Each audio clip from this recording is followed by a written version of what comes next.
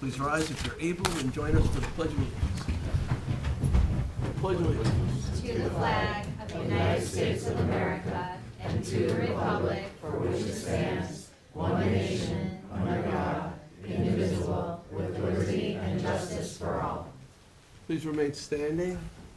I'd like to ask that you join us in a brief moment of silence. We like to begin our meetings like this, where we take a moment to think about all the men and women of our armed services that are, put their lives on the line so that we can enjoy our freedoms here at home. If we could take a moment to send our thoughts and prayers to them for their safe return home, and to thank them for their service. So let's join together in silence.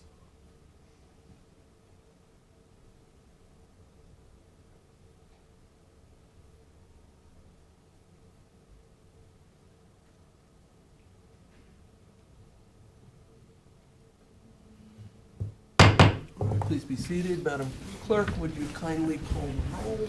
Certainly. All right. Supervisor Schneiderman. Present. Councilwoman McNamara. Present. Councilman Martell. Present. Councilman Bouvier. Here. Councilman Scivone. Present. Okay. So let's see. We have a few additional agenda items. Let's see if we can add that to our agenda. These are walk-ons. The first one, 34794, is our 9th warrant. The next one, 43266, sponsored by Councilman Bouvier, recalls and amends Town Board Resolution 2021-791 for the distribution of the CDBG COVID funds. And then lastly, 43313 authorizes the supervisor to provide certain assurances and indemnify the County of Suffolk in furtherance of dredging activities at North Sea Harbor. I'll make a motion to walk those three resolutions on. Second. Second by Councilman Bouvier. This requires a supermajority vote. All in favor? Aye. Aye. Any opposed? Okay, it's unanimous. So we will take those resolutions up toward the end. Next, I'd like to make a motion to approve the minutes of our April 25th meeting. Make a motion to approve the minutes. Second. Seconded by Councilman Scivone. All in favor? Aye. Aye, approved. Okay, if you plan on speaking today, there are cards to fill out in the hall. Please do so. Next, I'd like to ask our clerk, Cindy Schermeyer, to read the communications.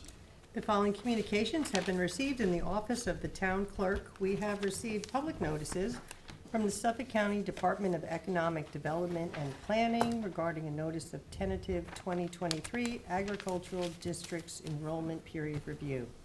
Town of Riverhead notice of adoptions, Town of Southold public hearing notice, Village of North Haven a public hearing notice. From the Village of Southampton, we have received Board of Architectural Review and Historic Preservation applications for 599 Ox Pasture Road, Southampton, and 104 Post Crossing, Village of Southampton.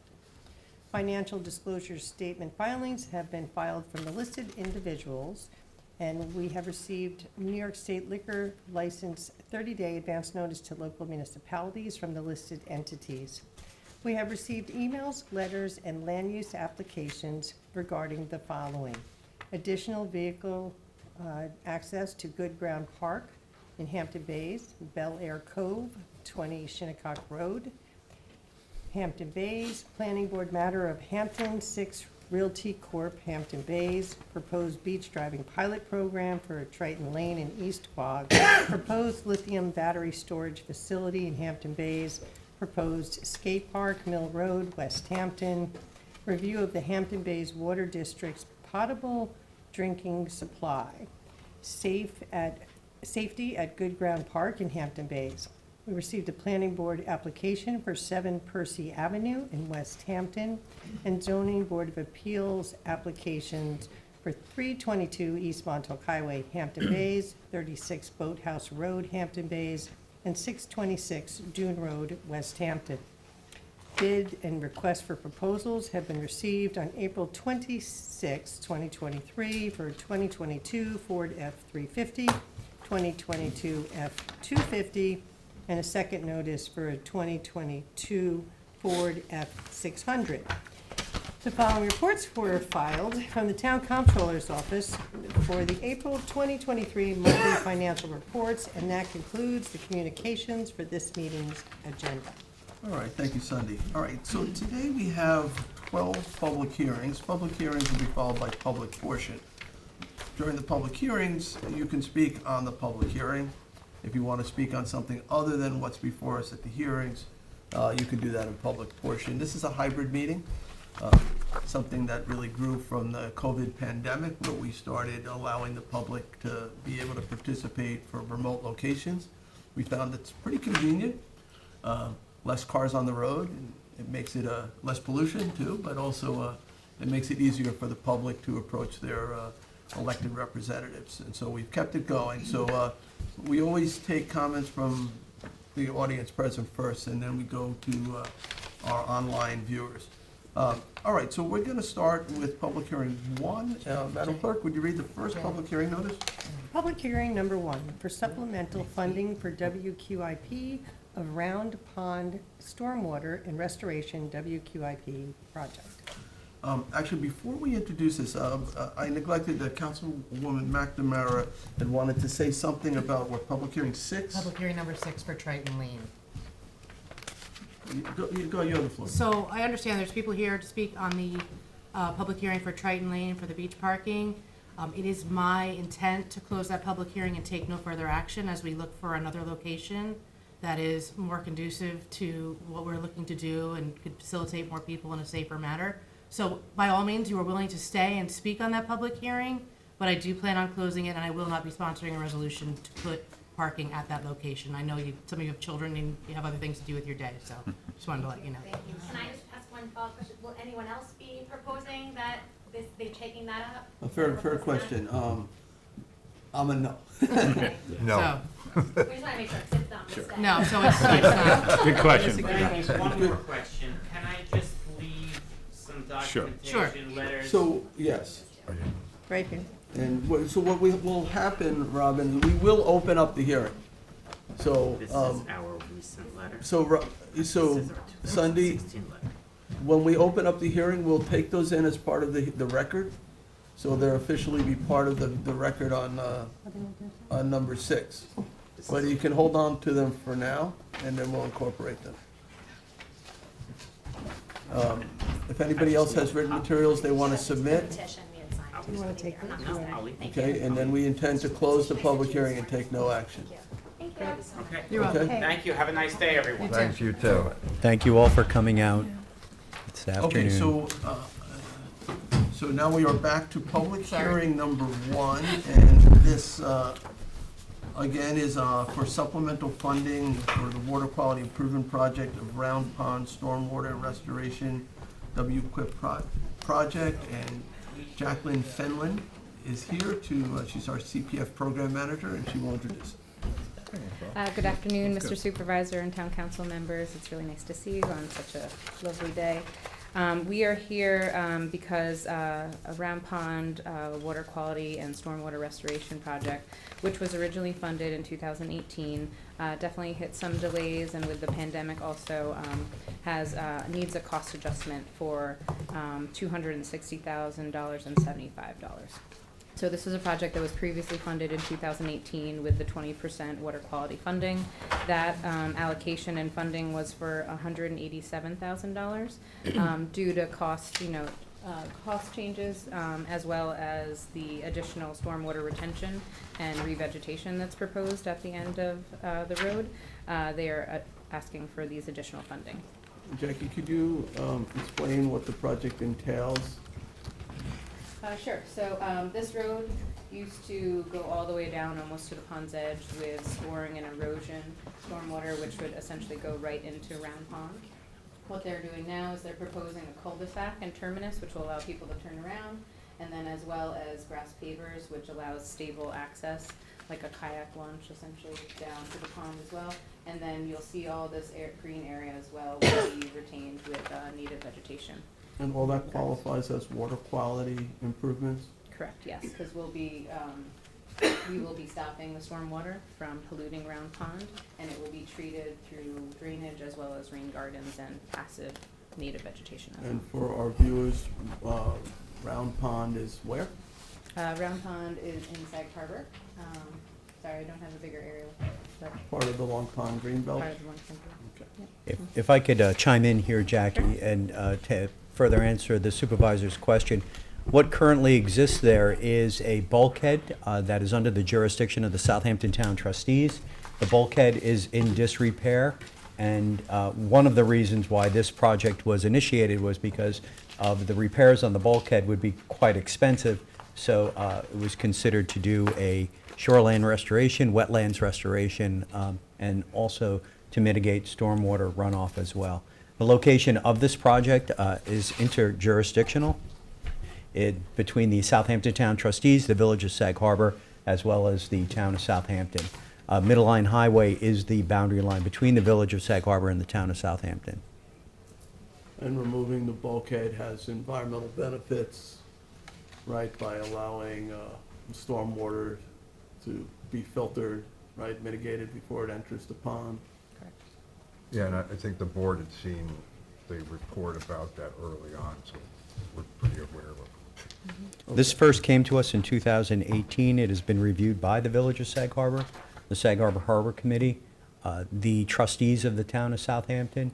Earlier this year, myself and Nick Jimenez from our engineer's office, we held public hearings with the neighbors in the Village of Sag Harbor as well as here in Southampton Town. So we've got plenty of input and feedback from the community The at large. parking area is all pervious. Yes, I believe it's strippers in this location. I don't know if you would call it parking though. It's more like a stabilized access point. Okay. Yeah, that is an access. There was a concern in the community from emergency responders. I've been working on this. And they wanted it, for good reason, they wanted access to the pond. It's a pond where people are ice skating in the wintertime, and our fire department and the EMS wanted access. And we're going to have park benches down at the pond side so people can still skate on the pond, still have access to it. Okay. Without a bulkhead. Any other questions? All right, thank you. We'll go to the public. Let me just see, I don't think I saw any cards. Day, is this one that you're here for? Just to support, I don't need to. Okay. Is anyone who wants to be heard at the first public hearing? All right, let me just check online.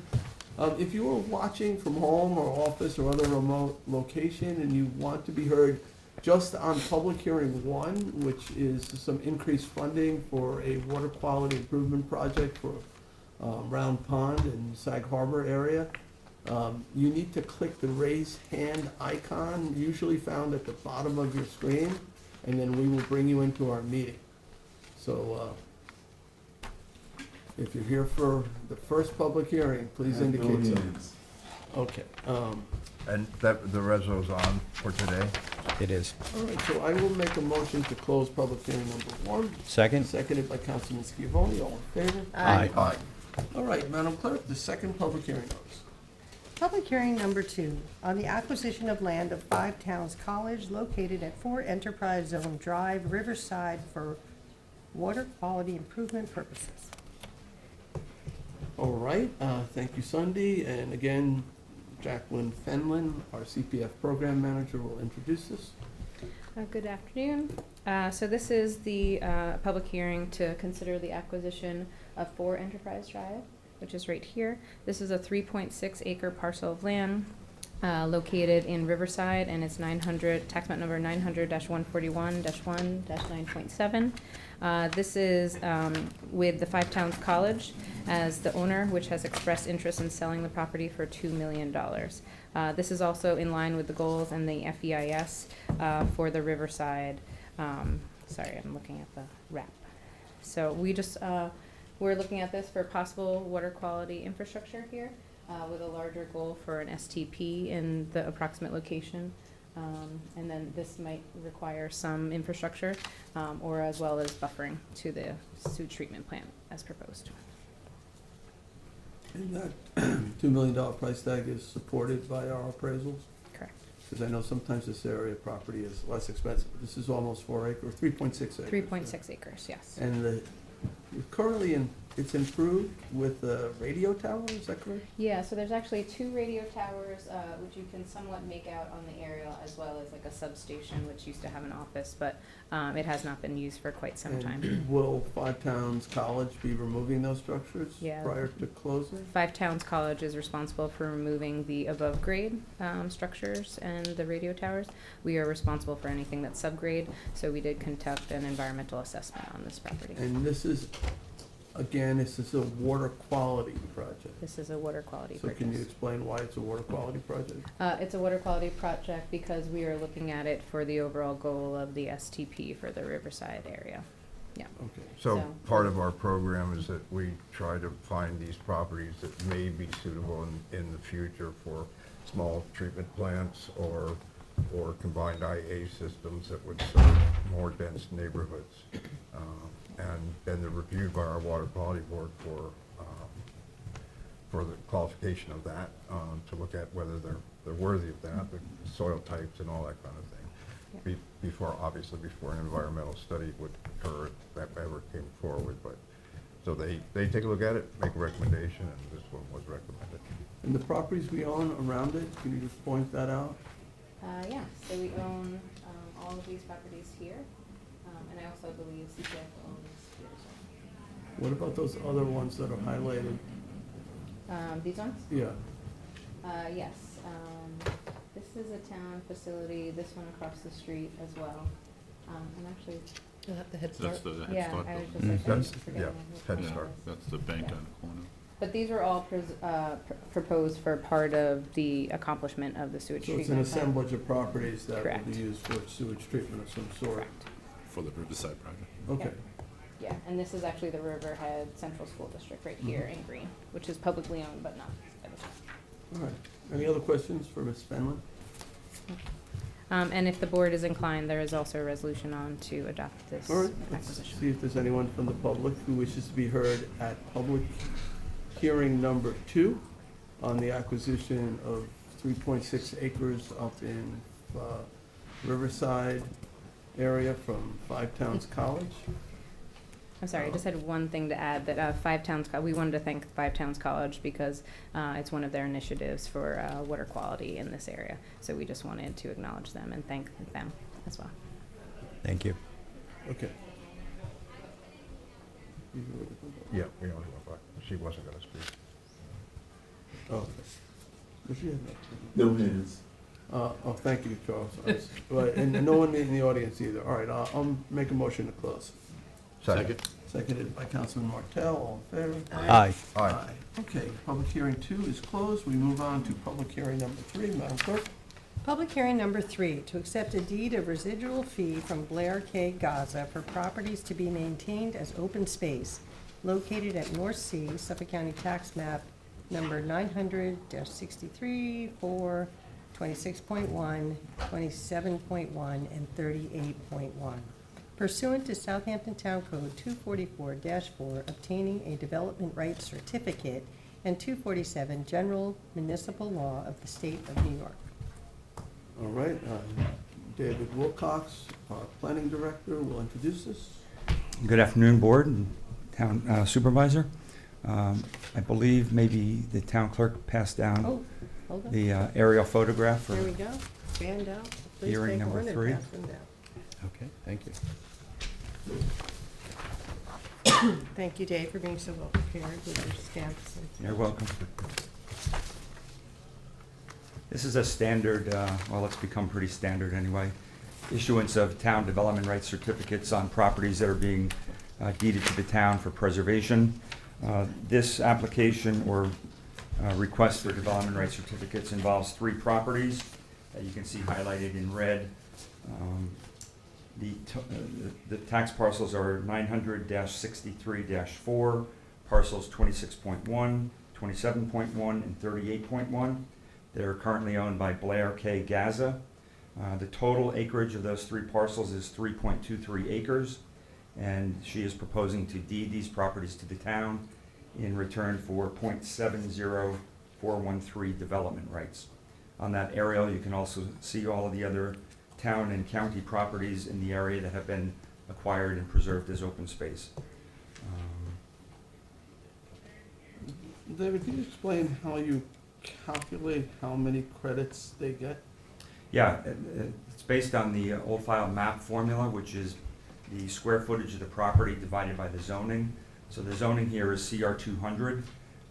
So you simply divide the acreage of the properties in square feet by the 200,000 square feet of the zoning, and that gives you the number of development rights.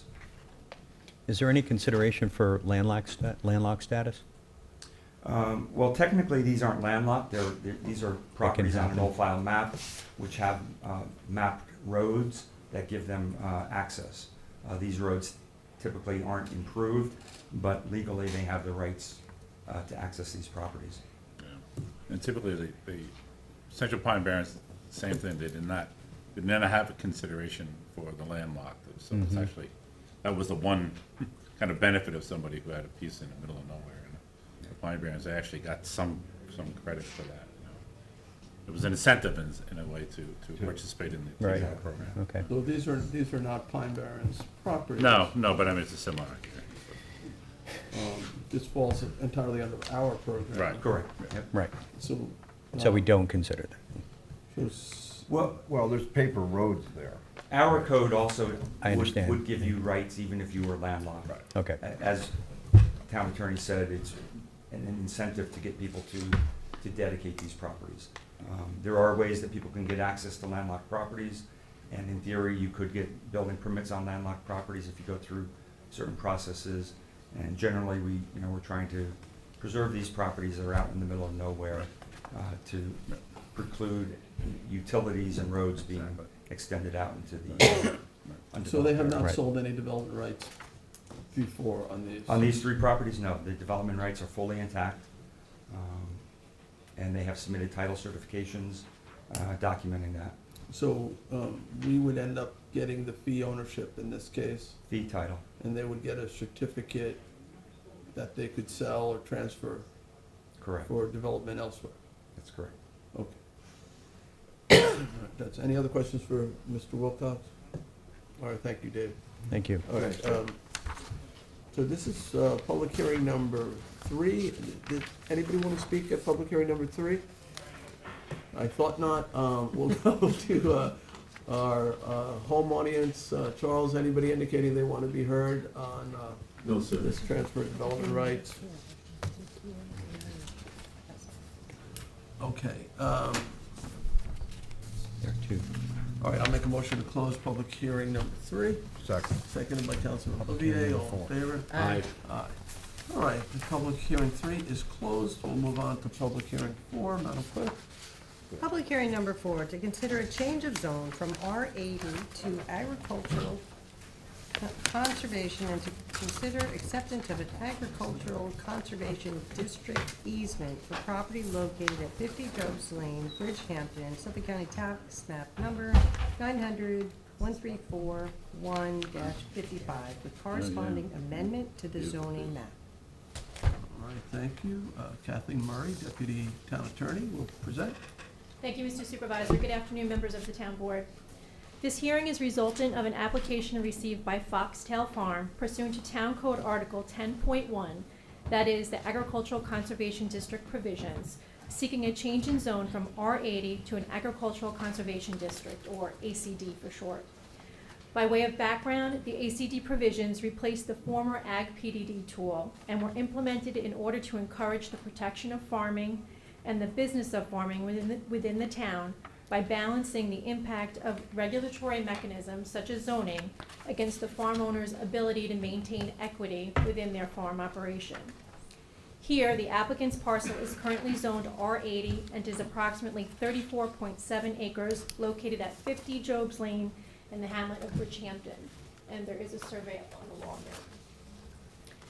The applicant's parcel meets the criteria for consideration of the requested zone change under Town Code 330-51.2 in that it has a combined area of at least 7 acres. It's located within the Agricultural Overlay District. It's located in the R80 zoning district, and it is currently in agricultural use with the intention to continue said use.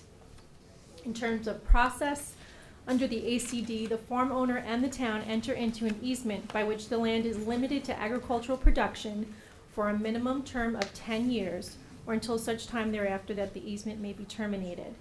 During the term of the easement, the landowner and/or the town may explore a number of development or preservation options, which include 1, the town's purchase of development rights, 2, the town's acquisition of the property either in its entirety or in portion thereof, 3, the sale or transfer of development rights by the landowner off-site, or 4, the limited development of the property as a conservation opportunity subdivision, which reduces the residential development yield by at least 50% and preserves at least 80% of the property as an agricultural reserve. As it relates to this specific application, your Director of Planning, David Wilcox, is here and will speak to you regarding the specific development right allocations for this parcel. The specific development right allocations have been incorporated into the proposed easement document that we have negotiated with applicant's counsel. Would the board like me to address some of the specific provisions of the easement, or would you like to hear from David at this point? The applicant is, do we know? Foxtel Farm? No, this doesn't obligate the town in any way to make offers. Correct. Was it like in the old days, there was some confusion on that matter? Correct, and if you indulge me, I can go through a couple of points of the easement that might clarify. Okay. Once the easement is recorded, assuming for the sake of this discussion that the town authorizes it, the applicant will receive a development right certificate for the appropriate number of development rights as determined by your Director of Planning. Those development rights may then be extinguished, redeemed, sold, or transferred in whole or in part by the applicant at any time during the easement. Each time that happens, your Director of Planning will then issue an amended development right certificate reflecting that transaction. Upon termination of the easement, if the property has not been developed as a conservation opportunity subdivision, the development right certificate will then be relinquished to the town, handed back to the town, and any remaining development rights not extinguished, redeemed, sold, or transferred will be restored to the property in accordance with the previous R80 zoning. Specifically, Mr. Supervisor, as it relates to the town's purchase of development rights, if the applicant wants to sell development right to the town, they don't have to. The town may consider purchasing it, but we are not obligated to do so. The town has 120 days to let the applicant know whether or not it's interested in purchasing development rights. The applicant does not have to make that offer, and the town does not have to accept it. If, however, the town does purchase a development right, then we will encumber 0.91 acres of agricultural reserve for each development right purchased. The location and configuration of the ag reserve set aside shall be established at such time, if at all, that the applicant seeks to develop the property as a conservation opportunity subdivision with the intent of fostering prime ag soils and agricultural production. So basically what that means is if we do decide to purchase a development right, it's a fiction, as you know, in terms of meets and bounds, but if at any point the applicant seeks to develop it as a conservation opportunity subdivision, then we will land that town development right on the prime ag soils. If the applicant notifies us after 10 years that they intend to terminate the easement, the town is allowed at least 120 days, or about 4 months, so that it can determine whether it wants to make an offer to purchase one or more of the remaining development rights or fee title of the property. But again, there's no obligation for us. Do we have a right of first refusal on a development right? There's no right of first refusal. Okay. These were some of the clarifications that this board made about a year ago, year and a Yes, half. Correct. Right. So, And it prevents us from, and protects the farmers from the town upzoning Yes. the property. Yes. Okay. right, that's where I was gonna. Okay, that's what I was sorry, gonna ask Supervisor. Next, so to the applicant, the protection, so right now it's basically 2 acre zoning, R80. If we were to, let's say, up it to 5 acre zoning, they would lose development rights, but in this case, they would have those rights protected. Correct. For that period. If they didn't act after 10 years, it would revert to the other zoning and they'd lose those extra development rights. The way the easement is structured, actually, after 10 years, it remains in effect until such time that the applicant tells us they want to terminate it. So it's more than 10 years. It can be more than 10 years, yeah. There are four instances that trigger termination. Would you like me to address those Sure. for you? Okay. Termination can take four forms. There is an early termination procedure in that the applicant can request the town board to terminate it early after 5 years. During that 10-year period, it must come after 5 years, based only upon undue hardship or extraordinary circumstances limited to death, illness, or catastrophic economic loss, and that is following a public hearing in the town board's sole discretion. The second termination instance would be the date upon which the planning board may grant approval for a conservation opportunity subdivision. The third instance would be the date upon which the town would purchase the fee title to the parcel, or the remaining portion thereof. Or four, once the 10 years has elapsed, the applicant provides us with 180 days or 6 months' notice that they intend to terminate the easement. Without that notice, the easement does remain in effect. And the farm, and it remains a farm? Yes, Right. always remain. Currently, in it's row crop, agricultural there's even production, livestock yes. over there? Correct. Right. All provisions of the easement remain in effect. Which is the overriding goal of this. Right. Any other questions? Would you like Dave to address the specific allocation? Just trying to think, I thought there was one other question I had, but, oh yeah, is there a tax implication in terms of property taxes by doing this? Does it lower the assessed valuation of the property? Sure, it remains in ag production, so I don't know, the applicant can speak better to what that Yeah. is. But it's sort of a perpetual easement, and we can't terminate it after 10 years. It just keeps going, and only the applicant can terminate it? Correct, as currently written, That's yes. a little odd to me, but. All right, Dave, did you want to address any aspect of this? The allocation or anything? Not a else? lot to say, Kathleen covered that very well. Just, I think you have the handout, the Schedule C from the easement. Yeah, it's on the back. The front just goes through the math for how we allocated the 19.09 development rights that are allocated to this property. It's a mathematical formula, it's in the code. In this instance, it's 0.55 development rights per gross acre, and the property is 34.7 acres, so the development right yield is 19.085, rounded to the nearest 100th is 19.9 development rights.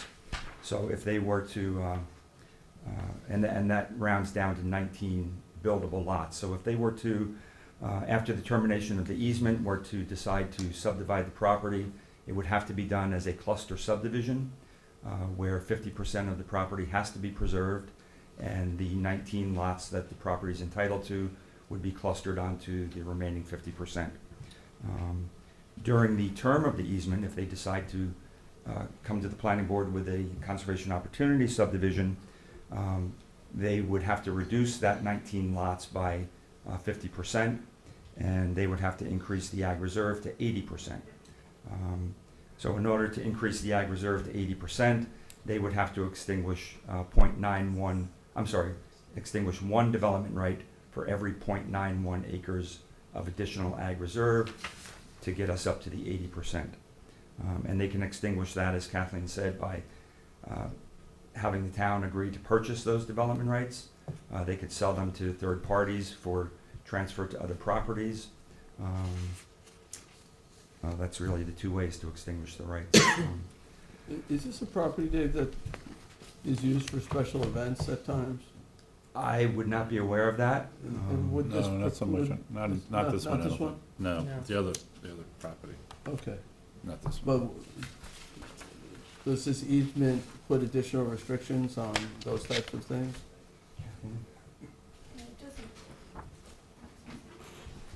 And this one, look, is this actively farmed? Yes, it's absolutely actively farmed. This is not a horse farm, but this is a. No, this is a dairy farm. Dairy. Mhm. Oh, we actually have cows on this? Yeah. Mecox Dairy. Cool. Cows and chicken. There is a Supervisor, I'm just getting the section.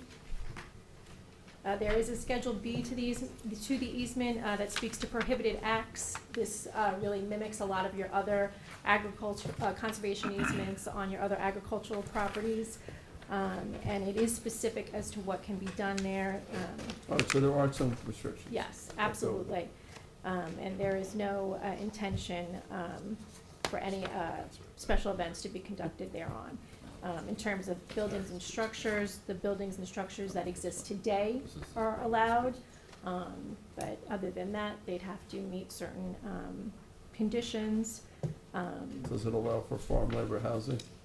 No, it does not. It does not. No. Okay. And they'd be required to follow all New York State ag law, everything that's,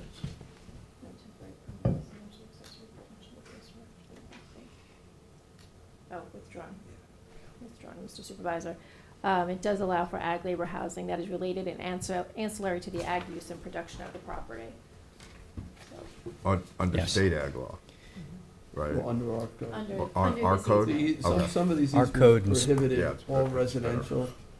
Section 301 is in the resolution. So the Pretty terms broad. of this easement have been negotiated, but of course, if the town board would like to see different provisions in there, we can speak with the applicant about that. Okay. Is there a resolution to approve in the No. packet? Okay. We Alright. are waiting for Suffolk County Planning Commission's referral, which we expect to receive on or about May 19th. We're also waiting to receive the referral from your local planning board.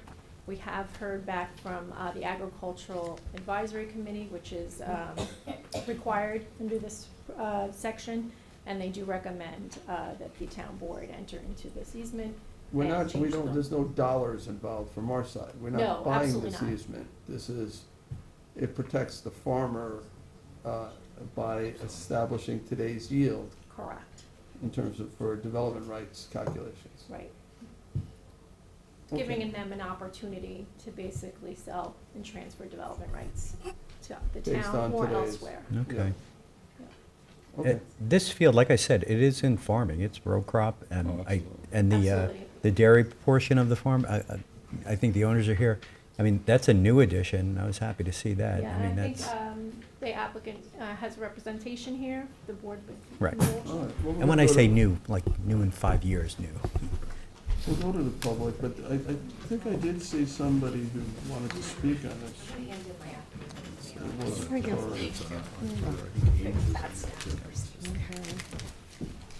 Was it, oh, Good afternoon, board members. Thank you. My name is Haley Willis. I'm the attorney for the applicant. I'm also the daughter-in-law of the principals of the applicant, so this is very personal to me as well. You may be more familiar with the farm under the name Mecox Dairy. We are the only dairy operating on the South Fork of Long Island. This parcel here that is the subject of discussion today is currently cow pasture. And we intend to continue to use it as such. It is developed with one ag building for storage and for livestock housing. And that's how we continue to use the parcel. It's not currently used for special events. You may be thinking of another nearby parcel. But since this one is actively planted with pasture, we're not going to take that away from the cows who need it. And Art Ledlow, the principal of the applicant, would also like to say a few words. okay. Yes, Mr. Ludlow, just identify yourself for our records. Yes. Good afternoon. I am Arthur Ludlow. I Are you- reside, I'm sorry, are you any relation to Harry? I am. Can you tell? Look like it could be brothers. I reside on Mecox Road in Bridgehampton, and I'm speaking on behalf of my wife, Stacy, our sons, John and Peter, and Peter's wife, Haley. We're expressing our interest in the creation of the Agricultural Conservation District. I've been farming in Bridgehampton since I graduated from college in 1973, and even longer than that since I was raised on the same farm. Through those years, I've developed an attachment to the land, its productive potential, and farming in general. Approximately 20 years ago, the town board created a mechanism for a unique type of planned development district. It was hailed as a valuable tool for use in helping to protect Southampton's farmland, a rapidly diminishing scarce resource. Specifically, it allowed for the distinction and separation of highly valued development rights from agricultural rights. This would facilitate the transfer of undeveloped farmland to the next generation, which I consider to be a lofty goal. The current iteration of that Ag PDD is the Agricultural Conservation District. We applaud you, the town board members, for creating the enabling legislation for an ACD. It confirms your commitment to land preservation and the preservation of farmland in particular, another lofty goal. My family and I are excited to witness the creation of Foxtail Farm Agricultural Conservation District. The farm, the acreage encompasses a 34-acre farm field on the corner of Mecox Road and Job's Lane in Bridgehampton. It was purchased as multiple parcels by my father's father just about 100 years ago. He then assembled it into his existing potato and dairy farm. It has since then remained in agricultural production to the benefit of the next 2 generations, and our hope is the 4th generation sitting before you today. So again, thank you for your dedication to the preservation of Southampton's farmland. Thank you. Thank you. Thank you. Right, I also have a card of Mark Biederman. Yeah. Yeah. Sure.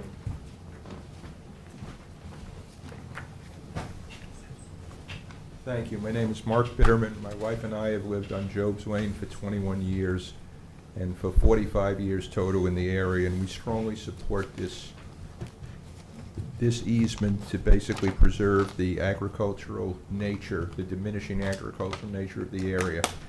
I remember when we bought our first house in West Mecox 45 years ago, it was mostly potato fields.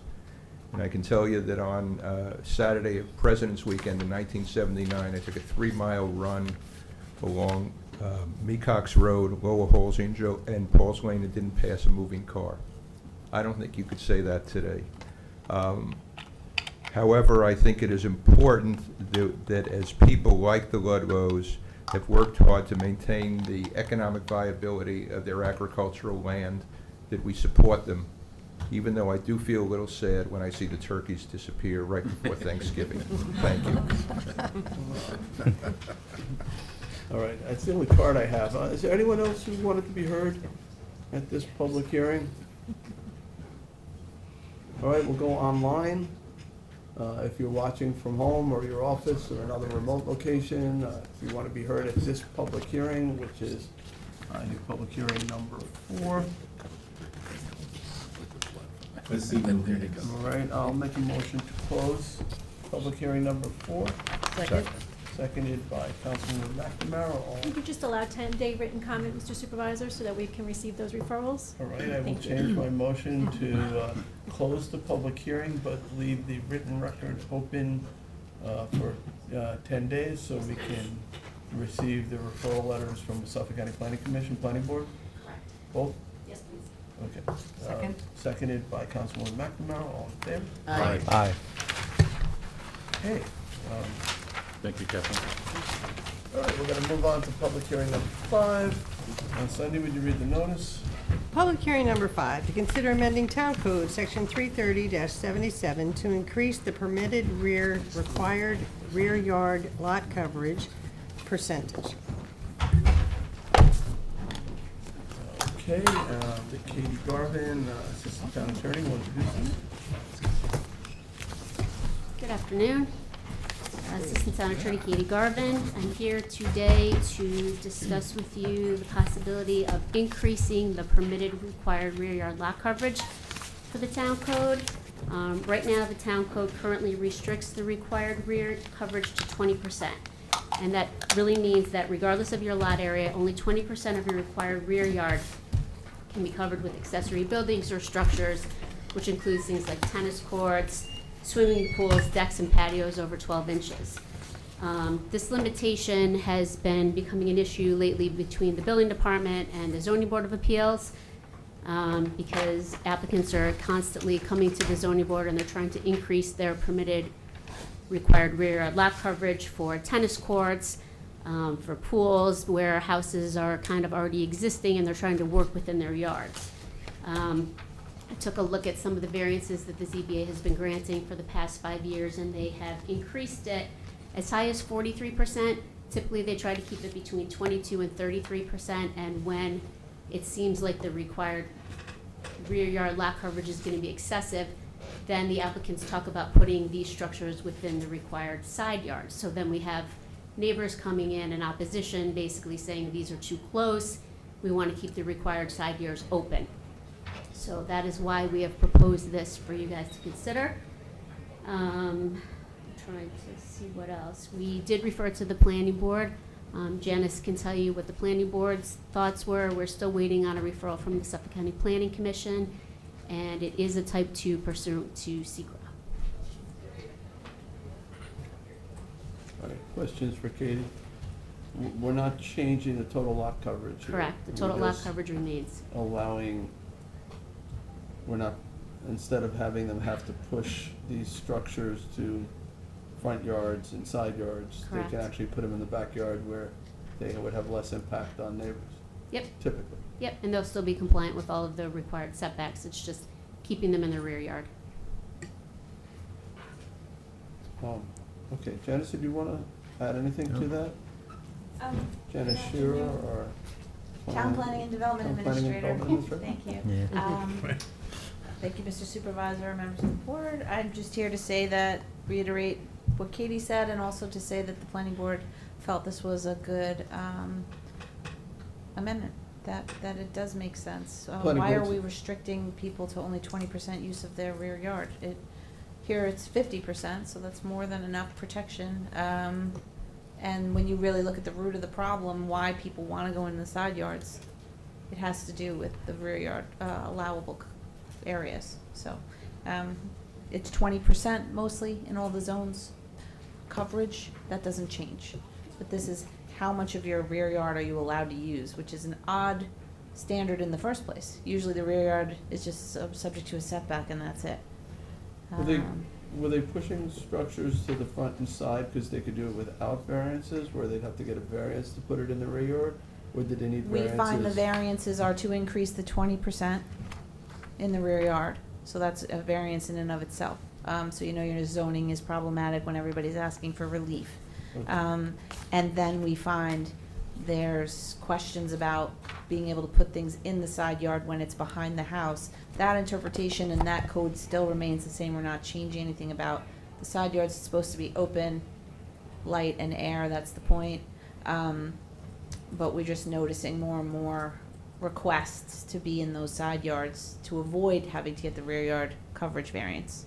So effectively, the accessory structures on a person's house are going to be behind the houses, by and large, Yeah, with this you just change. put it in the rear yard where Good it code. belongs.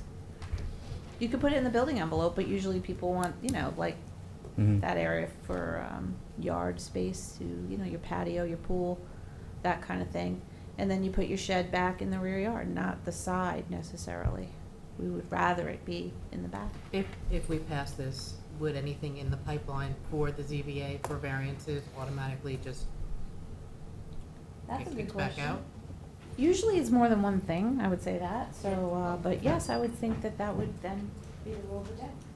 Yeah, I mean, that certainly they can look at things in the pipeline, but, once, assuming you adopt this, we still have to wait for it to be filed with the Yeah. Secretary of State. I know there's a while to wait for the Yes, ZBA. yes, so certainly we could take a second look at all of those applications, but yes, and to what the supervisor was saying, absolutely. If the ZBA finds that your request for your rear yard lot coverage is excessive, then they would ask for variances to put it in the required side. And then, like I said, then you have the neighbors coming in saying, we don't want it, we want the side yard, required side yards open.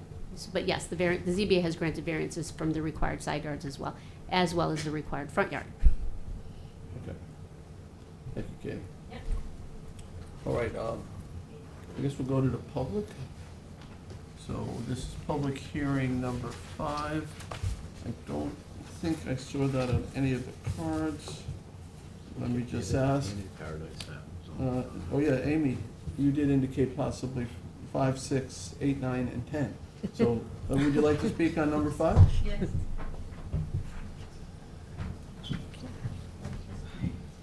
Hi there, Amy Paradise, members of the board. Hi again.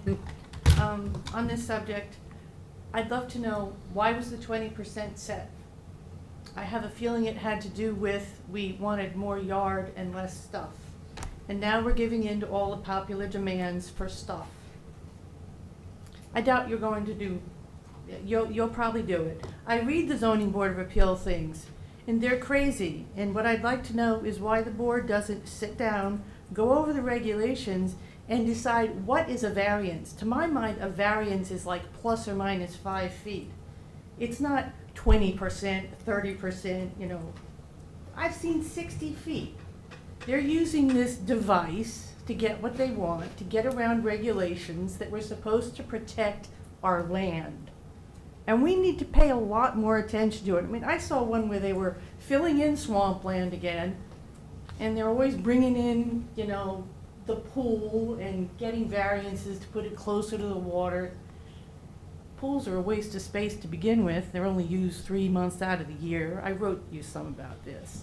But okay, you're gonna do this. But you need to go back and decide what a variance is, put that in there, and then give everybody a year and start enforcing it. Make the zoning boards of appeal just stop being a steamroller for development. Thank you. Thank you, Amy. In terms of the legislative intent for the original 20%, does anybody know? It does seem No, I awfully don't. restrictive for a backyard. Yeah, I don't know what it was. I mean, In other communities like East Hampton, which tends to be more restrictive than us, I don't recall that being at 20%. I did a Google search. I didn't see anything for East Hampton. I did reach out to their town attorney, but I didn't hear back from him. I mean, you know. But we're not allowing more coverage of the lot by doing this. Correct. You We're just still have to allowing comply. it to be in the backyard rather than this front or Correct. side. And arguably encouraging it by, you know, eliminating the need for the variance. But no, you still have to comply with your total lot yard coverage. If you find some of that information, that would be, I think, useful. Sure. In other municipalities as well. Jen? No. Thanks, Kate. Our town planning and development I administrator. did ask some people, and Tim McCulley told me that Supervisor Lang, back in the day, wanted that restriction due to the prevalence, the new oncoming prevalence of tennis courts. So they didn't want to have tennis courts in the rear yard. That was the initial, but I mean, that cat is kind of out of the bag. I mean, it's 2023 and people have tennis courts. I'm sorry that they do, but they do, and they enjoy them, and so we're not saying we're pushing the tennis courts, they still have to maintain all the setbacks. 50% of your rear yard is, you're able to use. And I would just note, zoning isn't even valid if you don't have a board of appeals. You have to have a relief valve to have zoning. Well, it's Presumption is the benefit to the property, That's as true, you but it know. is also fair comment if Sure. a citizen believes the board is too lenient. And I if think they do a variances good are job they to do. try to make sure that all the 5 standards are met. There's, as you know, the Yeah, hardship there's a test. balancing test. It's a 5-part test, and they look at that, and they weigh that against the benefit to the property owner and the detriment to nearby properties and character of the area and screening. And I think our Board of Appeals with Katie, and we even have a planner assigned there now too, have been really holding the line and keeping people to maintain the community character as best as we I can. think the board has gotten tougher. I do, I think so. Thank you. Thanks. All right. Anyone else who wishes to be heard at public hearing number 5? Seeing no one in the audience at Town Hall. Charles, do we have anybody online? All right, we'll give one more moment for that. Anyone online who wants to be heard at public hearing number 5, which would change the rear yard limitation from 20% to 50% for accessory structures? sir. All right, I have to keep it open though, right? Yes, Do you have that's- any referrals? Yes, please. You can close with a comment period. Yes, that's what I mean, so. Yes, for the Suffolk County Planning Commission. Suffolk County Planning, but Planning Board's already weighed in and said they Correct. were okay with it. Yep. All right. When do we anticipate getting that word from Suffolk County? I'm gonna follow up with them. If Kathleen, I heard Kathleen say that she was anticipating a certain date, so I'm gonna make sure that we're on that agenda as well. And we think 2 weeks is enough? Yeah, they've had it for, I think, a month. Okay. Excuse me. Bless you. All right, I'll make a motion to close the hearing, leave the written record open for 2 weeks. I'll second that. Thank you. Second by Councilman Schiavone. Is it 2 weeks or 10 days with the last one? 10 days. 10 days, let's make it 10 days so we can actually vote 2 weeks from now. All right, so I'll make, just changing it slightly to 10 days. You seconding, Councilman Schiavone? Second? All right, all in favor? Aye. Okay, Madam Clerk, if you'll read the 6th public hearing notice. Public hearing number 6, to consider authorizing the Triton Lane East Quogue Beach Parking Pilot Program. Okay, so we have noticed this hearing, we have to open it. Councilwoman McNamara made a statement earlier that she does not intend to pursue the beach parking at the Triton Lane area. Nonetheless, we do have a notice public hearing, and you are invited to speak. Some of the people who came to speak have already left because they had that information. But the intention of the sponsor is to, after public comment, to close it. There is no resolution to adopt it, and Councilman McNamara will be looking for other sites that might be more appropriate. Which would trigger a new But vote. with that, Amy, I have you first, so. Hi there, Amy Paradise. So I sent you all, I hope you got the email and you got the pictures. Frankly, I think the whole thing should be dropped because of what I showed you. And I thought I'd use a parallel too. I understand people's sentimental attachment to what they're doing. I mentioned my dog in the email. So in 1966, we adopted a dog, and that dog lived all its life without ever going on a leash. You opened the door in the morning and it ran down to the beach and it ran around and it came home, and we never put it on a leash. And today I have a dog and it never leaves the house without a leash. What happened in between? Well, the population went from less than 5,000 to somewhere near 15,000. That's just in Hampton Bays. The population of the entire town doubled, and Lord knows what the tourist brings in the summertime. Habits and attitudes about dogs changed. We now have to license them. We have to leash them. We have to, if you've got a dangerous dog, you've got to have special insurance for it. People don't want you leaving the dog poop. We never picked up dog poop at the taxi. I now have my little bags and religiously use them. Attitudes and habits change. And because of people. And the other thing is, I know with dogs, it never occurred to me when I was younger that dogs running around on the beach could disrupt things like plover nesting. They can just run in there and wreck the mess. So, same thing goes for parking on the beach. There used to be a lot less people here. I can't say anything about the size of the cars. I just gave you that because of the distances. Cars in the 50s weren't any smaller and lighter, so that doesn't matter. But there's so many more of them. And we've also learned different. We know that things have an environmental impact that we never bothered to think about. And tearing up and down the beach, the mess that it makes. And where did they go? Do you know that they are now going down Shinnecock, the foot of the road at Shinnecock near my house, and they drive up and down the beach and do donuts. This should go away. We've got too many people. There's way more cars. When you put that on the beach, you're creating danger. There's no way that you can guarantee there's going to be any much space between those trucks and people because the environment has changed.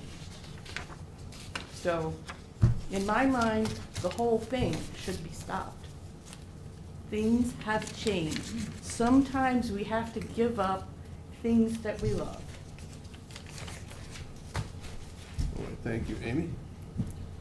Okay, I do have all the cards on this. I'm not sure who's still here. Robin Eschenport. Robin submitted to you, Madam Clerk, a letter. Have you already You distributed all have that now. Okay, so Mhm. that has been distributed. Catherine Dawson. Is Catherine here? I think Catherine may have come and left. How about Anne Marie Rayback? I think she also was here and left. Dana Feinberg, I think also left.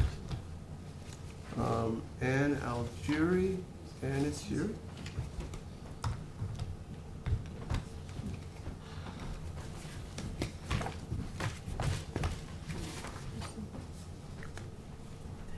Good afternoon.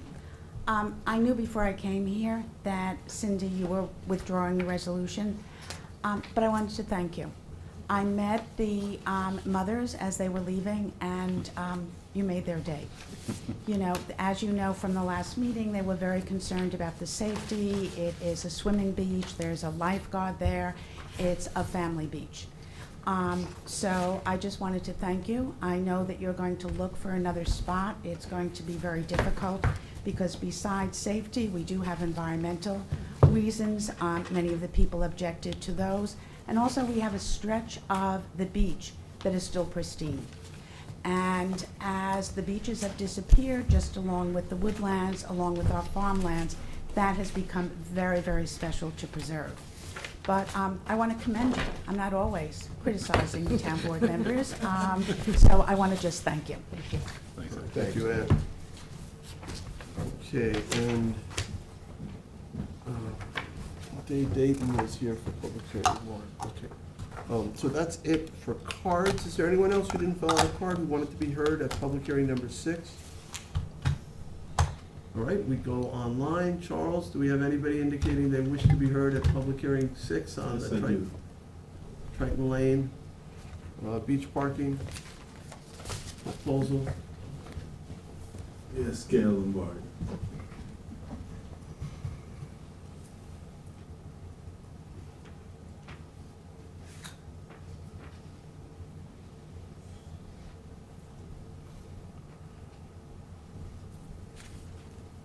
Can you guys hear me?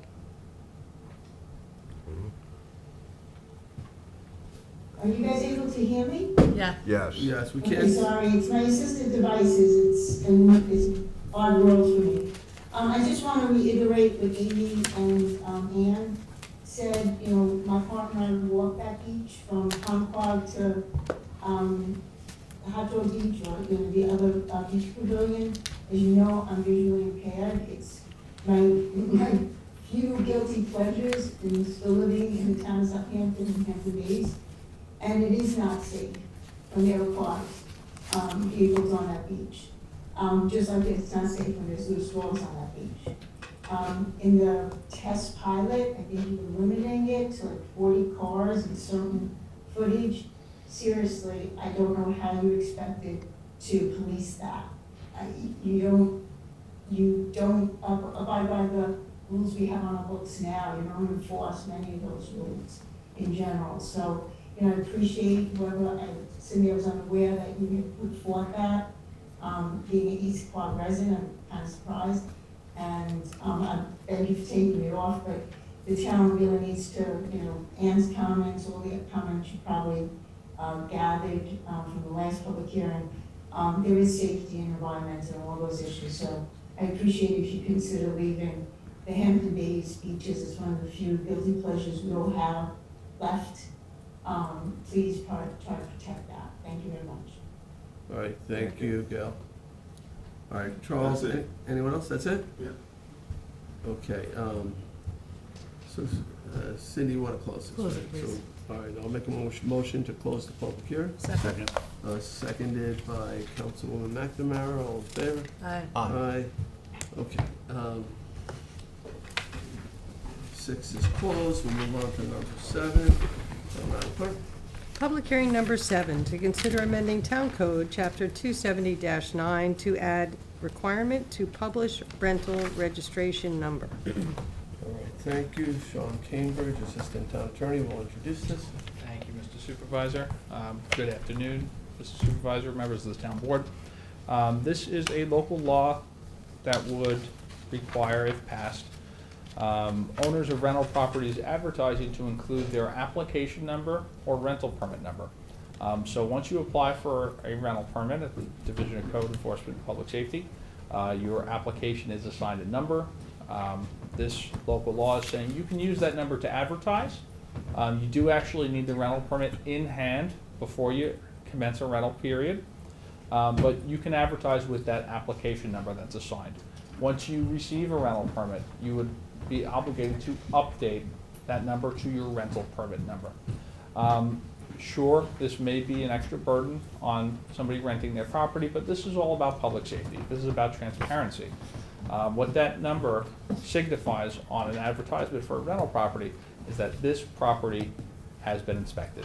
This property has smoke alarms. This property has carbon monoxide alarms. This property has pool gate sensors. These are things that when you go on vacation with your family, you don't want to think twice about. So a simple number in an advertisement tells you all of those things exist. So yes, while it may be an extra burden to somebody advertising, it's a 6 or 7 digit number to add in an advertisement. It's not that Well, at burdensome. least tells you that at the time it was inspected, Correct. it had all those things. It does. Yes. On the same token, it tells you if the person is not advertising with this number, they may not have a permit. They may not be entitled to collect your rent money.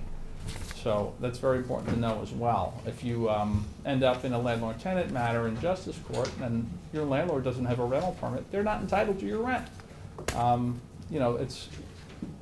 We want to be as transparent as possible. I think this is a good measure. If the board is inclined to adopt, Resolution 2023-681 is on today for a vote. Right, so let me just say something about this, since this was my initiative. As you know, I borrowed the law from East Hampton, right? So East Hampton has had a law like this on the books for years. If you rent your property, any of the advertisements have to contain that rental permit. And it's very helpful, particularly in this world where so many people are renting through Airbnb and VRBO and other these platforms, and they can fly beneath the radar. They may not comply with our 2-week minimum requirement for rentals or other requirements that we have. It allows our ordinance enforcement department to hopefully easily identify which properties may not have rental permits, because if they're advertising and they didn't list the rental permit, there's a reasonable suspicion it may be because they don't have it, and if they do have it, they're required to put it on that advertisement. And this does allow the implementation of this law. It does allow an effective date, I think, of July 1. Is that what That we is said? correct, It gives Supervisor. people some notice so that they have time to modify their websites and their online advertisements to put that number on. And look, there's probably a large number of properties that haven't got that rental permit. And it's not about gotcha. That's not what this is about. It's about making sure that those properties have the smoke detectors, the carbon monoxide detectors, the pool alarms, whatever it might be, the proper fire safety egress, that they're not renting rooms in a basement that doesn't have escape windows and things like that. This is a public safety measure, but it will allow ordinance to do their job. It will facilitate that. So I think it's an important step. It's been in effect successfully in our neighboring community for years, and I'm happy to move this forward, and we'll entertain comment, but I'm hoping the board will be able to put this in place. Thank you, All Mr. right, Supervisor. any other questions? All right, thank you. Thank you. All right, so let's go to the public. We do have our head of public safety here. Ryan, did you want to say anything on this? Since you're here. Since you're here. Good afternoon, Board and Supervisor.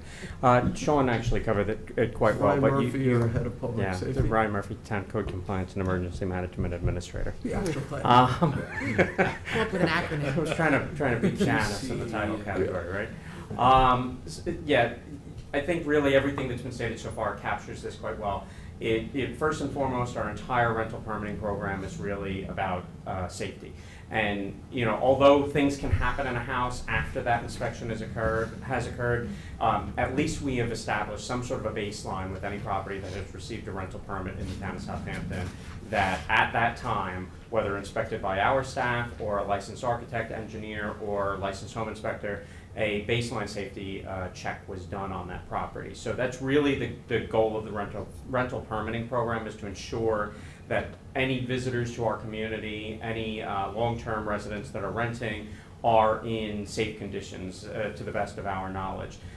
This would certainly, hopefully give people that same sense of security, that at least the property has either undergone that process already or has begun to engage in that process. We included both the opportunity to put in the application number or the permit number on purpose, because when we get into our busy season, sometimes the process of getting that rental permit can take a little while.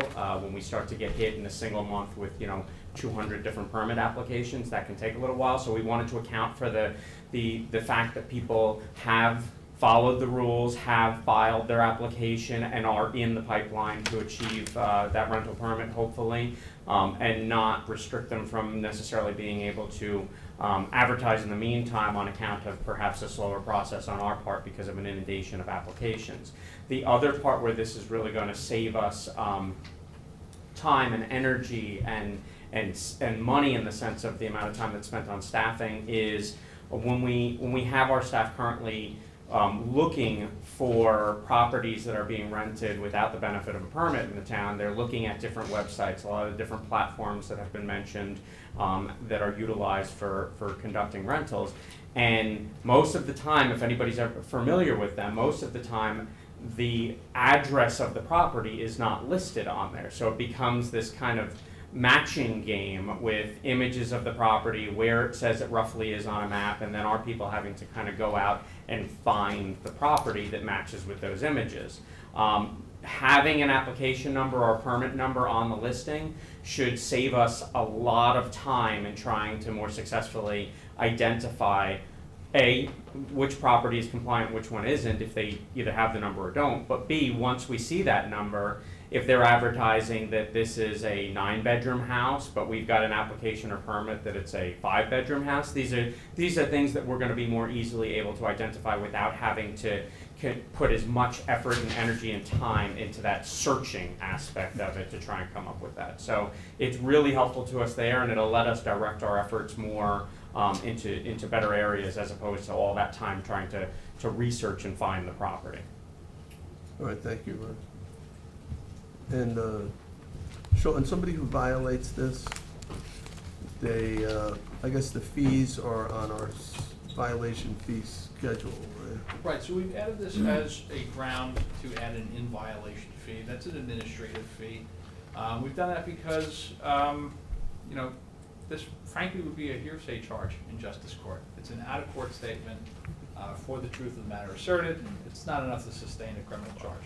It certainly is enough to sustain an administrative action, like imposing an additional fee. So that's why that's crafted in that manner. Yeah, we do want to get people to come in and actually file for a rental permit. Right. Now, there may be some people who fail to advertise, they actually have rental permits, but didn't put the number down. Right. That could be a penalty as well, but we really want to make sure that they do actually put that number down, but they've already got that permit. It's mostly focused on those who may not have the permit at all and identifying them. Right, so when they go and get that permit for the first time, they're gonna have an additional fee. For the most part, the people that are going and getting their rental permit are doing everything the right way. We very rarely have somebody that has obtained a permit who is expanding their bedroom count or, double booking or whatever the case is. Yes, sometimes we have somebody with a transient rental type of issue, but we do look to enforce on that as well. It's a little harder because we have to track who's coming, going, license plates, that kind of thing. But the code enforcement staff is very vigilant in taking a look at those issues as well. For the most part, I think most of your rental permit holders are going to abide by this regulation. All right, thank you, sir. Thank you. All right, anyone else who wishes to be heard on this?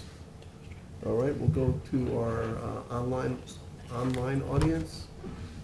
Is there anybody there, Charles? No hands. Okay, and Sean, there's no reason to keep this open for... I don't think so. All right, because it is sort of time sensitive, I'd like to get it in It's on place. for tonight. It's on for Right, tonight. I think we have the adoption resolution, so I'll make a motion to close the public hearing.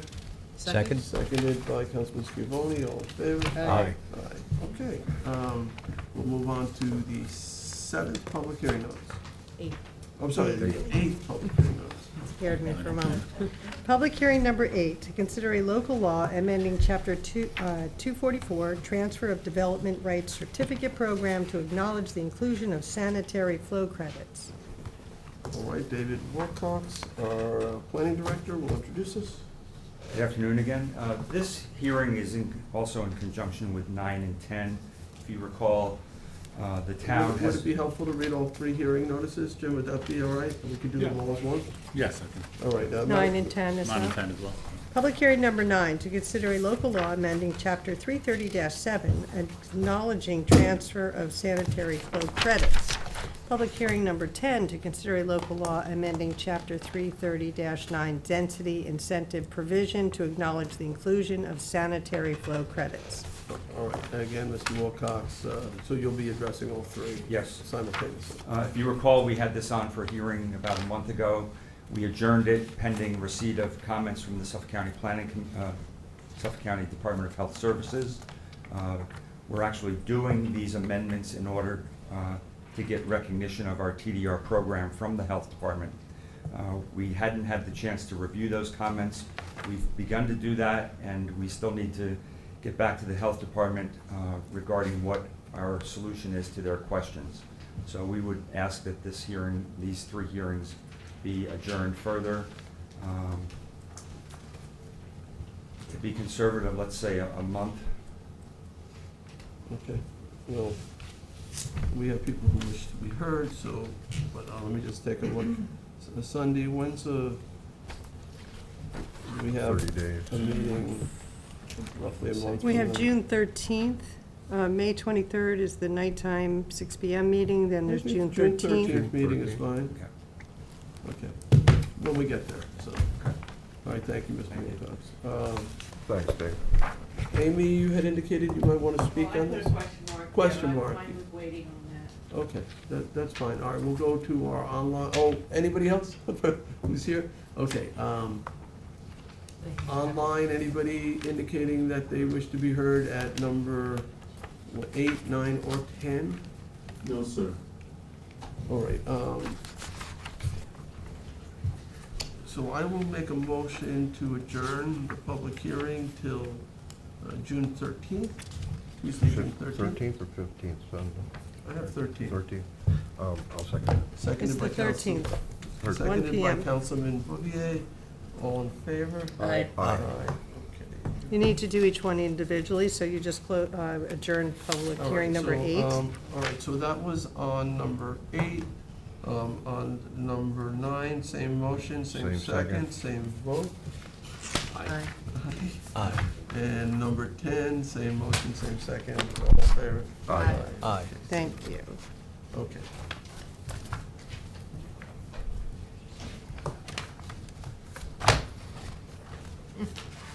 Okay, so we are now at public hearing number 11. Madam Clerk, would you read the public hearing notice? Public hearing number 11, to amend Town Code, Chapter 316, vehicles junked and abandoned in order to enhance enforcement ability.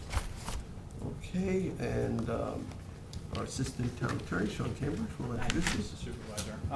So, members of the board, this is a pretty simple little amendment here.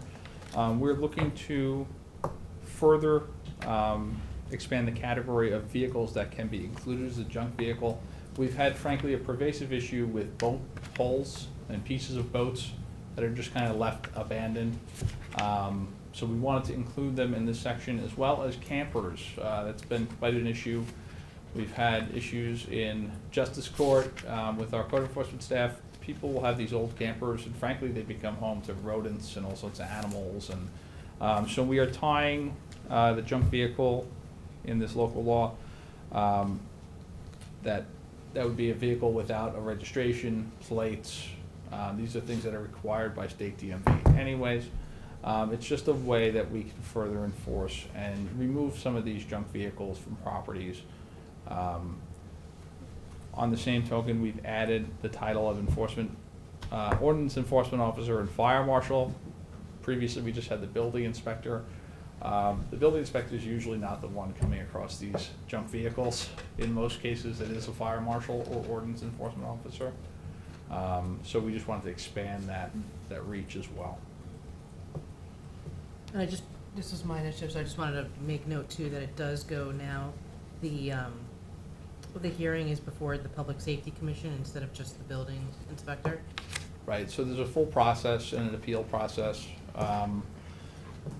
You know, this has been an issue with sailboats, particularly last summer. You know, it's just a way that we can move these, you know, sometimes dangerous vessels out of public waters and have a process to deal with them. So there's a due process component here. Right. You can appeal the determination that it's junked Right. to Public Safety Commission. And it being junk gives us the ability to remove it from site. And then what, we bill the property owner or attach it to their If it's something tax that's bill? usable, we could do a public auction. Otherwise, we could bill them for disposal. And removal. And removal, yes. Like similar to an enforcement action. All right, other questions from Mr. Cambridge? All right, thank you. We'll go to the public. I don't have any cards that indicated they wish to be heard at this public hearing number 11. No hands. And no hands online. Councilwoman McNamara, what's your pleasure? You want to close it? Close it. All right, I'll make a motion to close, seconded by Councilwoman McNamara. All in favor? Aye. Okay. All right, we move on to the last public hearing today, number 12. Madam Clerk? Public hearing number 12, to amend Town Code Chapter 283, Special Events, in order to enhance enforcement ability, clarify definitions, and restructure application procedures. All right, and again, Assistant Town Attorney Sean Cambridge will introduce this. Thank you, Mr. Supervisor. So this has been the subject for quite some time of review by our police department, our public safety division, our town clerk's office. We've had our town attorney's office and various members of the board. This is something we've been looking to amend for quite some time, just to make overall the procedures more clear and have some better enforcement mechanisms. So I can go page by page or just touch on the major issues and go back for questions. Is that preferable? Major issues. Major Yeah. issues, okay. So first and foremost, we've changed some definitions. We've changed the definition of charitable organization. Previously, we had restricted this to being 501c3s. And the significance is special events must benefit charitable organizations as defined within the section of the code. What had inadvertently happened is we're excluding people that could be beneficiaries, that are nonprofits, that may not have a 501c3 form. These are PTAs, firehouses, ambulance companies. So there's no reason that these organizations shouldn't benefit. They're doing volunteer work, they are a part of the community. So we've expanded this definition to include all these types of organizations that are local, that are doing good work for this community. In addition, we've added a requirement that the applicant must include a charitable support agreement with the organization they are supporting. So we want to have them identify who they're supporting and in what ways they're supporting them. We've added some title changes. Are they required to meet certain thresholds in terms of support? If somebody says, well, I give a penny for every dollar I raise, like that may be too little for us to say that that's, charitable 1% of your, gross receipts? We can't set a percentage or a number. We've defined it as substantial support. Substantial, so it's just a little subjective, however. It is somewhat subjective, but an organization is free to say, well, hey, we don't want to be associated with you. No, and I know, if it's- some of these organizations, some of these events don't raise any money. They try, but the cost of putting them on sometimes exceeds the amount of money that came in, some of these 5K runs and things like that. So I don't necessarily want to say, you have to give 50% of your gross receipts, when there might be absolutely no they'll actually lose money by doing that. Right. So, yeah, I think that's something we have to look at as to what constitutes a significant contribution. But then you see other people come out here and they have these, whatever event it might be, car show or furniture show or whatever, where they're out in the Hamptons, there's a lot of people with money to spend, and they could unduly, profit at the expense of more traffic in our community, et cetera, and have very minor, they attach themselves to some popular cause, whatever it might be, the animal shelter, or, the breast health center, whatever it might be, and there's just such a tiny little amount of money that's going to that organization that it's not really worth it to shut down the community. Right. The intent behind these is it is supposed to benefit the community. Special events are not supposed to be for private profit, so they need that charitable component. Excuse me, I'm dealing with allergies today. I'm a little stuffy here, but Getting any sleep?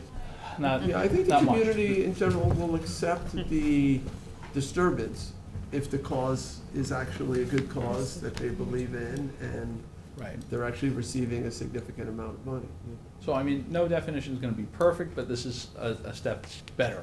We're in the right direction here. There's also a question of scale between some of the events that you mentioned and a PTA event is, those are two different Right. they're special events, but. Right, and arguably, maybe the So- PTA event benefits the community just by it occurring, without a financial component to it. Yeah, I was gonna say that, because the Chamber of Commerce could do something for the businesses in their area, and they technically don't make any money, but it benefits, their cause, and the people in town don't have to shop elsewhere. And Right. how does it affect parades, too? Parades are kind of their own animal. It's outside of this, separate permit, just totally different. It would spectrum. affect though a run or, It could. bike-a-thon through the Hamptons, right? If there's a gathering at the start or finish, things like that. Okay. It could, yes. Our next change is actually to the definition of special event itself. So previously, the town has required a special event permit. Any event with 100 people or more in attendance at any time, we left that alone. Technically, the state requires a public assembly permit when there are 50 people or more gathered in a space.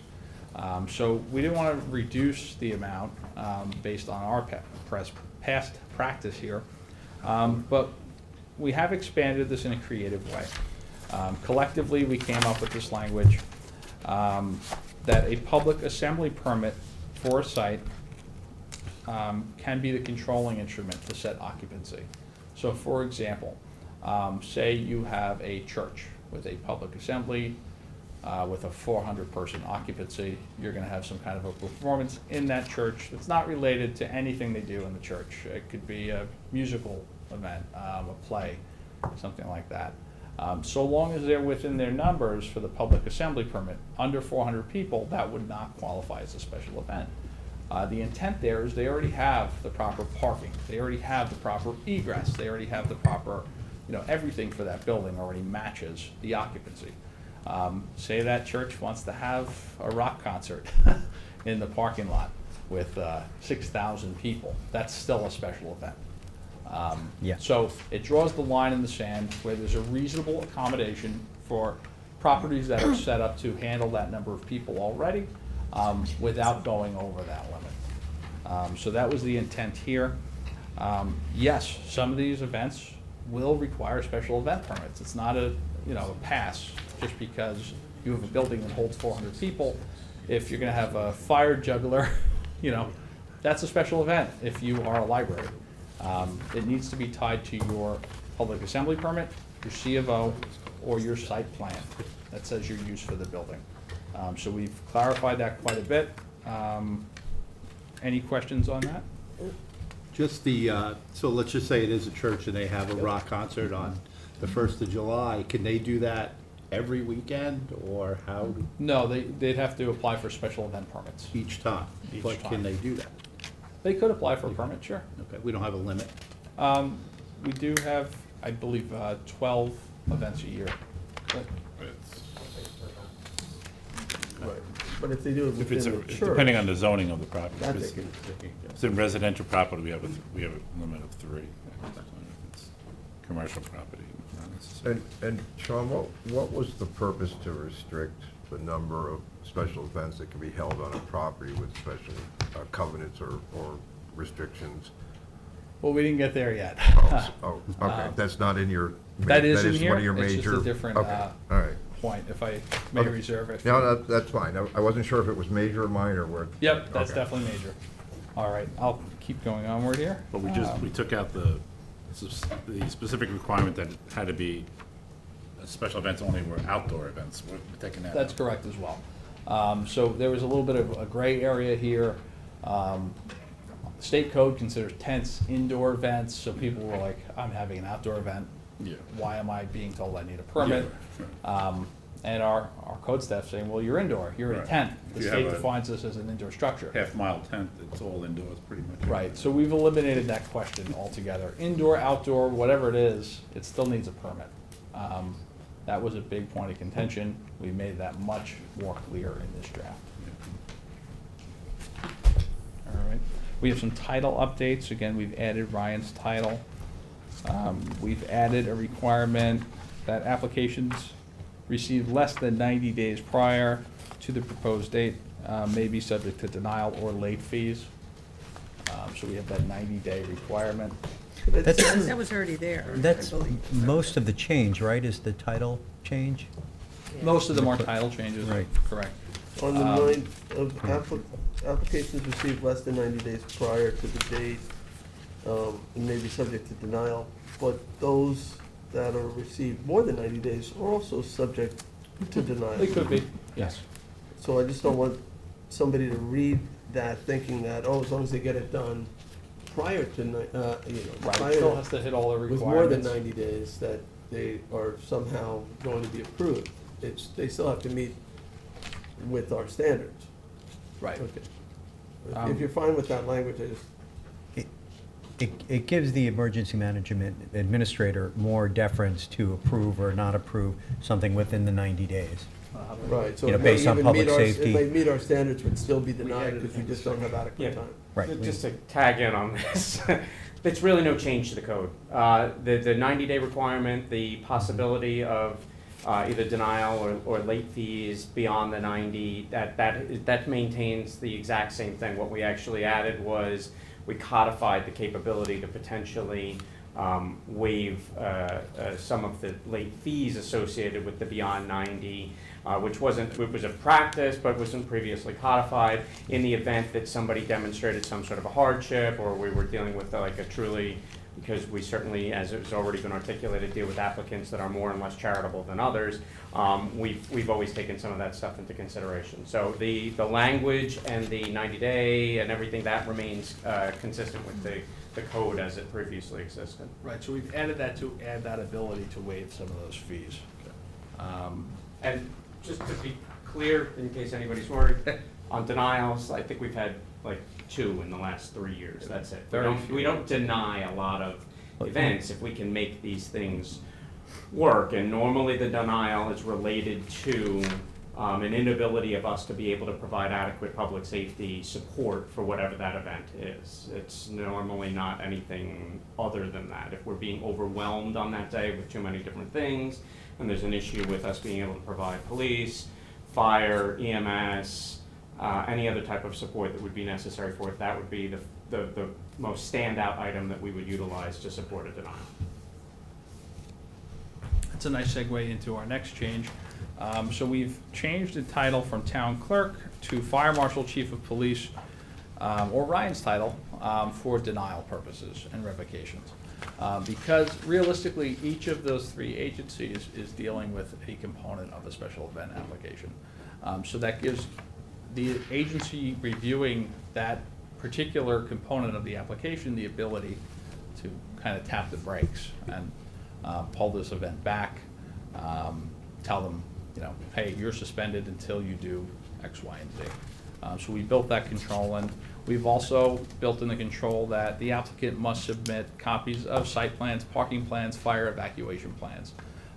These are things we've historically asked for but didn't have codified anywhere. It's problematic when you try to litigate. You know, right away it's what does the law say? So we need the law to match our practice.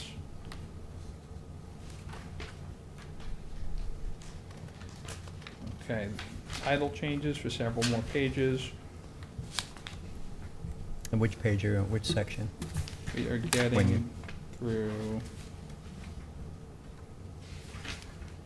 so all the way up to page 13, they're all pretty much title changes. Again, adding those three agencies with their respective duties. On page 13, we have made a slight tweak to special event signs, extending that time frame from 10 to 14 days, allowing people to put their signs out 14 days ahead of their event.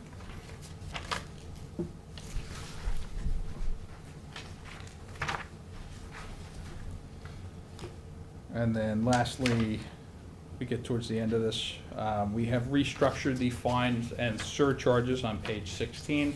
We've added a $100 surcharge, which is consistent with all of the other amendments I've had before this board. We want to add surcharges to justice court dispositions. It's good practice. It helps prepare and create funds for dealing with some of these situations. It's a minimal impact on the applicant. And we've restructured the fines to align with the penal law. We've had this discussion several times as well.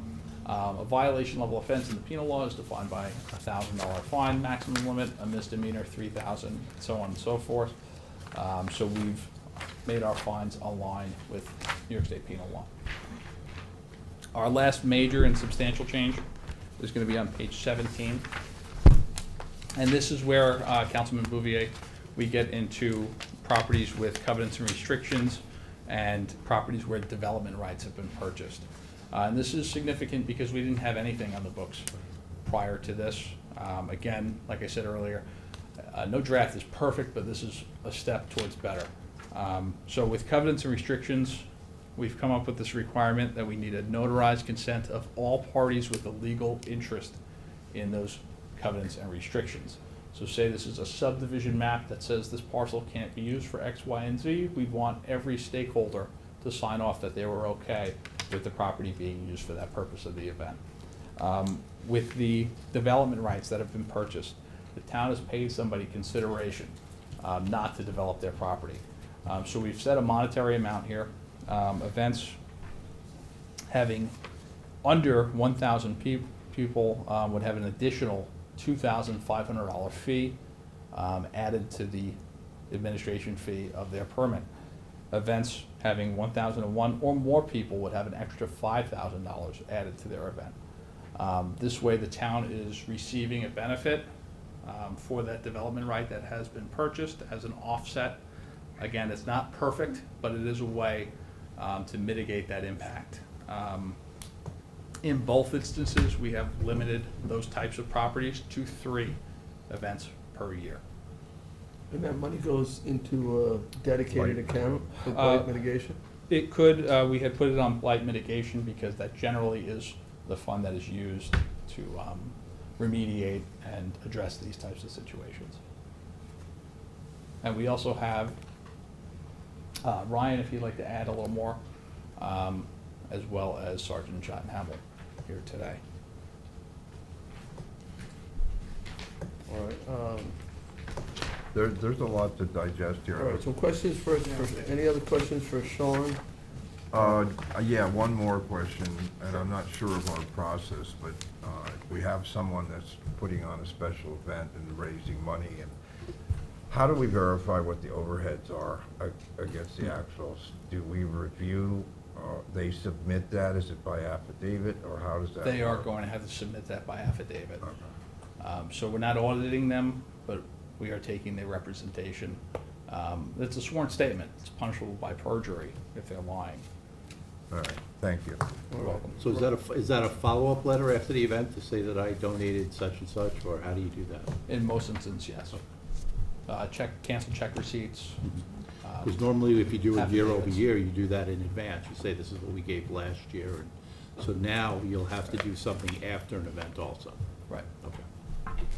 You're supposed to Yeah, submit it that's within exactly- 30 Yeah, days. it's in the code now that it's a requirement that within X number of days following the event, you're actually supposed to show proof that you've completed that promised donation. So some of these changes are trying to do is to also try and capture more of a firm commitment from some of the applicants to that contribution beforehand too. But unfortunately, there are limitations on what we can force people, to give. But I think the language surrounding the donation requirements, as far as the changes, any of the changes or modifications in this code surrounding the donation requirements or the definitions of charitable and things of that nature, are getting us closer towards our goals within the confines of what we're allowed to work with in the absence of being able to set a defined percentage or dollar value or something like that. We're trying to move the ball down the field a little bit here.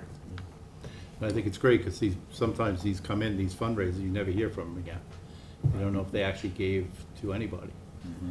Yeah, well, we do, as part of the reviewing process, which certainly something that we look at on a regular basis is what is the contribution, what is the ticket value versus the contribution, because they do indicate some of those things upfront to us, obviously.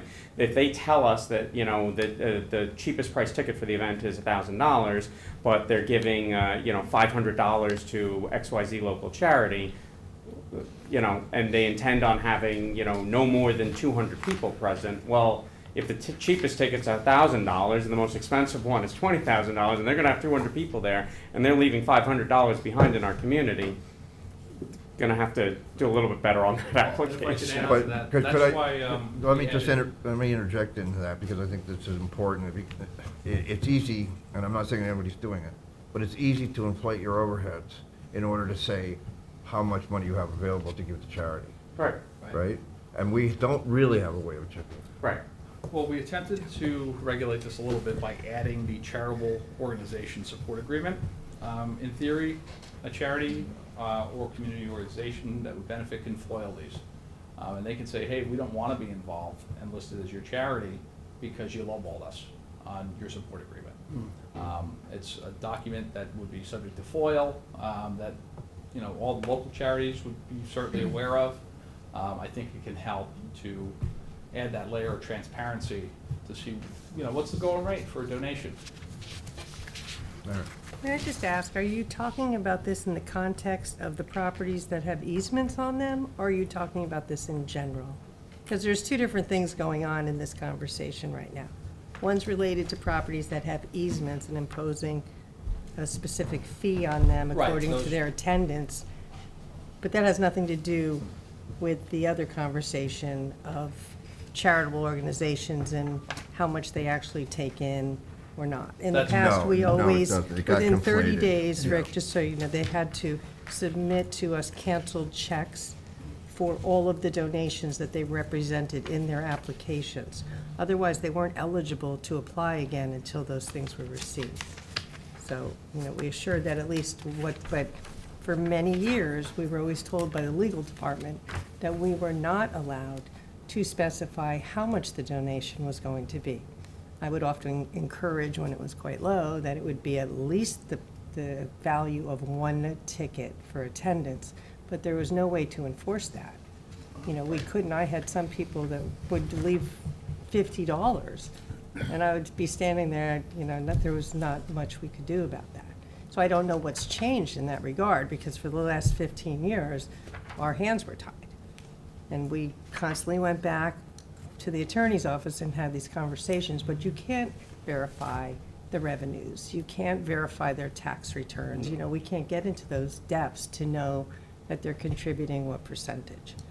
You know, so it's really, That still it's a bit of an octopus, quite frankly. And that still remains. and I It agree still with is, you. yes, Yeah, but it's there's the some, same problem. that's Yeah. not the same thing as That's- what's going on with this easements, though, where No, you're that's telling something them how different. much they can. That's where the yes. town's purchased the No, right. there was different And this is a subject. set Yeah, fee. okay. To use that right that the town has purchased. So that's why it's different. It's not a donation. It's an application fee on the development right properties. Because they don't pay the same taxes and such into, Correct. that Right, normal they have a people benefit pay on their properties. that they've Just so received you know, from it the may be a town. fraction of what someone else would Mhm. pay. So I don't know, you know, that offsets it or So, not. yeah, apples and oranges, but both hopefully improvements to address different situations. All right, thank you. Thank you. All right, well, Can I just, I'm happy to answer any questions while I'm still here, but one of the changes that occurred in here, throughout the document, is a lot of title changes, and we've transitioned this over. Applications previously were submitted to the town clerk's office, now they're being submitted to the fire marshal's office, and I don't want that to, I don't want to just skip over that too quickly.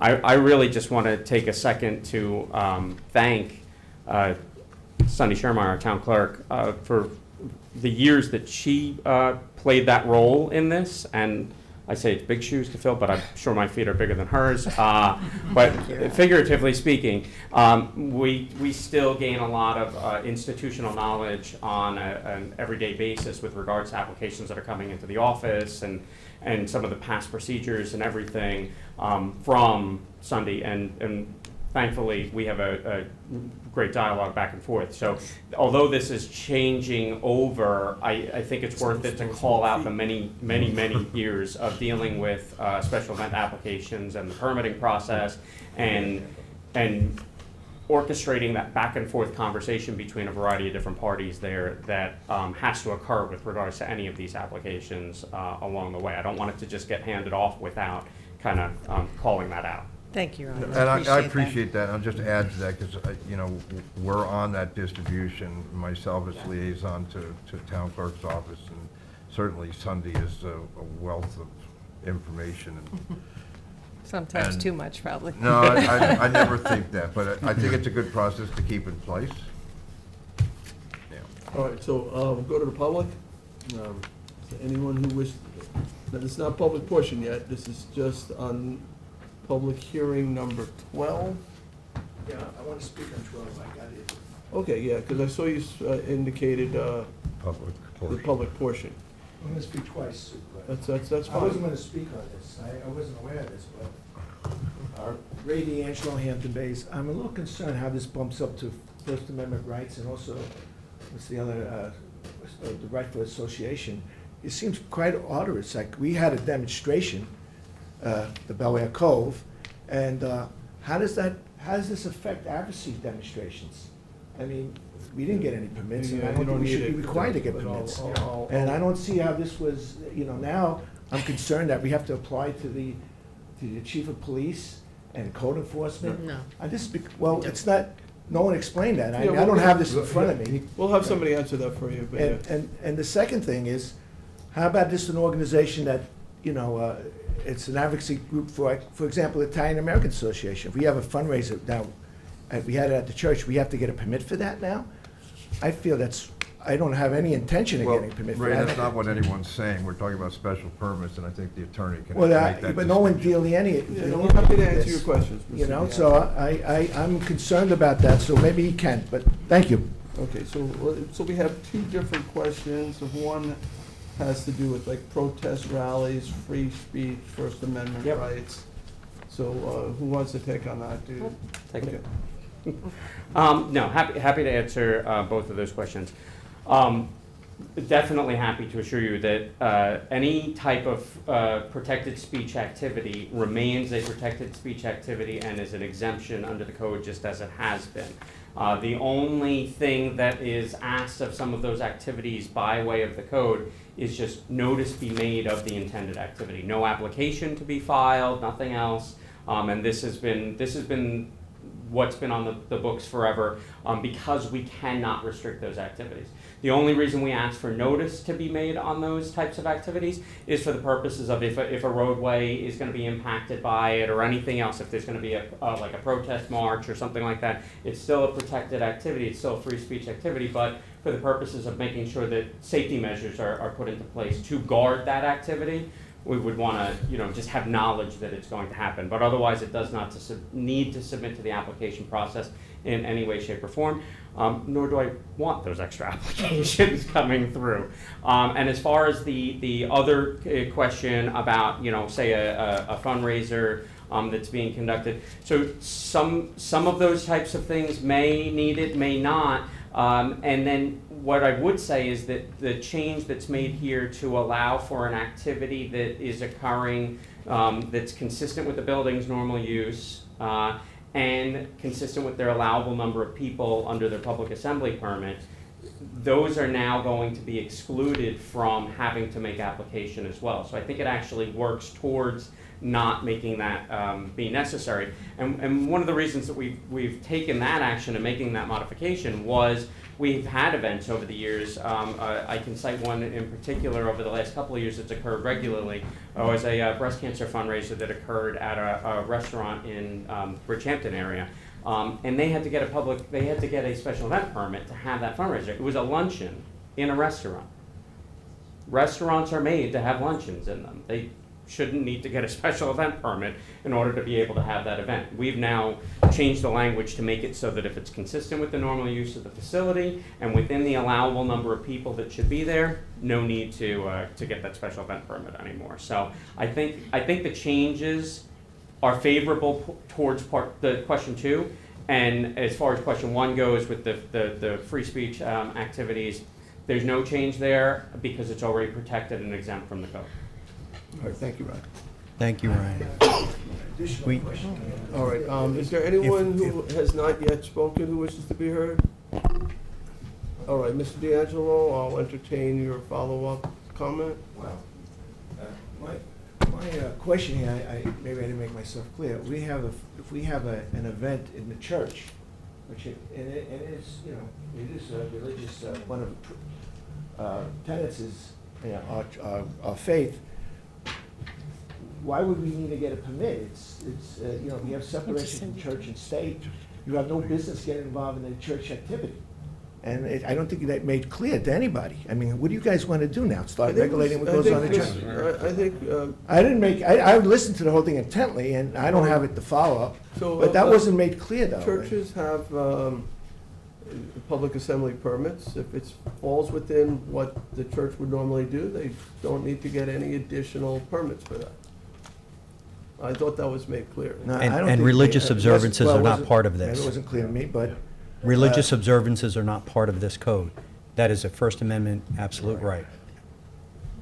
So that's Okay, probably why it wasn't. I'm troubled by this, and I think it's a little overreach, but I don't have what you have in front of you, so I would like to get a It copy of sounds, so that. Mr. D'Angelo, in all due respect, it sounds like some of the things you're concerned about already exist in the code, and this actually is making it less restrictive for those kinds of things. making Okay, it well, clearer that they don't need to- we'll review it. I was just going by what's said The here. deputy town clerk has a copy for you. Okay, thank you very much. Okay. Sean, did you want to comment on that? Or? Sure.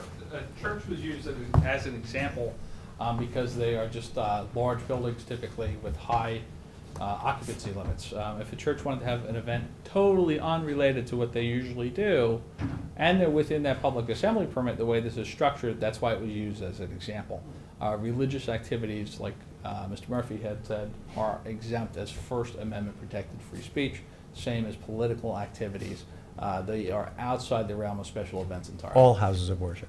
Correct. Right. I know we're saying church, but Right, it's just an easy example. But if a church wanted to have, one would think. wasn't a worship ceremony, they wanted to invite some group to have a meeting there, Sure. if it's under their public assembly permit, it's fine. They don't need to get any Correct.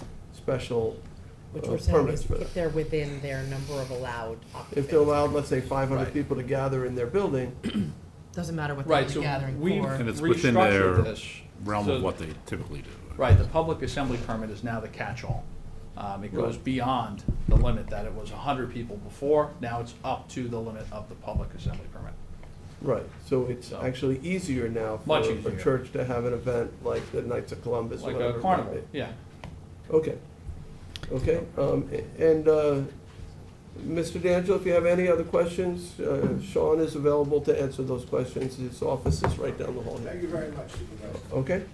All right, is there anyone else who has not been heard, who wishes to be heard at this, the last public hearing? All right, we'll go online. Is there anyone online who wishes to be heard at public hearing number 12? No hands. There's no reason to leave this open, right, Sean? There's a resolution, if the board is inclined, 2023-682. All right, Sorry. I'll make a motion to close. I have one hand. Oh, I will withdraw my motion, and we'll bring on this individual.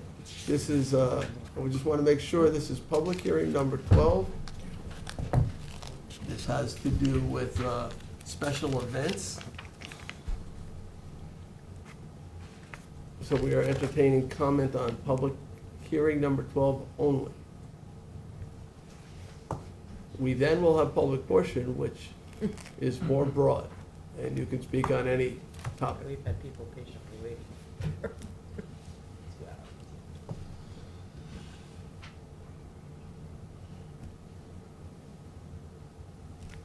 All right, we're waiting for. Person declined. Person Okay. declined. Okay. So, if I might, Supervisor, suggest that you hold this open. I think the town clerk's office and myself would maybe like to go over some things in more detail rather than do it in public. Well, unless, I would personally rather close it if you want us to not adopt it today, so you can. If you could do that. You know, because I think need to we comment could- on If I could, If first of you all, think there's gonna be changes to the law that might require it to be renoticed, that's a different story. But if we're leaving it, if we're not closing it, then you're leaving it open for the public to comment. Internal comments we can still make prior to adoption. Yeah. So I would, Ms. So- Councilman Scavone. well, I had put this on for a vote today. It's the beginning of March. Not to rush it, because this has been circulated. We've had meetings on it. We've had, numerous discussions. I want to thank Sean and the attorney's office, as well as the police department, code enforcement, and the clerk's office, of course, for putting this together and getting this to the form where it is now. It's our hope that different entities could utilize this code for their fall events. The summer events were already set, they've been doing this, so I put it on for a vote, was asking, for a vote after this public hearing. But I suppose if there were more questions about it, we could entertain more questions, but I was hoping that it could be put in place at the beginning of May for those reasons. Beginning of May or beginning of? Now, beginning of Yeah. May. Okay. Today. There are some comments after listening to this that I think we would like to make, but it could be fairly quick. If you don't mind tabling it for, just for that purpose, so that we can get those comments into you.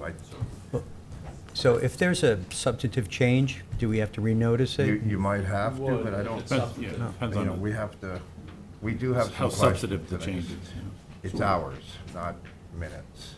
Right, if it's like a verbiage tweak, we might be able to Right. get away with not renoticing, but if it's a substantive change, we certainly would have to renotice.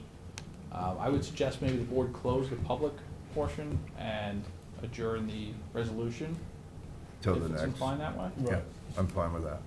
All right, so I will make You all a right with that? motion to close the public hearing, seconded by Second? Councilman Scavone, all in favor? Aye. Aye. Okay, and we can decide later what to do with the resolution of adoption. All right. Okay, so that is the last of the public hearings. We will move on to public portion. Public portion, we allow the public to speak on any topic. We afford them 3 minutes to make their comments known. We'll do this both online and in person. I only have one card, though there may be some other people who hope to speak in public portion, so we'll bring up Mr. D'Angelo. Just to consider. There were other people here before. It's the only card I have. Oh.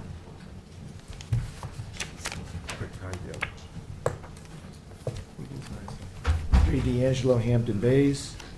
I mean, this took me by surprise. I didn't think I was gonna get up here. Yeah, I wanted to comment, I have some questions, I don't know if I'm gonna get answers, but I do have questions about Resolution 2023-666, which states about a contract with the Hyduck Engineering Corporation. Where the heck is it?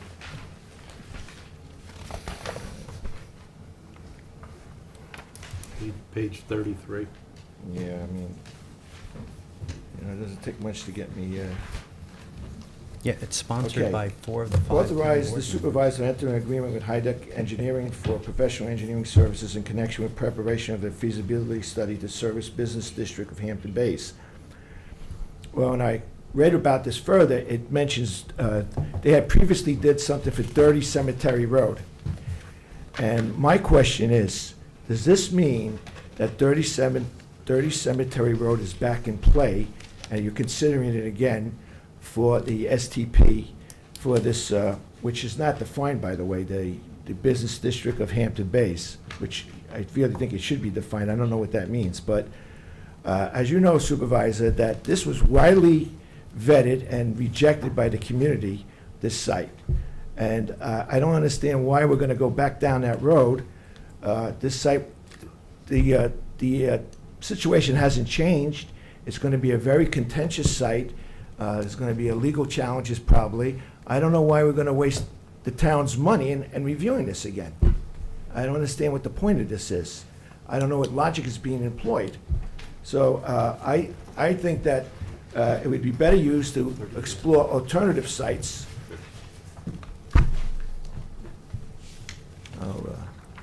This doesn't come out of my time, I hope. I mean, I want him to... No, you can keep going, we're listening. Okay, well, he seems like he's not listening to me, but,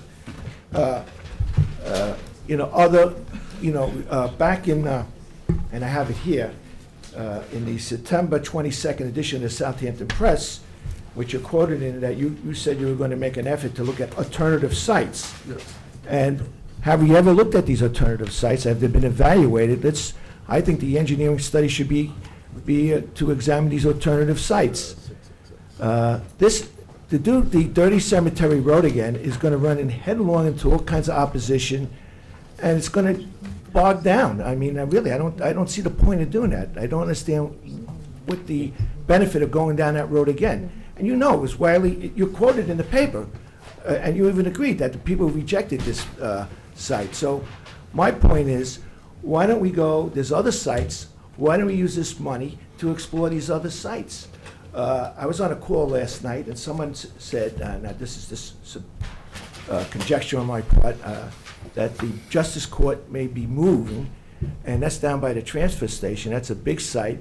That would be a wonderful site for a sewage treatment plant. I mean, it's a little further from the downtown Hampton Bays, but the effluents can be pumped there, just like the West Hampton Beach site is far from West Hampton Beach, and the effluents is pumped over there. So I really think that we should look at that site. Instead of going back and looking at 30 Cemetery Road again, and, you know, it's going to be loggerheads again, let's bring up this other site and look at that. Or some of these other sites that you mentioned in the paper, which have never materialized. So I don't know anyone that's against the sewage treatment plant. 30 seconds. I know a lot of people that were against it at 30 Cemetery Road. And that's my point. I think we all want to go forward here with a sewage treatment plant, so let's do it. Let's look at some other sites. I'm just sorry, I don't Rick, see where it are in you here. seeing 30 Cemetery Road in the resolution? In the beginning, it comments about resolution 222, I don't know the number, which was references the Hyduck report that was presented to you last July about 30 Cemetery Road. Yeah, but in that report, they also did a whole bunch of other work that would be a shame to just throw out the window. Well, I'm not telling them to throw that out, but I mean, So what do you that's throw it all out? We part already of it. paid We for them are, to yeah. do part of the study. So we're looking at other sites where we're including like topography and several other items Well, that they've done right, in it's their not clear by the design. wording of that But resolution. Janice can So clear you're that looking up. at a whereas, which is nothing factually incorrect, though, that. on Well, no, November- really, but it's not clear. No, but it's just saying that on November 24th of 2020, that resolution hired this engineering firm to Yeah. look at, okay. I'm very well aware of that report, I read it several times. No, okay, so, and as you know, I was at those listening sessions, and lots of people raised significant concerns about that cemetery property. And it's still there. That's the point. If I may finish. Go ahead, so, sure. you know, so there were 2 residential properties next to it, that obviously was in close proximity. There's Good Ground Park on one side. To the north is cemetery property. To the west is also cemetery property. People felt like, they were certainly concerned that because they go to the cemetery to remember their loved ones, departed loved ones, that any smells associated could impact that experience. And I said that we would look at alternative sites, that we would look to see if there were better sites than that one. The resolution doesn't take any property specifically off the table. It just hires an engineering firm to figure out what are the best sites. And clearly, that is not a particularly good site for those multiple reasons. Let's see if we can find a better site. And I'm with you there. The only Okay. point is that the resolution, if you read it, doesn't make it clear to us. That's why I came up here. Well, no, it didn't say that any site, Good Ground Park, any site is off the table. It just says that we're gonna bring in a firm, and I'll let Janet speak to this, to evaluate what are the possible sites, what, the pros and cons of those sites. Let's find the best site. Well, due You know, respect, There's also was some concerns about the cemetery site not being big enough to handle anything more than well, the downtown area, when other properties in Hampton Bays, probably should be sewered, particularly those that leach into Tiana Bay, Shinnecock Bay. So there is limited utility to that site because of its limited size. So, in good faith, we want to hire an engineer. I can tell you, and you were at some of those listening sessions, and I asked, do people think Hampton Bays, downtown, should be sewered? Overwhelming support for sewering. They understand it because they understand that nitrogen from human waste gets into the groundwater and gets into the bays and causes algal blooms. And, and modern communities are sewered. I agree, and I don't know anyone, and all my colleagues, that do not want to have the downtown sewage. One of the points, though, is I think you should give a definition to what the downtown business district is. It's not defined, and that's confusing. I'm going to go again, that the resolution does not make it clear, and a reasonable person could take from that resolution that you were going to look at 30 Cemetery Road and see if it could be expanded to handle this Hampton Bays downtown business district.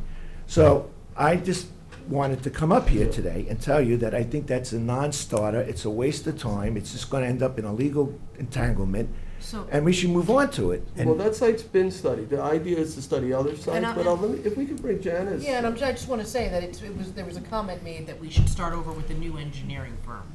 And in my I didn't opinion, make that that would be a comment. complete waste of taxpayer money when this engineering firm already has studied the topography, knows the area, and we would be basically starting from scratch when we've already paid money to have all of that work done. I agree, and this resolution actually adds $85,000 to do a more, if I could finish, a more extensive study in Hampton Bays, and I would hope that you and others would be I happy agree, about but it that. doesn't- Because the goal is the very thing that you're at the podium asking us to do, is to consider other options.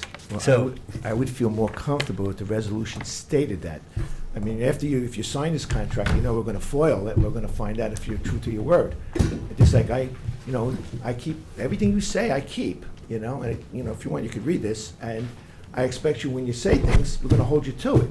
So I'm saying that the contract, I hope the wording says that we'll. Mr. D'Angelo, are you pleased that we are putting resources into downtown Hampton Bays? Am I pleased? Yes. I have to ask. I don't understand the question. Okay. Say that again to me. Withdrawn. Yeah, that's a good idea. I am, if you think you're going to put resources into Hampton Bays, downtown Hampton Bays, yeah, I am pleased. But I'm not pleased that, the town didn't apply for the program to update to get grants to update the frontage on all these businesses. You guys dropped the ball there. You didn't do- We did that. You said you didn't realize, at the express sessions, you didn't, somebody brought that up, and you said you What I weren't with. said, when somebody said that we didn't apply, I was a little bit surprised, so I said I didn't realize we didn't apply. Well, did you find- It turned out to not be a true statement. We didn't. Okay, well, So- then I stand corrected. I hope it's, Somebody said we didn't apply, that wasn't true, so, I think one person, maybe one private business Okay. didn't request the money that they had. I think somebody may have gotten something a little bit confused, but yeah, Janice, do you want to come up and, address the Thanks for the answering my sewage question. treatment? Thank you, Ray.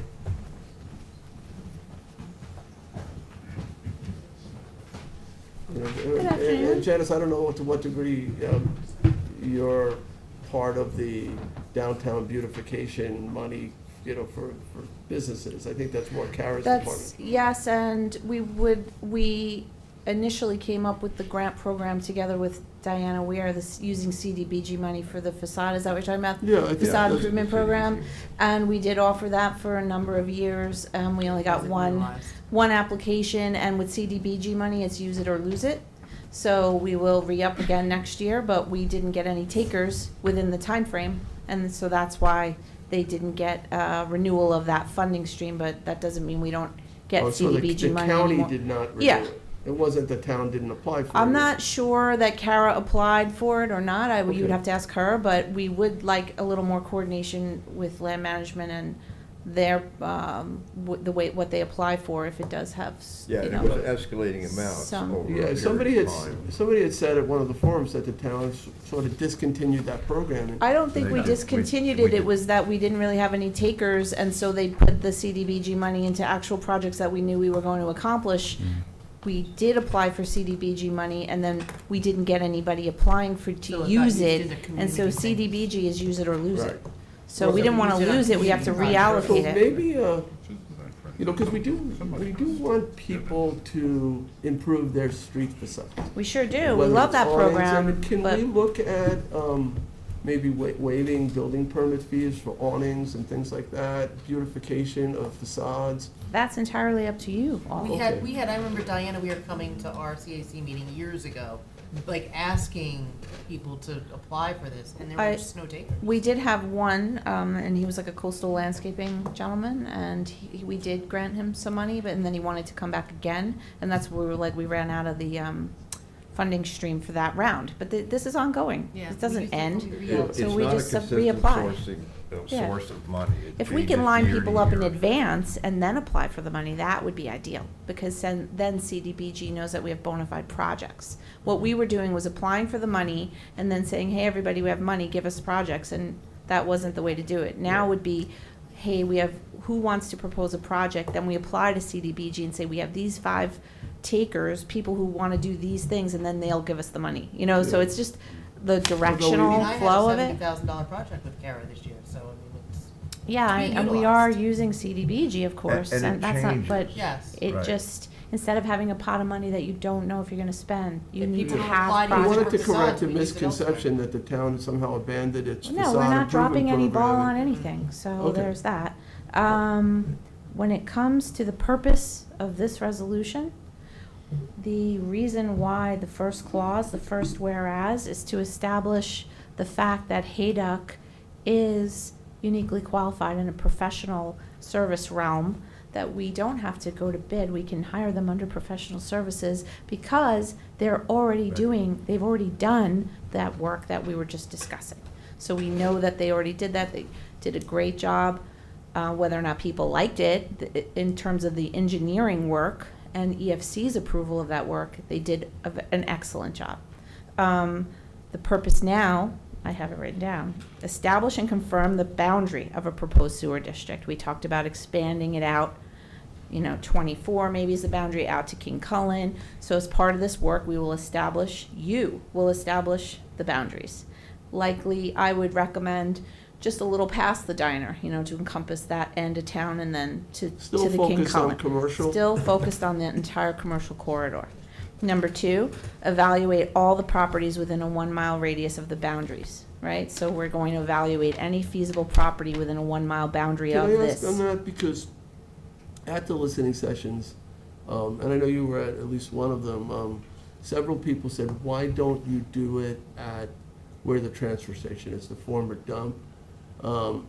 Is that within a 1 mile radius? It is. The biggest reason I would say is we Well- already looked at that, and it's uphill, and it's in the Well, Pine but that Barrens. could- There's a they couple could of bump reasons. uphill, but I just want to make sure that I'd like to evaluate that Sure, property. you If can it's evaluate that not- property. Technically not feasible, or it's cost prohibited. It probably is cost prohibitive, but there's nothing to say we couldn't add that But into I'm just the, saying, a number of people asked us to analysis. consider it. I don't want this resolution to rule that out because It it's beyond doesn't. a mile. Is it, it's within a It's mile? yes, it's within a mile. Okay. Establish all properties within a 1 mile radius of the boundary for suitability, and the properties will be evaluated and rated according to metrics. So we'll have some, like a rubric, some metrics, like who owns it, what's its proximity to surface water, what's its proximity to the public water supply, what kind of infrastructure, like you just said, pumping stations, they're extremely cost prohibitive. How much do we have to pump uphill? Ideally, engineering wise, you want gravity, you want to use gravity to help you, and so you want it to go downhill. So those kinds of things, we'll have an analysis and a rubric to compare and hold up properties and say, this one only met one of the metrics and this one met all 5. You know, so that way we all are scoring things on not whether, I like it, or whether or not it's technically feasible and the cost benefits, right? And then Hayduck has teamed up with H2M, who is the water district engineers, and they will prepare a dynamic groundwater model that will indicate any potential impacts to the water supply, because that's also what you heard. People saying, it can't be here or there because what about the water supply? What about the fire district and the contamination? And all those issues will be discussed in this expanded analysis. And that is the point. So I do apologize if it was not clear in the resolution. The first clause is really just about the fact that we previously retained this firm to do some work, and now you're retaining them again to do additional work, and that's the only point. One of I understood it. One of the Thank you. things that came up at the listening sessions, I don't know if it's one that you were at, there was concern that a sewage treatment plant is going to, one, smell, but also sewage could be running into downtown, overflowing, that kind of thing, and there's constant trucks coming in and out. I think it's important because, sewage treatment plants have come a long way from the old days. The modern sewage treatment plants, there's plenty of examples all over the place, and I'm not gonna say they never smell, but for the most part, I mean, there's one at Southampton Hospital right next door, and I've ridden my bike past it 100 times. Most people don't even know it's there. So can we do some education around what sewage treatment is and the different technologies, and why some of those misconceptions or some of those ideas are misconceptions that, some may be valid, when the sludge is being picked up and transferred to another site. If there isn't positive odor control, then it's possible. But there are technologies that can mitigate most of the impact. So I'm not saying it's perfect, but there may be some community perceptions that are real and some that may be misconceptions. Sure, I can look into trying to come up with some And I think experts who that can maybe do some if kind we're, of if we're outreach. promoting a particular type of technology, whether it's, membrane batch reactors or whatever it might be, or nitrics, that maybe the public would have an opportunity to visit a site that employed that technology, so they could get a sense of what it looked like. I guess. I You mean, can we give can try examples to and- work that out. I don't know. I couldn't give you a definite answer because I would have to look into it. You But know. I know that Hayduck I just think has it's helpful. designed a sewage treatment facility in the Carmen's They're actually- watershed. But There's actually and let's talk afterwards. I was just gonna say, At when the they- health department, there's a list of places that we Yeah. can see and visit. There's also there's a lot. And So Hayduck just- could also take the board too. Right, Just so- well, you have Southampton Village is trying to create one, and you have East Hampton Village is trying to create one. West Hampton just created one, though they're using the facility up at Gabreski Airport, which I've never heard a single complaint. Because it's in on the ter- county DPW site. It's up at the county site, but there are a lot of other, It you know, also users. requires a pump station, actually, too, to get up. Yeah, I've passed that site and lots of times, remember, I used to Right. be with the I- county. I never smelled it, but. You don't really smell it. you I mean, don't. you don't even really, you know, even Indian Island isn't an issue, which is the Riverhead Sewer District. You don't really ever know about that either, and people are always around there. These are largely underground and in buildings, so the wells are down in the ground, and there's, you know, air scrubbers and odor controls, and everything's in a building contained, buffered, so typically they're not a nuisance. In fact, they're a benefit to the I environment. just feel like, you know, we have to do some hand-holding here with the community. I want them to have a comfort level. Sure, that so it's- we'll it's look not into gonna where impact else, their quality of life. Yeah. So I think I think for the most part, people understand the need and they want it. They want us to figure out the right location, one that's scalable, one that maybe isn't right adjoining residential properties, one where it's technologically feasible and cost-effective. And that's really what this study is going to help determine, what our options are and the pros and cons of the different options. And That's the whole point. figure out what the best site is. Yes. Yep. That's right. So that's what we're doing. And as soon as we get underway, we'll have regular progress reports where the engineer can come with H2M and describe what they've seen. We'll be back in work session for you to see those, that work as it progresses.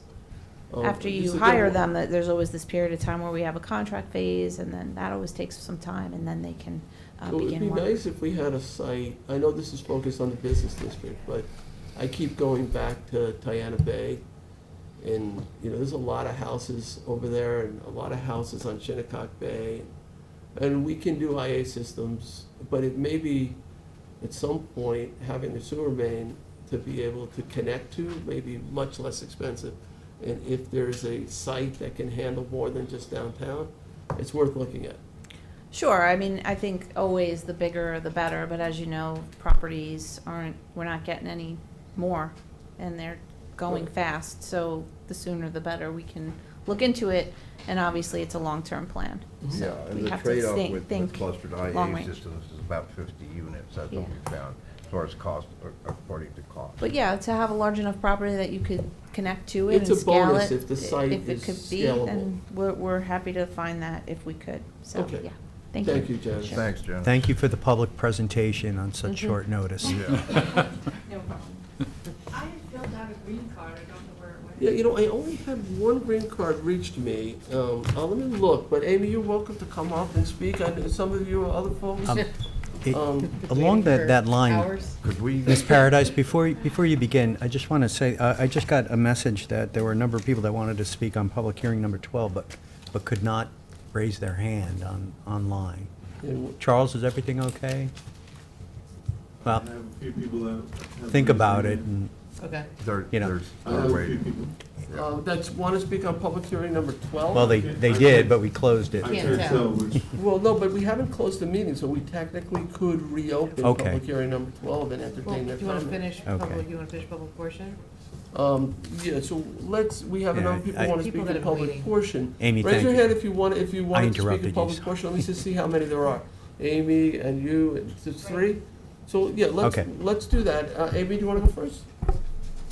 And then we'll go to hybrid. Then That's we'll the- go Members back. of the board, with respect to the sewer plant thing, I'm happy to see that you're expanding the business district. You need to include Stop and Shop. I work there, it's gross. But I will ask you to remember, please, about Cemetery Road. I know about sewer plants. I ran a Class 5 sewer plant. But the big thing with Cemetery Road is this. You were given a letter, Mr. Schneiderman, from the Cemetery Board Association. They are not now or at any time in the future going to give you access on Cemetery Road, period. They're not giving you easements, they're not giving you access, it is a private road. Now, there is an easement that said they had vehicular access to the back property. I guess you can't take that away and say, okay, you can't use a truck. But it was clearly given because somebody was living back there. It was never given with any reference to building a commercial facility back there. Secondly, that's the only access you got. And in the Haydock report that you had before, it said you need a construction easement. You're not getting it. You're not getting an easement to run utilities under it. There's an easement in there that allows a water line specifically and only for the use of the cemetery. That's all you're getting. We're not changing on that. I've been to a cemetery. I'm not on the cemetery board, but I went to a meeting and I worked with Joanne Schneider, and she is on the cemetery board. The reason is you're risking damage to the oldest part of that cemetery. You have big trucks rumbling in and around next to the oldest part. Stones are going to fall over. Stones are going to get broken. It's very difficult and very expensive to make repairs to those things. And it just isn't right. A cemetery is a place of quiet and reflection. People pay money to have that land preserved in perpetuity. And it shouldn't be changed into a public highway. And I don't think you can legally do it. Okay, enough on that. My second thing is just, I've been coming to meetings now for a couple of years, listening about land. I've told you I'm an eco warrior. I am. You could tie me to a tree. There's a new thinking going on because of climate change. And I'm not the only crazy person thinking about it. In fact, I heard a discussion from the BBC. The United Nations is looking at changing the definition of gross domestic product. How does this tie into Hampton Bays? We always talk about development rights, taxes that we get from land. We look at a piece of land and all we think about is the money associated with it that benefits people. Well, we've obviously, I don't care whether you agree on the roots of climate change, we are in the midst of climate change. We either adapt or we die in the long term. So the notion is, look at all that land and think carbon dioxide sink. How much is that worth?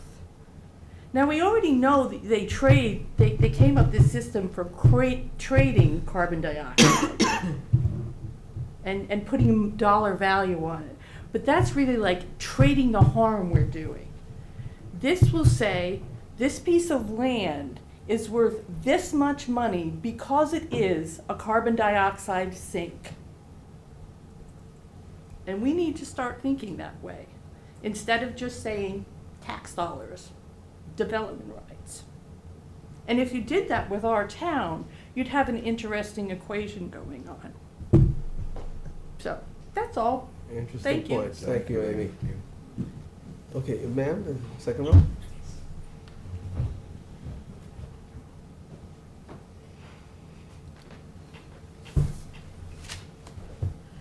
I didn't fill out a card because I didn't intend to speak.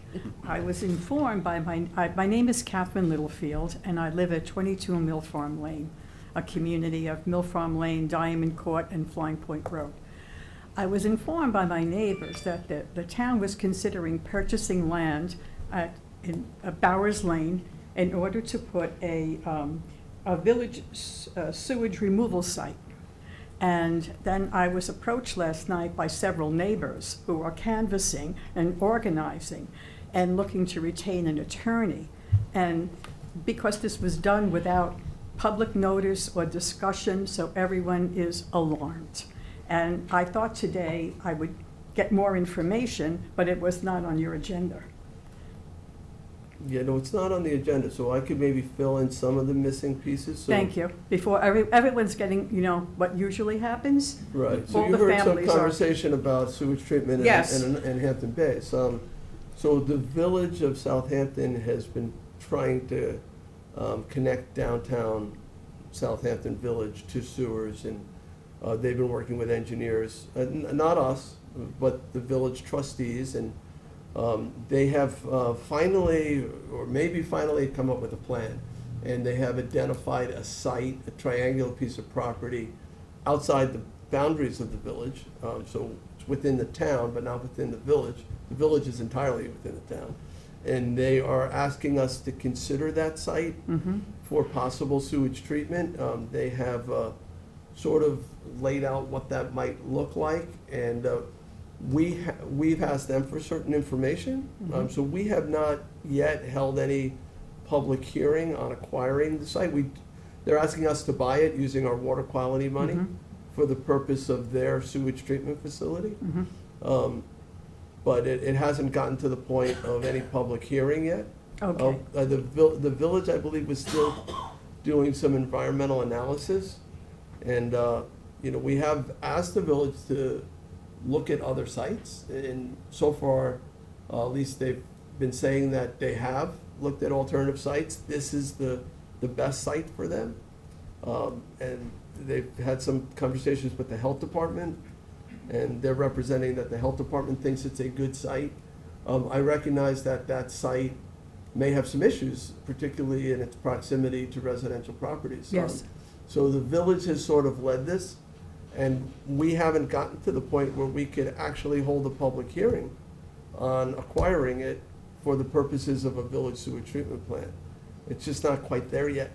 But I'm glad it's getting out to the public that the town It's is getting looking out at. to the public because, see, Bowers Lane is here and we live here. So we have Flying Point Road, which has two new, very large homes. Yes. Very close. And then we live here, Mill Farm and Diamond Court, that whole Seven Ponds development is Yes. right off Seven Ponds Road. And so we are concerned. And so, I mean, that's why I'm here. And I just wish we had more information because it was a little feverish last night and looking for an attorney to represent the group who isn't, it's not really a group, this isn't really a project, it's just something Right. out there to be discussed. And so how could we get more information out? Well, as it comes in, and, we could do our best to notify. This is a village project, but it's happening within the town. And, Yeah, I personally wish they picked the property within the village, because well, the that's peop- another bone of contention. Yeah, because the people who are affected by the plant in this location don't get to vote for the village trustees, right? Correct. All right, so, but they do vote for town board members. So, I think that, we're still waiting on the village to give us more information. I hear that there may be some folks even within the village who don't think this is the best site, so I don't know if it's a final thing. The property is for sale, I believe, and, we have had some conversations, I think, through our CPF office with that property to make sure that it's for sale. But, other than that, I don't know, Jack, does anybody else want to provide any additional information about it? I believe the village is gonna be doing some informational sessions on it. Yeah. That's what I heard last. I And think they'll if be you- posted? How would we Yes. know? I can speak. Yeah. Yeah, I mean, you'd need to speak with the village trustees or the village office too, because I don't know what their plans are. Step away. At some point, this is gonna come, if they continue to push for this site, at some point, there's gonna have to be a public hearing. Okay. You hear it? With us. Absolutely, as to whether this is something. There's no public hearing. Oh, yeah. We're doing this under the table. No, we're just Right, not. no, today. in When the fact, rumor mill starts. Sure enough, It Right. grows. I could tell you from this board's perspective, because there was, some conversations about us buying it as a future water quality site. And we all felt that that would be disingenuous, because if there's a future that involves a sewage treatment plant, the public ought to be fully aware of that before we even acquire it. So if we're acquiring it for a future site of sewage treatment, perhaps we wouldn't do that if there was significant community concerns. But, Okay. I just wanted to let everyone know that we did ask the village to bring this to the community formally, and they have been working on finalizing their sewage treatment plans and are looking to start the process of doing SECRA on their analysis. So we don't have any plans available to us at this point. We are aware of those plans, you know, being finalized. And does that include other sites, not just this one? Well, and I know that there are already alternative sites that they have looked at and that have been like declassified and would not be appropriate. Like, but I did speak with one of the village trustees this morning actually, and they said they're looking to set a public hearing for June. So that would provide community members, you know, if you're concerned. Yeah. So that would be on a recent village board meeting. So I think they would be scheduling it for early or mid-June for that meeting. So you would have to follow the Southampton Village public hearing notices and agendas to see when that comes up on their agenda, because it wouldn't be on ours. So that, would it be better for our interest to the group wants to retain an attorney to follow this, and so that we are, you know, we're scattered, we have different lives, and maybe someone would be better suited to follow it, to do everything they can. It's up to you. We can't give you legal we advice can't like quite that. give you that advice, but. So would they be, I'm talking about informational, with an attorney Ma'am, would you just come representing back up, us? just because we're recording this meeting? Sorry. And I don't want what you have to say to not be part of the public record. Okay, so would an attorney following this with us would do diligence in getting the information to everyone? Would You know, would we they- can't that advise person you be how to- given? It's legal advice. We can't advise you as to How to- how to best protect your interests. Okay, Though it certainly would not be unheard of for a group of residents to seek legal counsel on an issue that they thought was important to them. So, but that's up to you. And you can certainly speak with, that's Jackie Fenlon, she's our CPF manager, it's Dan McCormick, who's the Okay, so attorney for the CPF. like I would like to stay in Myself, touch. you know, you can speak with us. We've been involved in it. Right now, we don't have a willing seller for this project, you know, for that property. don't have If a we, what? a willing seller for that property, Okay. the Bauer property. Mhm. But if we do at some point, if we were to consider purchasing the property, for whatever reason, we'd have to have a public hearing. okay, yeah. so that would come first. Yeah, But absolutely. But that would be on the town of Southampton side of this. Yes. And trying to make the point that the Southampton Village is really the one wanting to do this. They're the one managing this. They're the ones that are gonna be holding public hearings and all of that, to make that determination. So we would not have access to their. Yeah, sure you would. attend. Get on their website, absolutely. Go to the Okay. village hall, you know, when they schedule them. That's where I You would can have contact the input. village administrator and ask to be Okay. noticed if anything comes up.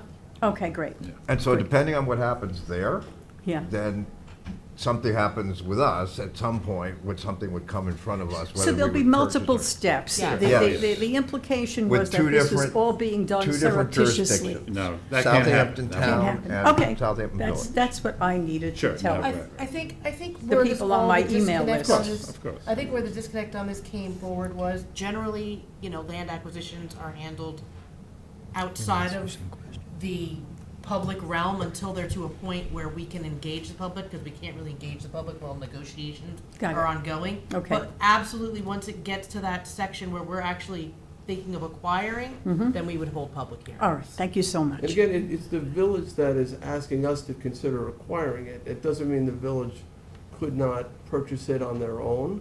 I just don't know, even if they acquired it on their own, that they could build a sewage treatment plant without getting some kind of permits through the town for a change of use. And we would need to opine on that Yeah. as a board. Okay, That, great. that's a long process to get there, and it's very open. That's a very good term, long process. And I would, but I would also stress that you do get involved at the village level, because even though you're not village residents, this will affect you, and as they will have people from the village there in support, you know, you have very valid reasons as to why you don't want it, Okay. so. But I do, because it is important that we start removing nitrogen from waste. It's important to Lake Agawam in the village, which I'm sure you enjoy. It's important to our drinking water, all of our bays and harbors, and the technologies have improved. So I just ask also, as much as you educate yourself on what the village's plans are, to educate yourself on the environmental side of sewage treatment, to and the technologies, and maybe, maybe it's not a bad thing. Maybe it's. My husband is a retired engineer Perfect. that built wastewater treatment Perfect. plants. So I've been So- educated via marriage, but I live in a community Then you don't- that says not next door to me. Yeah, Right. well, those are two very different Exactly. things. So I understand your concerns, but I want to make sure that you're armed with all the facts that you can Thank possibly you. be. Thank you very much. Thank you. Thank you. I had a couple of questions for Ms. Fenlon on this topic while we're here, and ma'am, you may want to listen to this. Ma'am? Okay. You may want to listen to this, just because I have some follow-up questions on this. You said that the Village of Southampton is going to be doing a SECR, State They're- Environmental No. Quality Review Act. They're doing the SECR on this. And so we've had some recent experiences with other municipalities doing SECR. Does this SECR include this particular parcel I that the believe it village does, as is an going to be doing? alternative, yes. And that will also include public hearings Correct. about their system I think there's- utilizing the parcel that was referenced here today. Yeah, I believe. Right. But that's, So again, There's a theoretic- stressed within hearing the on that village. exact topic Yeah, for okay. June. So theoretically,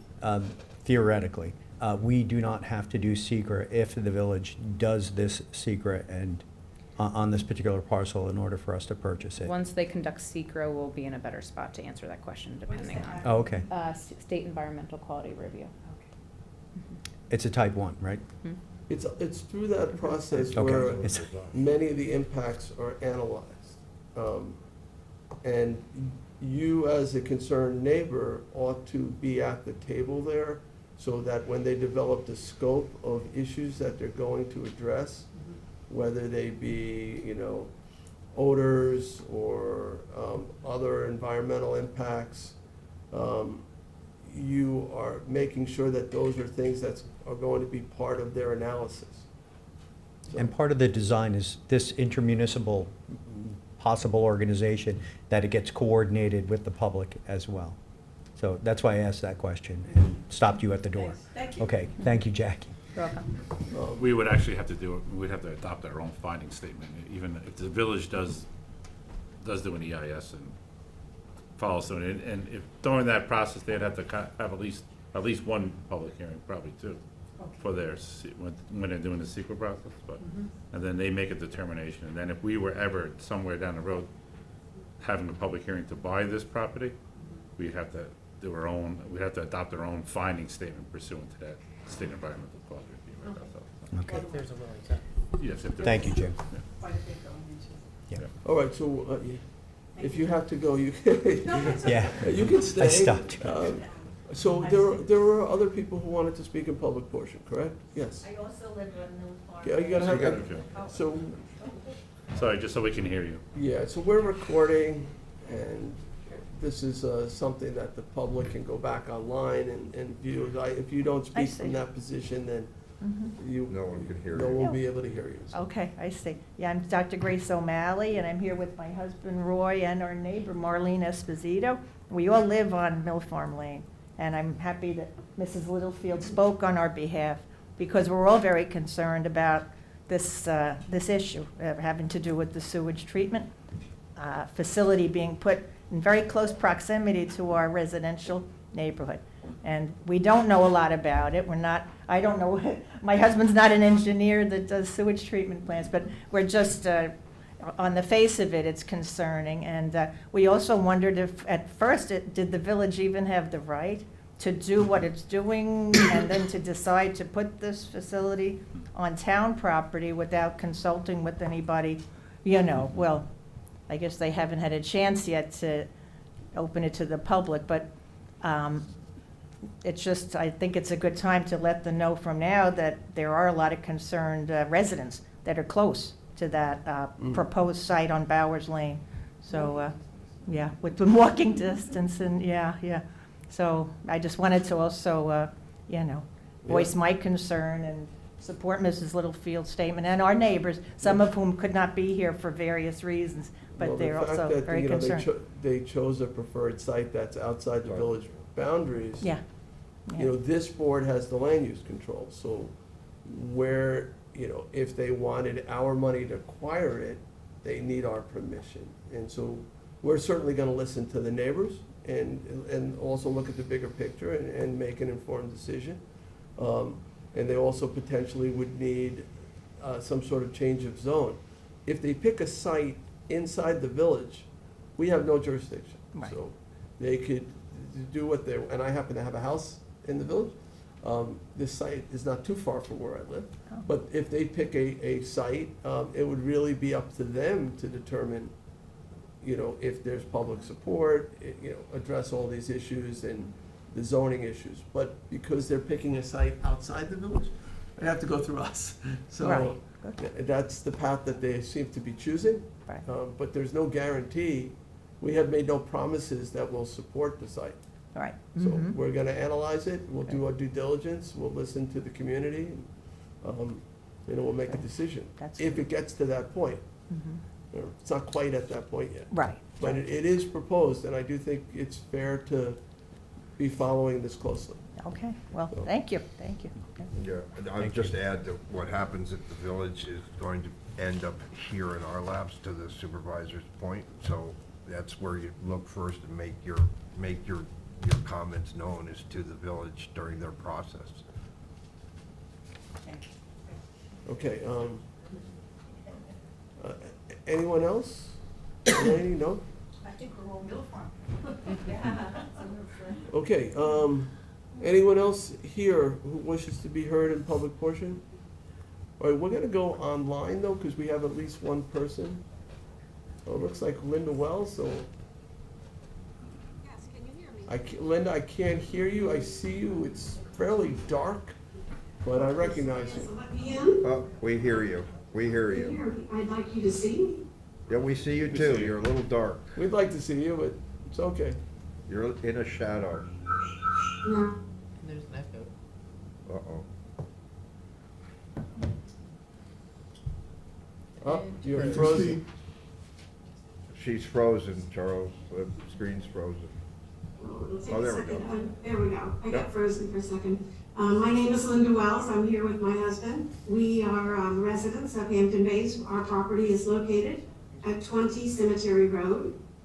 We and our niece share, we have separate titles, the property immediately south of 30 Cemetery Road, where the HIDEC has already recommended the placement of sewer treatment plant. I wanted to address 2023-666, but having listened to the people who came before me, I think I need to digress a little bit before I make my comments about the fact that I don't think that the resolution and the contract that is going to mirror it in any way represents what Janice Shearer just talked about. In other words, this resolution does not include the scope, which is Janice's stated intent. And you know, when a contract is entered, the intent of the parties is stated in the contract, not by what someone says before the contract or after the contract. So if the intention of this resolution is to set the parameters for the new HIDEC contract, then the way it's stated right at the moment won't get you there. It only says they're only to do a feasibility study for the expansion of the original sewer district, which is, I don't know if there is a sewer district, but there was one drawn in association with the HBDOT, and that it is to consider other properties within the Hampton Bays Business District. Now, I'm not sure if there's a definition of the Hampton Bays Business District, but if these engineers are supposed to widen this survey study, it should at least give some indication of what the parameters are. For example, I know the concern is, are you just considering, is this resolution only considering adding up to the senior citizens center on Conquan? And how about on the west side? What are you intending to add? Janice said, oh, we're gonna go a mile on either side. That's not reflected in this resolution. So the concern is, if it is going to be a wide enough area to capture other sites that would be appropriate for a sewage treatment plant to service downtown and perhaps some other larger area, then this ordinance doesn't get you where you should go or want to go. So you need to fix this ordinance or the resolution, pardon me, from a place where the ordinance is not resolutions. The resolution, so that reflects what the area is going to be for the feasibility study, so that everyone knows that you're going to try to include other areas that might be used for an STP. And I say that because when Mr. Hayden came before the town board in July of 2022 with the engineering report that he prepared for the 30 Cemetery STP, he stated that he had looked, or he had considered, other sites within the sewer district that was drawn at the time. The sewer district we're talking about expanding here. And he said there were no sites, none, including 30 Cemetery, that complied with Suffolk County's health department's regulations. But 30 Cemetery was the least, didn't comply the least of all. So, and the town suggested that one, so he did his study on that plot. Well, that's, you know, Suffolk County Health Department has rules and regulations. They do sometimes talk about odor. They do talk about discharge. But I think the people of Hampton Bays and you may assume that any modern sewage treatment plant that you're going to get nowadays isn't going to smell, at least when it's new and operating properly. And it's probably not going to discharge water if it's, or wastewater if it's operating properly. So that's not anything that's in favor of this placement as opposed to others. You can assume that whatever placement you pick, the same is going to apply. The problem you have with this site is it is going to engender variances from the health department. And although Janice Sher has represented that she's spoken to the health department and it didn't seem to be a heavy ask, I wouldn't be too sure about that. Because what would engender is administrative appeals and lawsuits. 30 seconds. The rules are, I'm sorry, I have 30 seconds. Yes. No, you go ahead, finish your thoughts, Linda. I'll give you extra For a long time. time, and I want to finish this because it's very important. Yeah, no, I'll give you So extra I time. think that this siding, it really doesn't have to do with the typical things about, oh, is it gonna smell? Oh, is it, they shouldn't. The problem with this siding is that it is the wrong spot. It's in the middle of a historic cemetery where people bury their dead. People go up and down that cemetery road frequently. They get out of their cars, they visit the graves, and there are some rules about substantial human use that are in the rules of the Suffolk County Health Department about that kind of use. So this is not a slam dunk for these problems. They're problems, it's gonna be challenged. Amy Paradise is right. He's doing Heidick's report, he says, you need some easements up and down that cemetery road. It's not good, that isn't gonna be easy.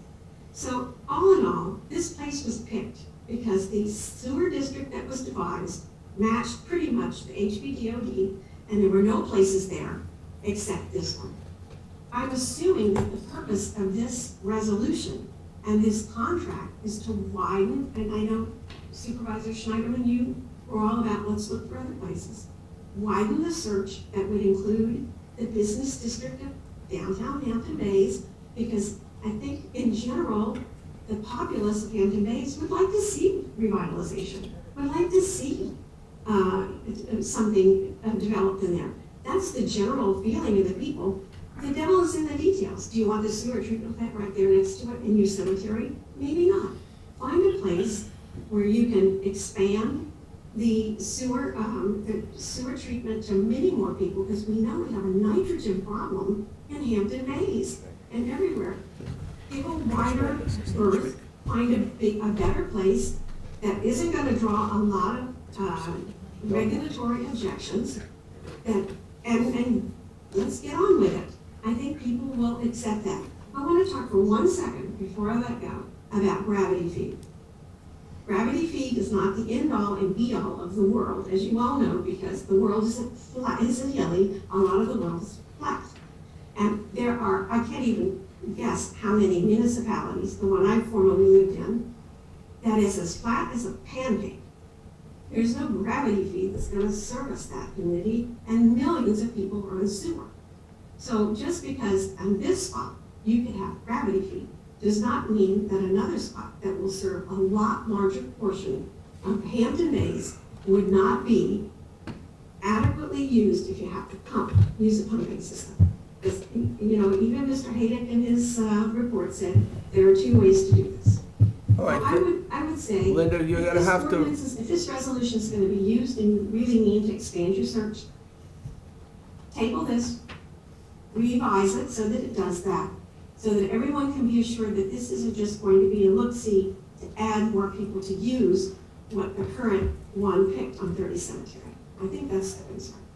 All right, thank you, Linda. Okay. That's what it does.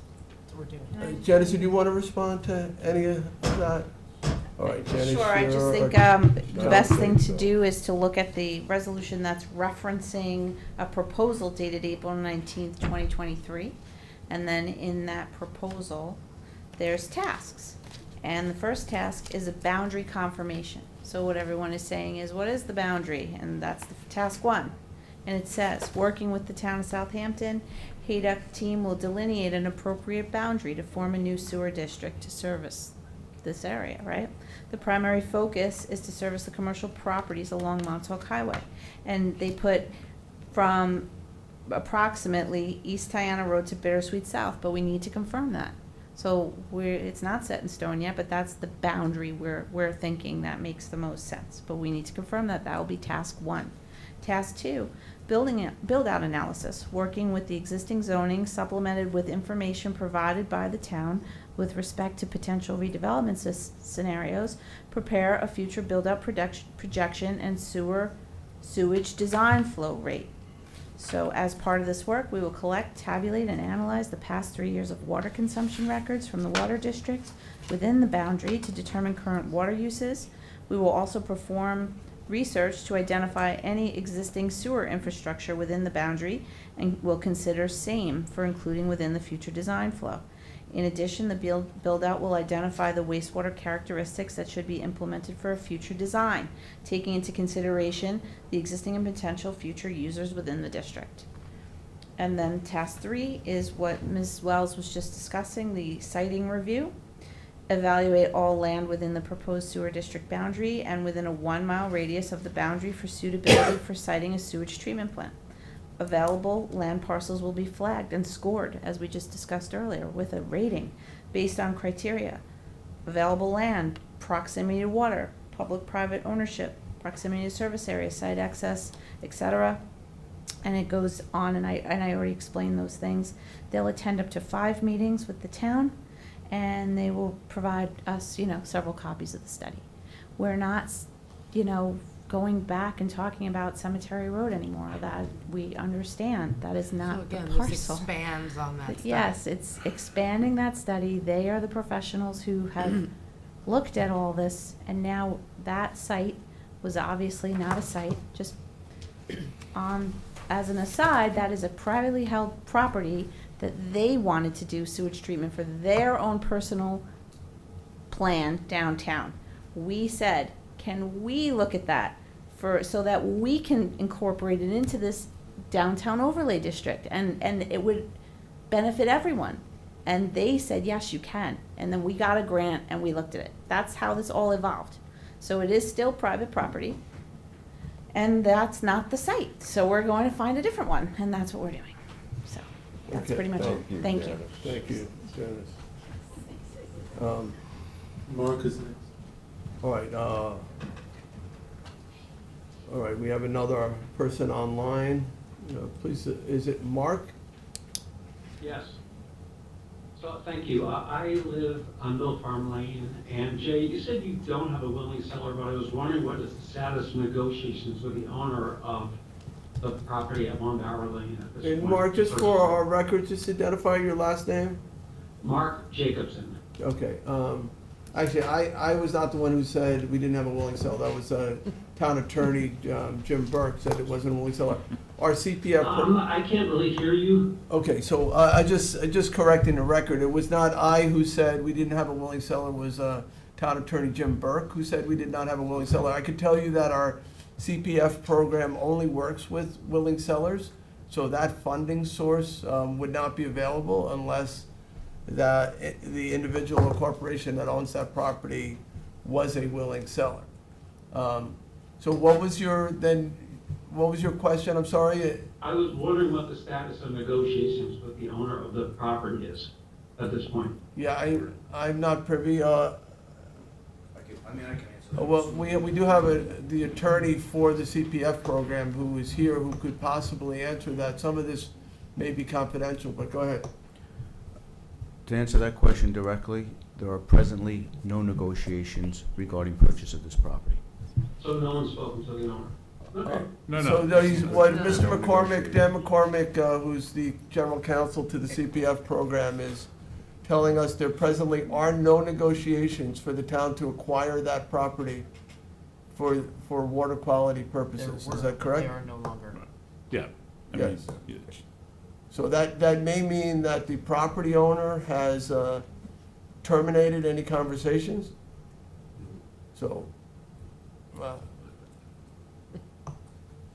Okay, great. Okay. I just want to let you know that there is a growing number of us who are vehemently opposed to this. And I was wondering if I can request the FOIL from the village requesting documents, emails, memos, and reports within the last 2 years in connection with the property address. all right, so you're not talking to the village now, you're talking to the town, and we do have a FOIL procedure for the town. For the Okay. village, those documents that are public documents, you should be able to obtain, but you'll have to go through the village, probably the village clerk, to obtain those documents. Okay, great. I'm going to do that. It's also really ironic that our area is surrounded by so many farmlands and trusts, and that they want to, they're thinking, well, we've heard you're thinking of putting a sewage removal site smack in the middle of the neighborhood. I've heard people say, we're not going to smell it, it's going to be a benefit to the environment. But a lot of people have wells in the neighborhood, and if there's seepage, there's going to be a tremendous problem. I mean, I really hope they consider other sites, like near the train tracks in that area that might benefit the village, because it's not benefiting the town. Okay, and again, you may want to, since this is a village project and the village look to the town to see if we might be willing to acquire a piece of property for them, which may not even be available for sale. Sure. I would just encourage you to involve yourself to whatever degree is feasible with the village process. Reach out to the village board. Although you're not a village resident, this is a village project that could have the potential to impact you and your quality of life, so. Absolutely. This is not our proposal here.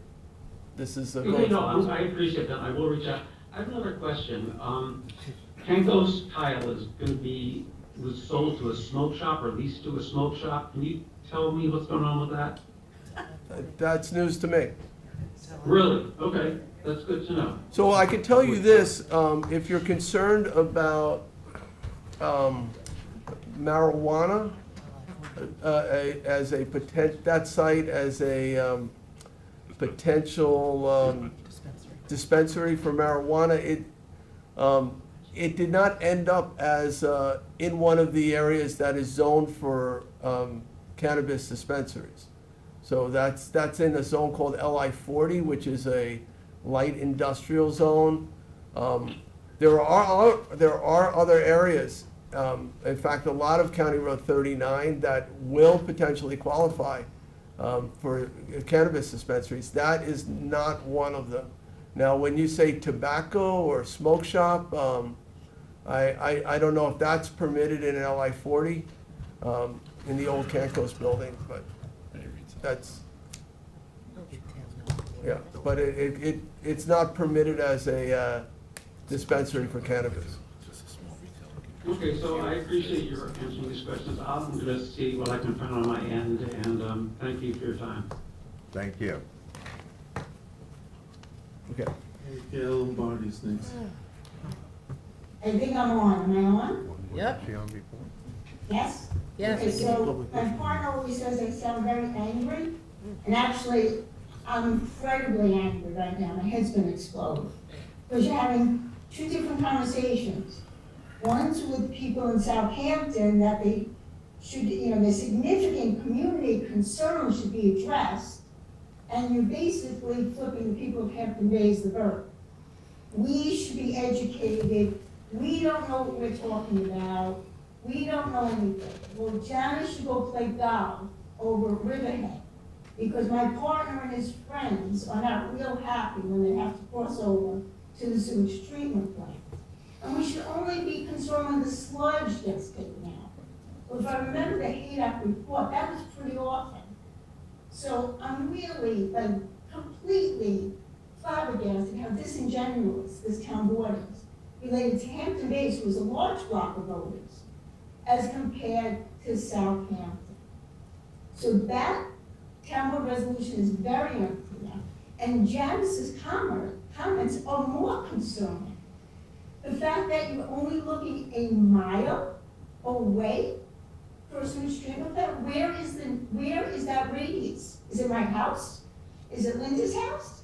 Or is it Macy's? Where is that radius of a mile? Why isn't it 3 miles? Why isn't it 5 miles? How far is West Hampton Village to the sewage treatment plant? It's way more than a mile. The cost should not be a concern to this board.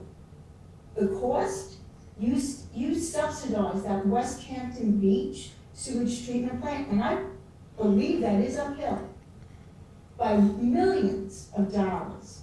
The sewage treatment district, the plant was already there.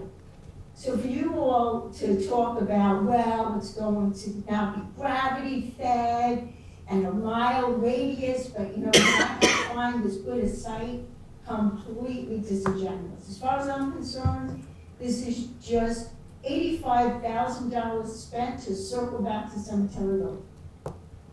I will not be surprised if that happens. So I, extend that miles, way more than 1 mile. The cost should not even be a factor, because CPF should pick up the poop that's already there. If Mr. Kiola or any other developer wants to add more poop that's not subject, that's not covered under Community Preservation Fund monies, let them pay for it. So this board has better look at that contract and really make it look like you're looking for another spot and not just rationalizing like Bury Cemetery Road works, because we will not be happy, and you will get a lot of pushback. Thank you. All right, thank you, Gil. All right, we have another person coming on. Oh, you're muted? hear you. Let's get you unmuted and tell us your. So sorry, can everyone hear me now? Yes, what is your name? Okay, great. Thank you. And I have a little bit of difficulty, just like Mark Jacobson, hearing all of you. I think if you get closer to the microphones, it might be a little easier. Can you My start? name is- Yeah, start by telling us your name, yeah. My name is Sylvia Bolatti. I have a home at 826 North C. Mecox Road, very close to the proposed site that you're discussing for the village sewage removal. And I wanted to first voice support. It sounds like we've heard from a lot of people at Mill Farm Lane, but we wanted you to know that there are multiple other residential blocks that are going to be strongly opposed to the town either purchasing a piece of land for this project or supporting the request or potential request of the village for the town to approve such a site at that location. And I wanted to ask if you could share with us specifically what discussions have taken place with the village with regard to this proposal.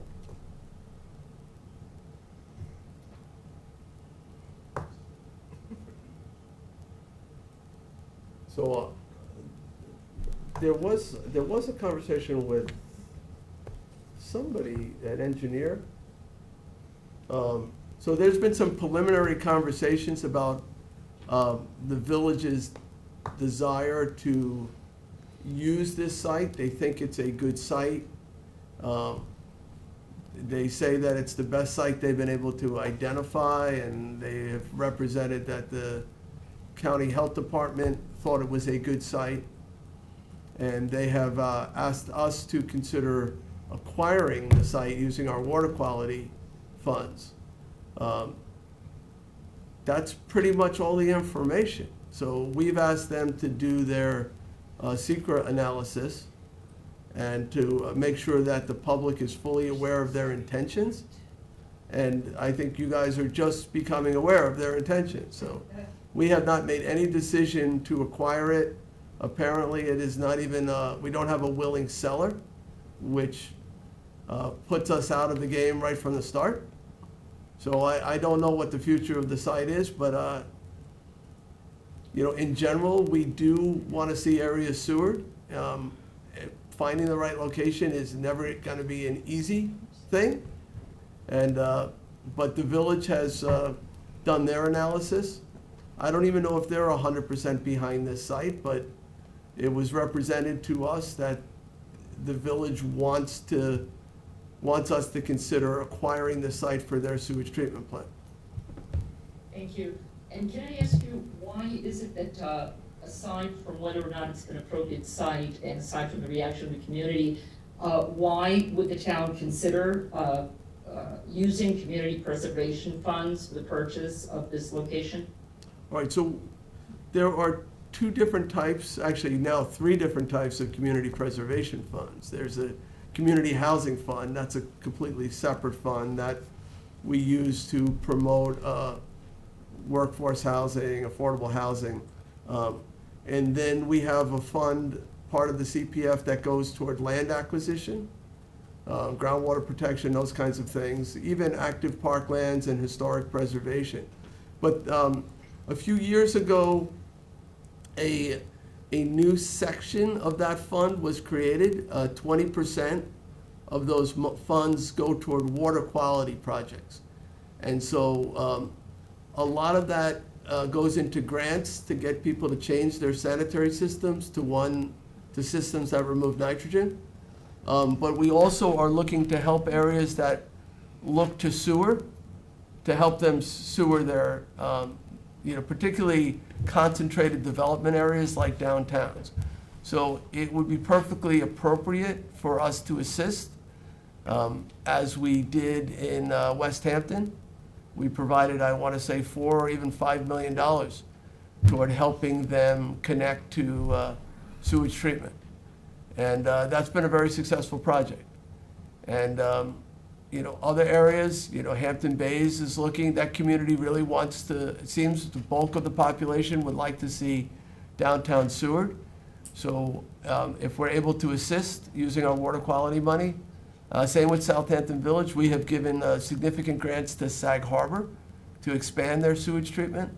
So it is a perfectly appropriate use of our water quality funds, and probably one of the better uses in terms of improving the quality of our surface waters, And our groundwater. like whether it's Lake Agawam or Mecox Bay or whatever it might be.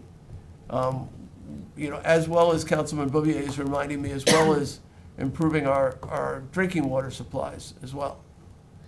Would that also be true for those of us who have wells not very far? You mentioned previously, when you were discussing the Hampton Bay site, that one of the concerns was water, was leakage or seepage into the adjacent water bodies and water table. And as one of the previous speakers mentioned, many of us use well water, and that is a very serious concern because, as you know, it's a residential area. Is that something that you would consider as well? Well, it's something that needs to get looked at, certainly. What I was saying before was based on a citizen comment about sewage treatment overflowing, like rolling down the street kind of thing. That was a very different issue. So typically sewage treatment removes nitrogen down to a particular level, more than those IA systems that we're requiring residential properties to have. So, if you bring it down under, what is it, 10 milligrams per liter, you're, considering it's a safe, it's like a drinkable standard. So obviously impacts to private wells is something that would need to be studied as part of the secret process, that State Environmental Quality Review Act. I don't know how many private wells are in that area. It's something that the health department would want to look at in determining the, the appropriateness of a site. But, if you're on a private well, yeah, I think that's an issue that really needs to be looked at. Mm-hmm.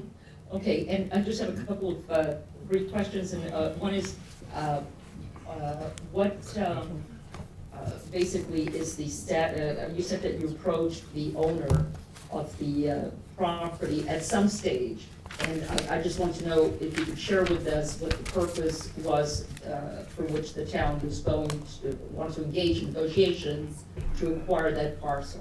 Yeah, so I'm not involved with the negotiations, but Dan? Sure.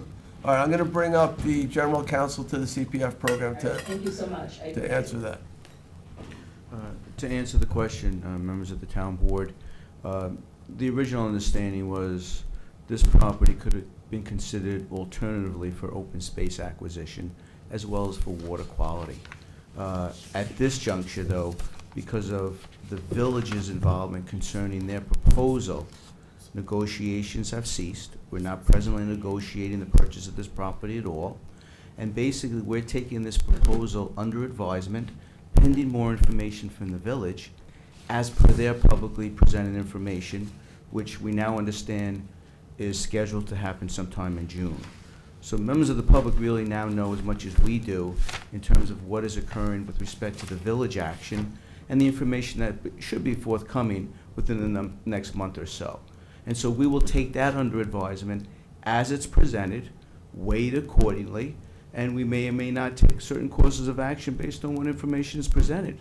But it's speculative to think or understand what's going to happen from this moment forward until such time that the village presents more information, not only to the town proper, but certainly to the residents, both in the village as well as residents in the town of Southampton. Dan, why would the village spend all this time pursuing a property that isn't for sale?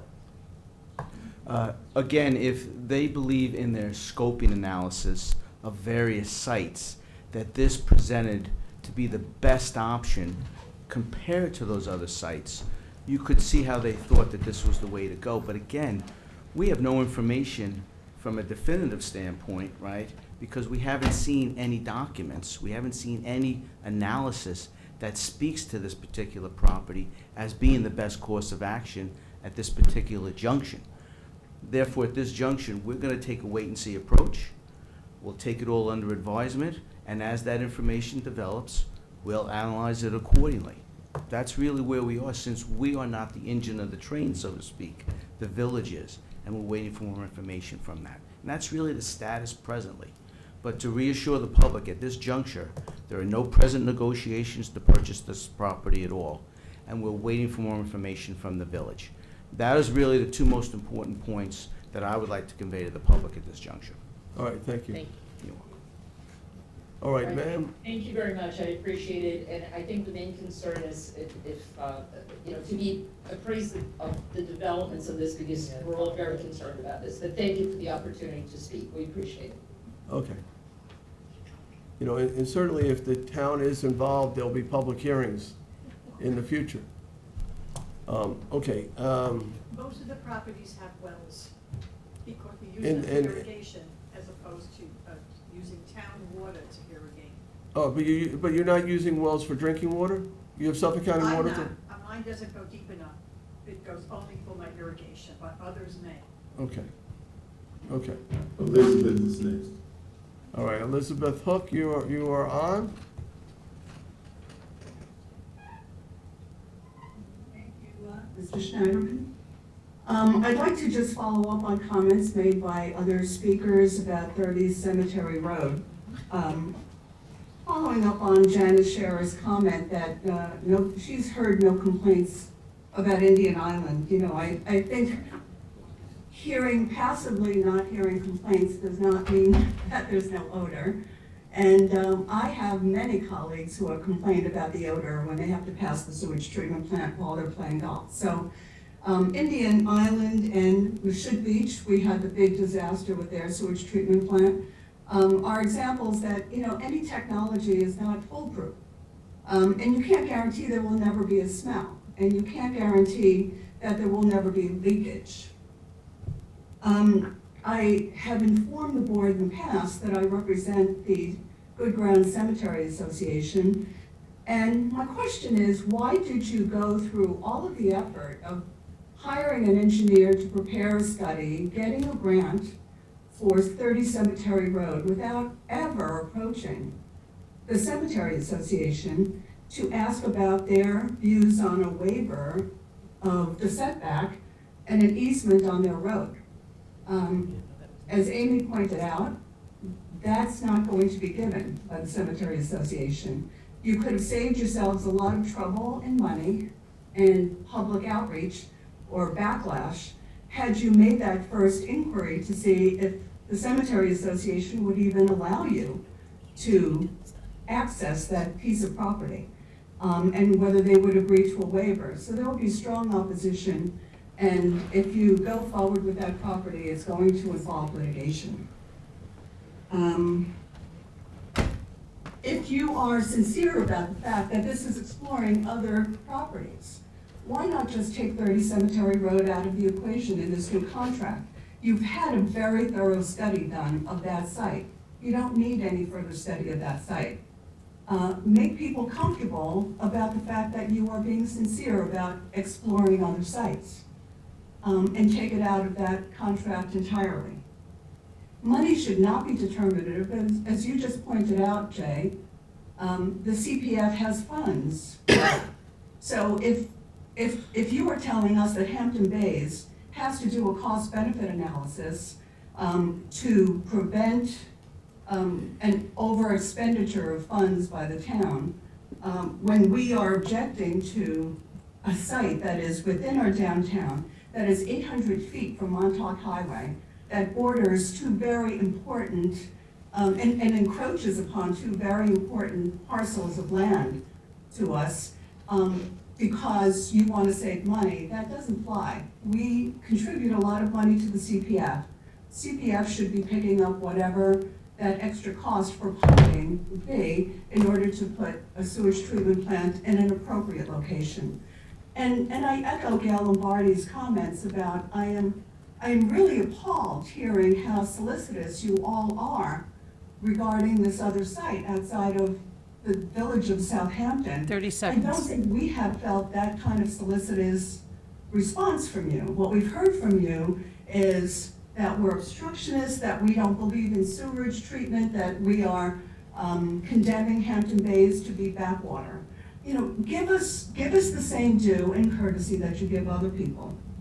And finally, you made Janice is constantly reading from something that I'm not sure what she's reading from, explaining her thoughts and ideas of what this contract is supposed to be. It is clear that it is not clear to everybody else.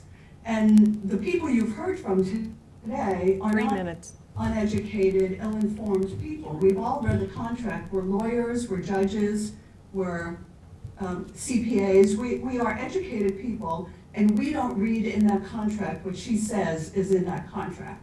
So take that constructive criticism and clarify that resolution to be crystal clear as to what your intents are, because right now, what your intention is, right now it's not crystal clear. Thank you. Thank you, Elizabeth.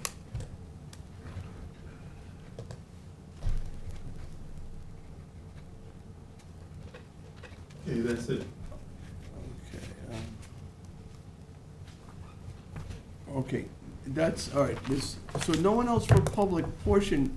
Charles, did you have people who still wanted to speak at public hearing number 12? I have no other hands. All right, beautiful.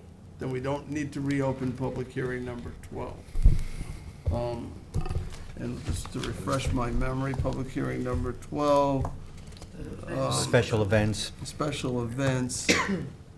Town Code Chapter 283. Yes. Apparently, there was a number of them, and they couldn't raise their hands for whatever reason.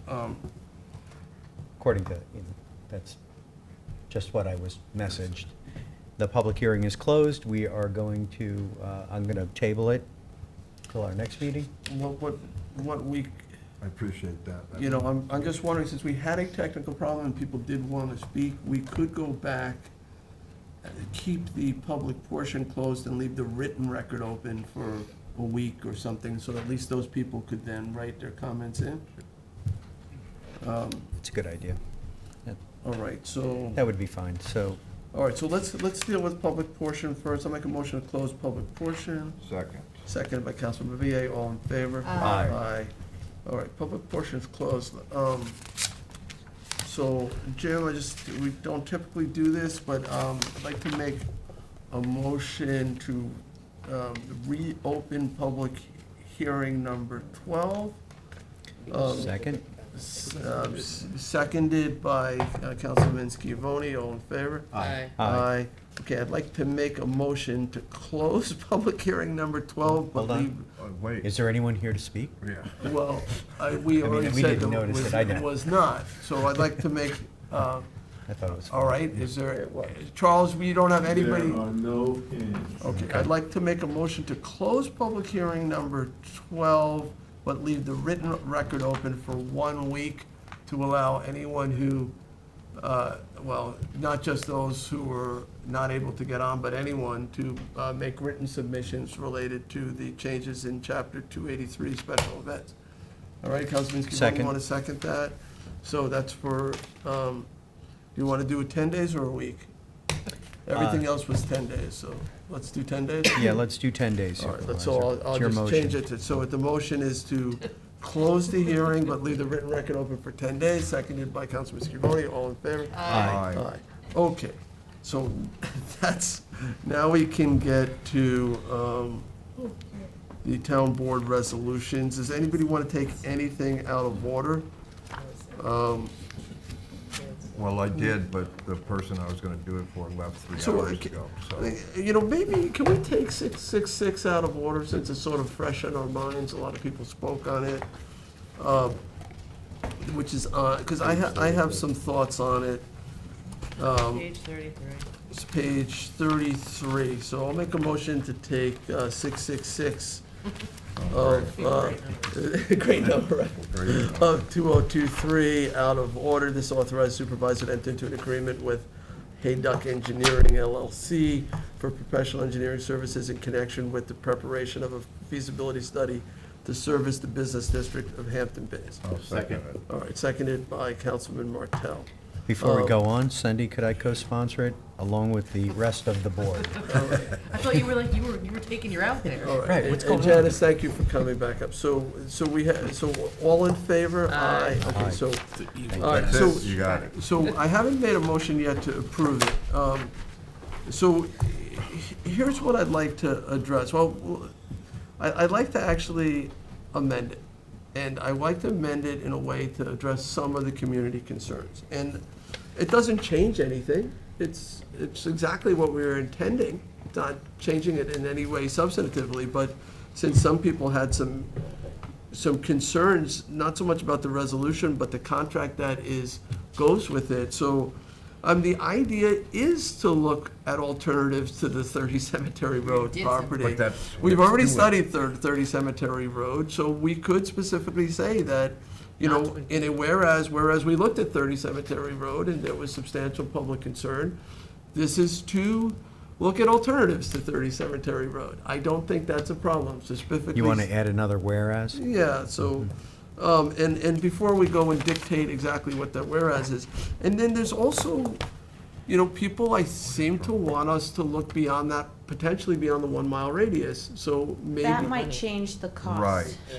So I You would, gotta I be would careful. not be We'll able start to. within the 1 mile, we can always expand that. I think we Janice, should on do. that, so we're not talking about just the village business anymore. You said we're considering, say, from Bellows Pond Road to, what was it? Bittersweet South Bittersweet, Extension, yeah. And then yeah. it's a mile So we've beyond already, that. yeah, and then it's a mile beyond that. Yes. So, right. It's a big I area. mean, But we haven't defined the boundaries of Well, this that was what their downtown zone. understanding was in their proposal, and task one is to confirm that. So So can we we still have include some that? iterative, yeah, we have to hire them in order to. So that's what this is for, and Go if we through expand that. it again, then it would cost more money.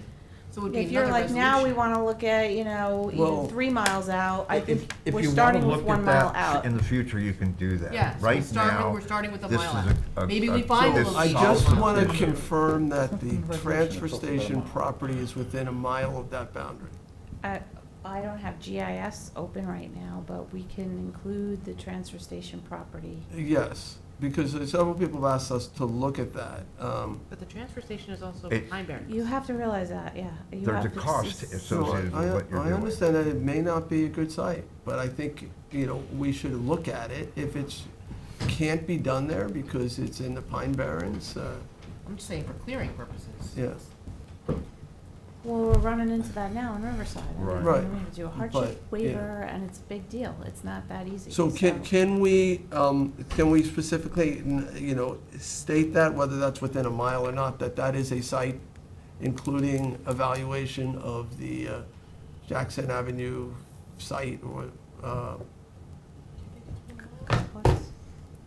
because a lot of people have asked that site, and I have said that that's something we will consider. Definitely within a mile. Yeah, if you Yeah, go a it's- direct line, it's within a mile. Sure, the way As that the crow flies, I yeah. think Yeah. so. Exactly, but we, A mile radius. direct, a mile from the boundary that we haven't even determined. Right. We haven't But from what determined. she specified, it's, Sears Bellows to. yeah, I mean, if you put a dot in good ground, right, so switch that, like center of downtown, a mile directly to the transfer station. Right. I believe it's within a mile. And there's nothing in Can the we just put a line in? Listen, why don't you put to include transfer station? And then if we have to amend it Yes. for money, we have to amend it for money. Okay, so to include, all right, so, and we have to sort of nail down the language here, but let me try to do this. So, we're gonna add a whereas, so I think it would be right after the first whereas. Is there a time constraint on this? Can this be approved at our next meeting and we can amend it? Can we table it till the We next could meeting? table it, and you wanna clean it up, is there? Or is it time sensitive? Well, I mean, we just wanted to get underway, that's all, so. Well, let me give it, let me give it, We have all the time in the let world. me get a shot at Can we just dictating pull it. this and redo it? Yeah, Can we Yeah. do that? we Instead of did, trying to I don't figure know this out why right we're now, doing this here now. Just table it and we'll just put it on for the next meeting. I think I could actually dictate this, but if you wanna wait? I I- want to be we it. No, I don't. Okay. Well, I'd we like to have- move forward on this. Yeah. I mean, no, I'd like to pass it and get it underway. I mean, if we could do it simply, I All believe you're the really spirit of what looking was to said do today is in this Add contract. that the purpose is to we're not Consider the, considering Cemetery Cemetery. Road right now. It's part of this. You already considered that. Yeah. And the other thing is to include the transfer station. right, there's nothing in the resolution And that then- restricts We the could put it in the study to contract. a mile. There's no mention It's in of the a No, mile. it's, Back to my point. it talks about, it references the proposal, and that is where it talks about the mile. So, I mean, if I start saying, I want you to look at every site for the 5 miles, they're gonna say, well, that's more money. Yeah. So that's my only concern. But I would like to establish the actual area that we're looking at. I know it's in the contract, but I think we, Well, that's task Should- 1. okay. That's task 1. We're going to get a map and say, this is it. That's the first order of business. They perceive it to be what I just said. If you want to go beyond that or make it less, then that will be what you will tell them you want to do, right? right. Other than that, I mean, Well, I don't know, know I that agree there's with our any- town attorney, who is a lawyer, and what he's telling me and what I think I'm hearing is that it already is included in this. It's in the contract. It's in the contract. I don't know why we're doing this. All right, so here's what I'm suggesting. If you as- might want to respond, Supervisor, I don't understand what you're doing here. I'm trying to make sure that our community has a comfort level in the resolution that we pass. So what I'm suggesting is that we build a second whereas that says, whereas the previous study considered a property located at 30 Cemetery Road, which was met with community concerns, and now alternatives to 30 Cemetery Road should be considered. Pretty simple. I mean, That's fine.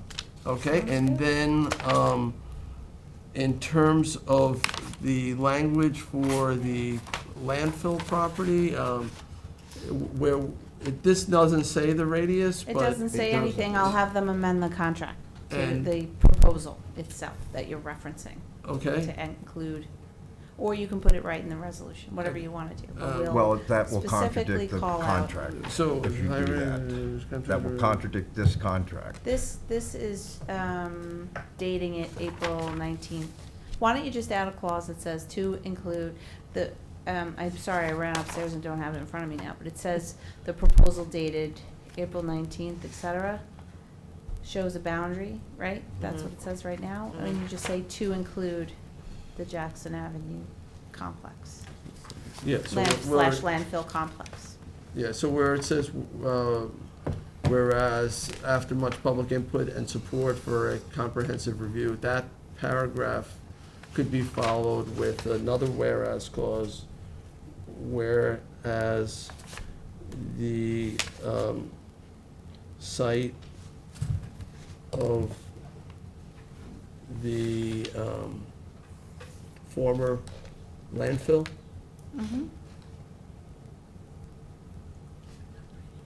landfill, is that on Jackson Avenue? Along Jackson, on Jackson Avenue? Jackson Avenue complex. On Jackson Avenue, At the end. Whereas the site of the former landfill on Jackson Avenue should be considered in this I mean, all your evaluation? whereases are findings of fact as to why you're doing something. So just this discussion alone is plenty for us to just All right, add. all right, so let me read it one more time. All right, so there's a new, I'm gonna make a motion to amend to add a whereas clause after the first whereas clause, so it'll be between the first and the second. Whereas the previous study considered a property located at 30 Cemetery Road, which was met with community concern, and now alternatives to 30 Cemetery Road should be considered. And then, before the resolution that begins, whereas Hayduck Engineering LLC has the expertise, there'd be a new whereas that says, whereas the site of the former landfill on Jackson Avenue should be When you say considered. will also be part of the consideration. Should be considered Should in this or will be? evaluation, because it's gonna be in the contract, so Yeah, it's, should or will be? Shall. should Well, be, it's not should be law. considered in this evaluation, Okay, okay? no problem. Sunday. Yeah. You got it? No, I don't. It does. Jim, We'll can your fix it in the office morning. provide that? Yes, Yeah, we'll- yes, yeah, we we'll will work it provide Yeah, it to you. just so that the legalese is sufficient for the purpose. Thank you. Whereas the site of the former landfill on Jackson Avenue should be considered in this evaluation. Okay, so I'm making a motion to amend it to include those two whereas clauses. There's I'll second a it. second by Councilman Martell. Any discussion? I think we've had more than that discussion. Are you prepared to pass it as I'm going amended? to or you abstain still because I'm uncertain of the legal implications here. All right, I'll make a motion to table. I want the board, this is too important to not have the full board. So, if you want to see it John's a written. sponsor on it, so. Am I the sponsor? You were one of the a sponsors. sponsor. I'm a Well, sponsor. well, Well, yeah. you guys can vote on it. I'm uncomfortable because I haven't looked at the I contract. think we should table it I till haven't the had a next lawyer meeting. look at it. I'm just a little uncomfortable with doing this like Let's just this. table it till the next meeting, Yeah. and we can have the The board would like to see the contract that's attached You to all it. did see the contract. Yes, we've that seen you it. I haven't just seen don't have it in front of me because I They'd wasn't like prepared to for this. review it. Okay, so, How about I will have them include a map attached to the contract, which I think there was one, but make sure the map, and make sure that Jackson Avenue is within the boundary of the map. And there's an X on. there's Sure. an X on 30 Cemetery Road, I Cemetery. mean, like, what do you want? Yeah. I think it's clear in the intent, but Yeah. I just want to make sure we don't put ourselves in jeopardy. Yep. okay, so, Sounds good I'll to me. make a motion, I'll withdraw my motion to amend, I'll make a motion to table. Second. Seconded by Councilman Martell, all in favor? Aye. Aye. Okay, so that's tabled to the next meeting. Okay, thank And you. you guys will work on Thanks, the Jan. Thanks, Jan. precise language for that. All right. Aye. Although you did a bang-up job trying to be a lawyer there for a minute. I tried to move it forward. But I understand. And we it should wanna- be, we it wanna should get be right. noted that this is this is a delay. This is a delay in what we want to do in Hampton Bays. I'm a little sad about 2 that. weeks. I get it, But I you understand have why, contract attorneys, but so- we had, we're doing this study. Well, It's gonna you be know, delayed. I wanna make for it clear that- expediency, I don't think that's the reason you do something. You know, I think have to having have it something done right. misworded got us into a lot of trouble in Hampton Bays. I'd rather make sure that the wording is absolutely. Right, and I Yeah, want I to read agree. that Yeah. contract very carefully.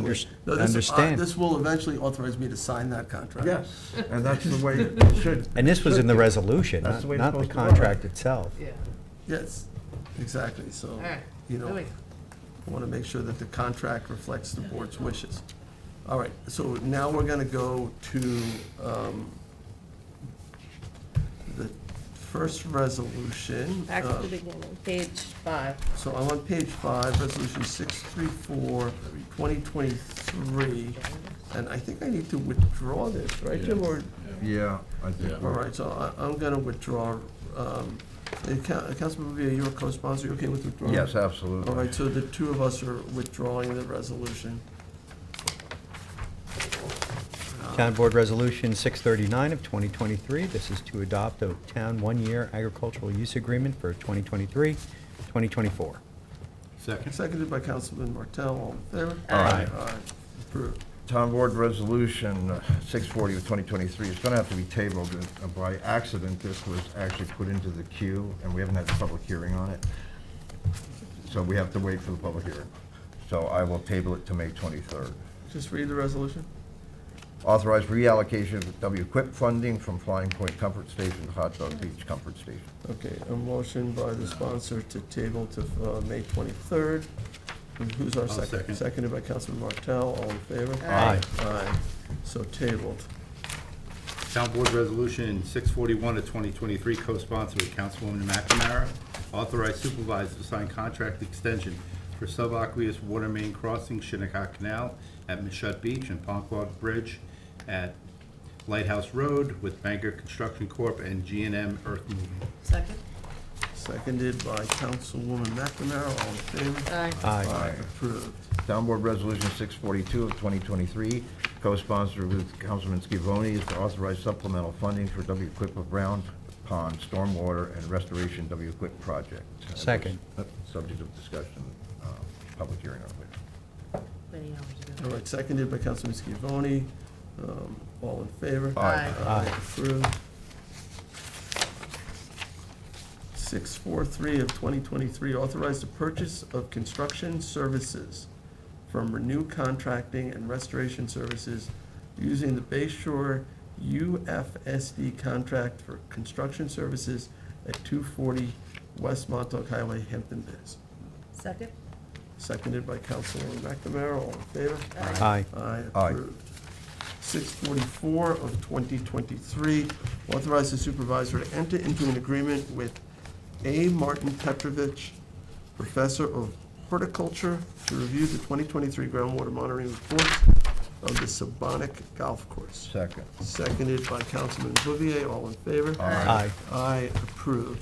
645 of 23, authorize the supervisor to enter into an agreement with A. Martin Petrovich, Professor of Horticulture, to review the 2023 groundwater monitoring reports, annual superintendent's report, and management of the Bridge Golf Course. Same second. Seconded by Councilman Bouvier, all in favor? Aye. Aye, approved. 646 of 2023, authorize the supervisor to execute a 2023 service and maintenance agreement with Best Climate Control for maintenance and service of the air conditioning and heating equipment at Southampton Town Police Department. Second. Seconded by Councilman Scavone, all in favor? Aye. Aye, approved. 647 of 23, authorize the supervisor to execute the computer use agreement with Edward Wolfersdorf in furtherance of professional services consulting contract. Second? Seconded by Councilwoman McNamara, all in favor? Aye. Aye, approved. Town Board Resolution 648 of 2023, authorize the supervisor to execute a lease agreement with Quadrant for IX5AF mail machine system for Justice Court. Second. Seconded by Councilwoman McNamara. All in favor? Aye. I approve. 649 of 23, authorize the supervisor to execute a sole source agreement with CI Technologies, Inc. for IA Pro and Blue Team software for Town's Police Department. Second. Seconded by Councilman Schiavone. All in favor? Aye. Aye, approved. 650 of 2023, co-sponsored with Councilman Martell, authorizes the supervisor to execute an agreement for the replacement of 3 RTU HVAC units at the Southampton Town Justice Court with Premier Mechanical Services, Inc., using a Suffolk County contract. Second? Seconded by Councilman Martell. All in favor? Aye. Aye, approved. 651 of 2023, authorize the supervisor to execute an agreement with High Tech Air Conditioning Services, Inc. for HVAC repairs to the lower level auditorium and first floor auditorium of Town Hall. Second. Seconded by Councilman Bouvier. All in favor? Aye. Approved. Jackie, before you leave, is there one you were waiting for? Because I could take it out of order. I was hoping for Enterprise and Round Pond. Round Pond we did. Round Pond, okay, Yeah. and for Enterprise. Did we do Round Pond? Yeah, We did. Yes, we did. Um, Enterprise hasn't come up yet, Yeah, that's. but I had to, About 3 back. Page 102. yeah, I had to table the other one, the hot dog beach one. 102, on page 1, which one, 702? Page 102. Page 102. It's right here. That's the Five Towns one? Yeah. All right, I'll make a motion to take 702 of 2023 on page 102 out of Yeah. order. It just Second. needs to be amended per. All right, seconded by Councilman Bouvier, There's an all in amendment to favor? it? Aye. Okay, so here's the amendment, on the be it further resolved, where it says 1 development right, it's actually 2.63 development rights, so we're adding an S, and the word be Yes. acquired. So that should read something like this. Be it further resolved that 2.63 development rights be acquired. Everybody got that? All right, so I'll make a motion to amend as I just described. Second. Seconded by Councilman Bouvier. All in favor? Aye. Aye. Okay, let me make a motion to approve as amended. Same second. Seconded by Councilman Bouvier. This is co-sponsored by Councilman Bouvier and Councilman Schiavone. On the motion, this is that piece up along the oval there, that has the radio tower or towers. I think it's very important that we add this to the assemblage we put together already for our sewage treatment in the Riverside community, and this would be a water quality acquisition. So, it's not where the actual plant is going, per se? It's No, more it's- recharge. It's part of the recharge system. Okay. At least that's the current thinking. Okay, just adds to the buffers, et cetera. Yeah. Possible leaching field. Possible leasing, okay, so any further discussion? Nope. All right, I'll call the vote, Fully all in supported. favor? Aye. Aye. Approved unanimously. All right, and there was no other? We do have 2 other acquisitions. I'm sorry, they're right back. Is there a need to take them out Any of order, amendments? really? No, No. Okay. there's no urgency. So we're good. I'll let you know if we don't. How about that? There's the Draconic Trail and the Jill one, but they're on towards the end. Yeah. So if you Yeah. wanna go back over to It should I will be fine. voting yes on both of those. You're not Okay. worried, right? I will call you if there's a problem, Okay. okay? Thank you, get home safely, please. So back to page 22? So now we're rewinding. 22. Page 22. Everybody there? Yep. Okay.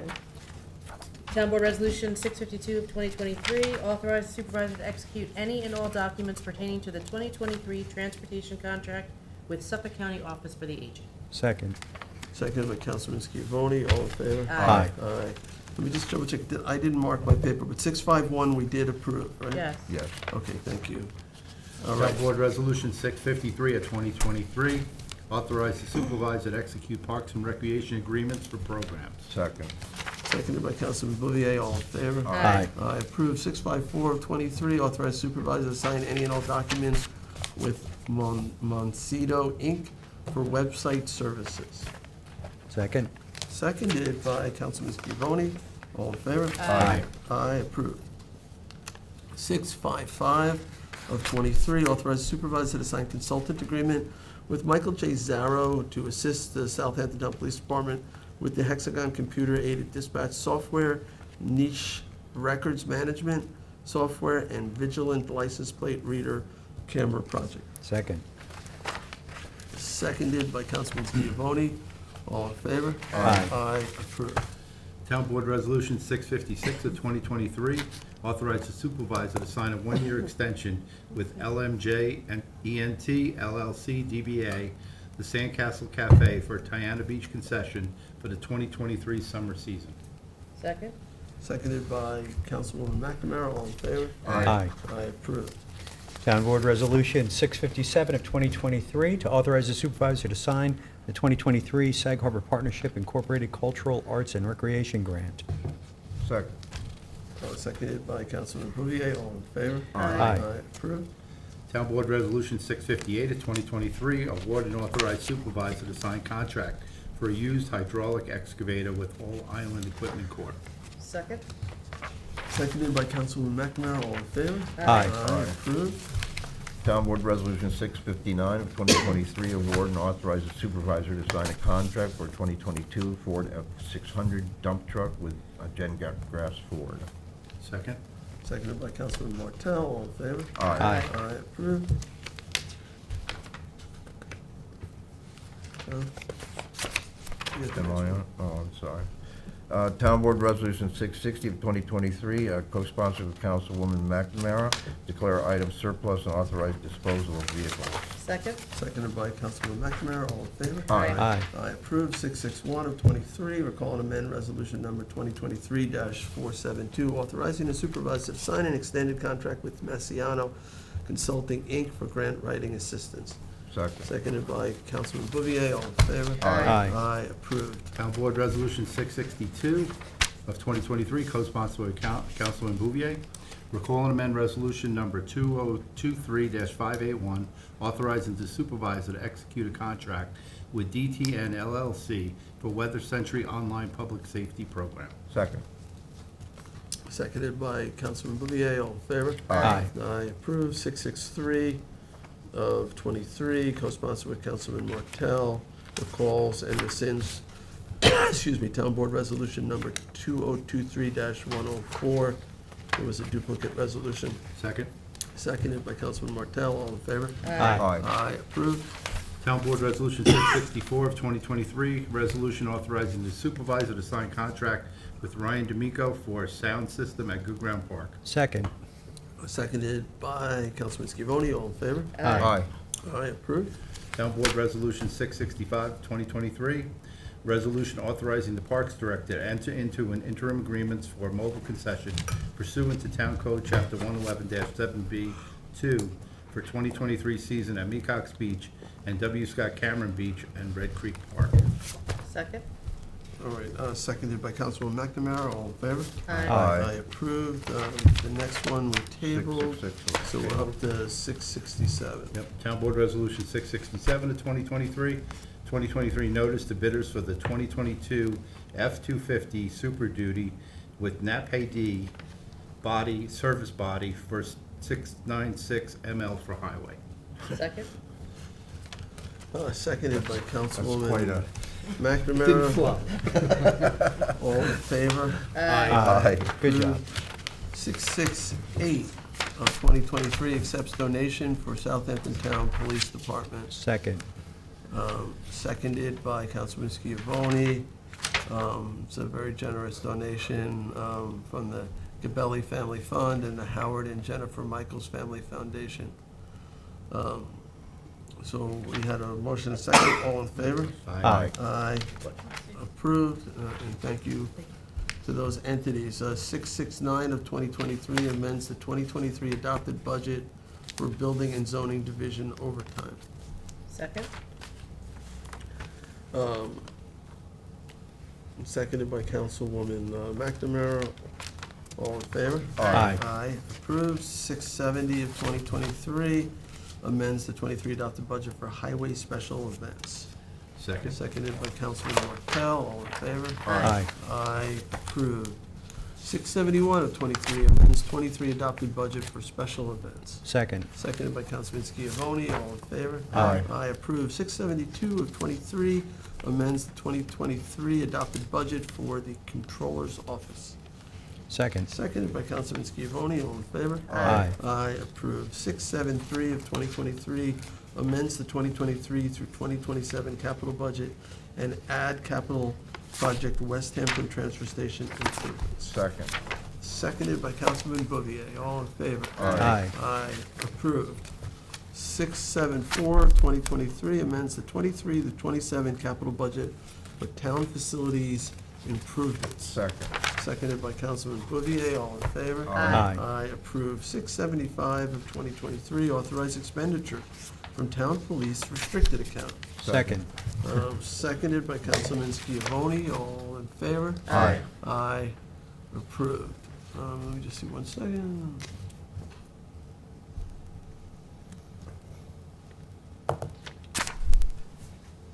This is for various small equipment.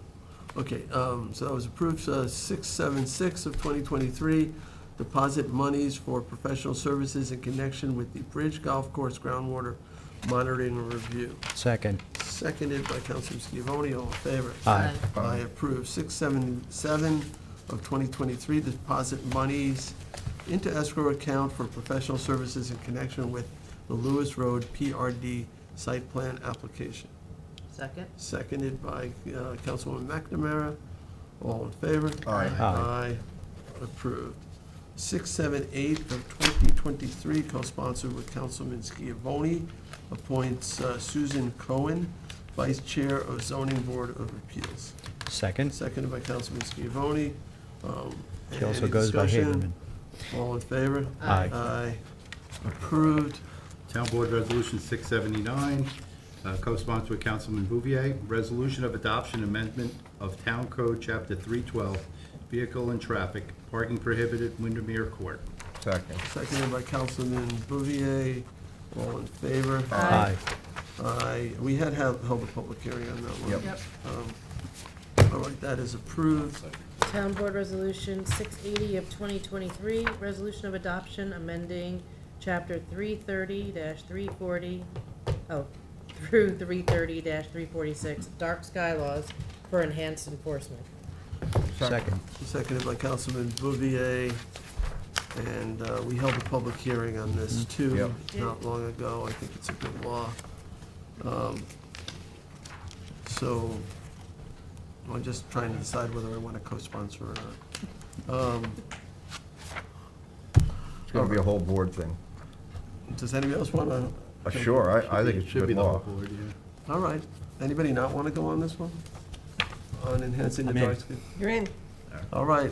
Everyone There's else? a- There's a Everybody great, wants that. great Rick's good? segment on Sun TV too, about the About dark it? skies Yeah, and somebody told the me about it. lights and stuff that are available. Oh, cool. Yeah.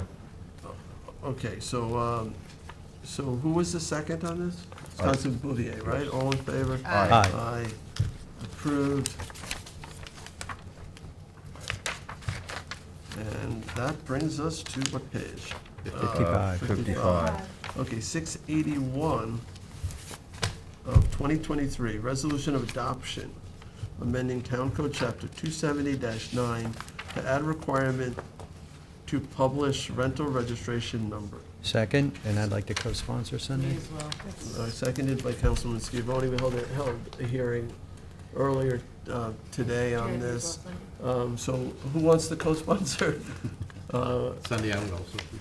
Okay, so John, John. do Good you one. want to be? Sure. Okay, so the Don't whole wanna board's do going that. to co-sponsor it. I think it's an important step that I will think it's a great step. help Yeah. keep people safe and also help code enforcement do their job.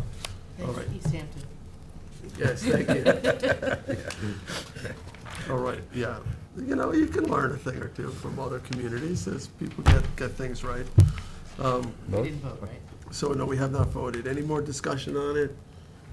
It would go into effect July 1. So, all right, all in favor? Aye. Approved with everybody co-sponsoring it. Town Board Resolution 682 of 2023, co-sponsored with Councilman Martell. This is a resolution of adoption, amending Town Code, Chapter 283. I move that we table it to May 23rd meeting at 6 o'clock. Second?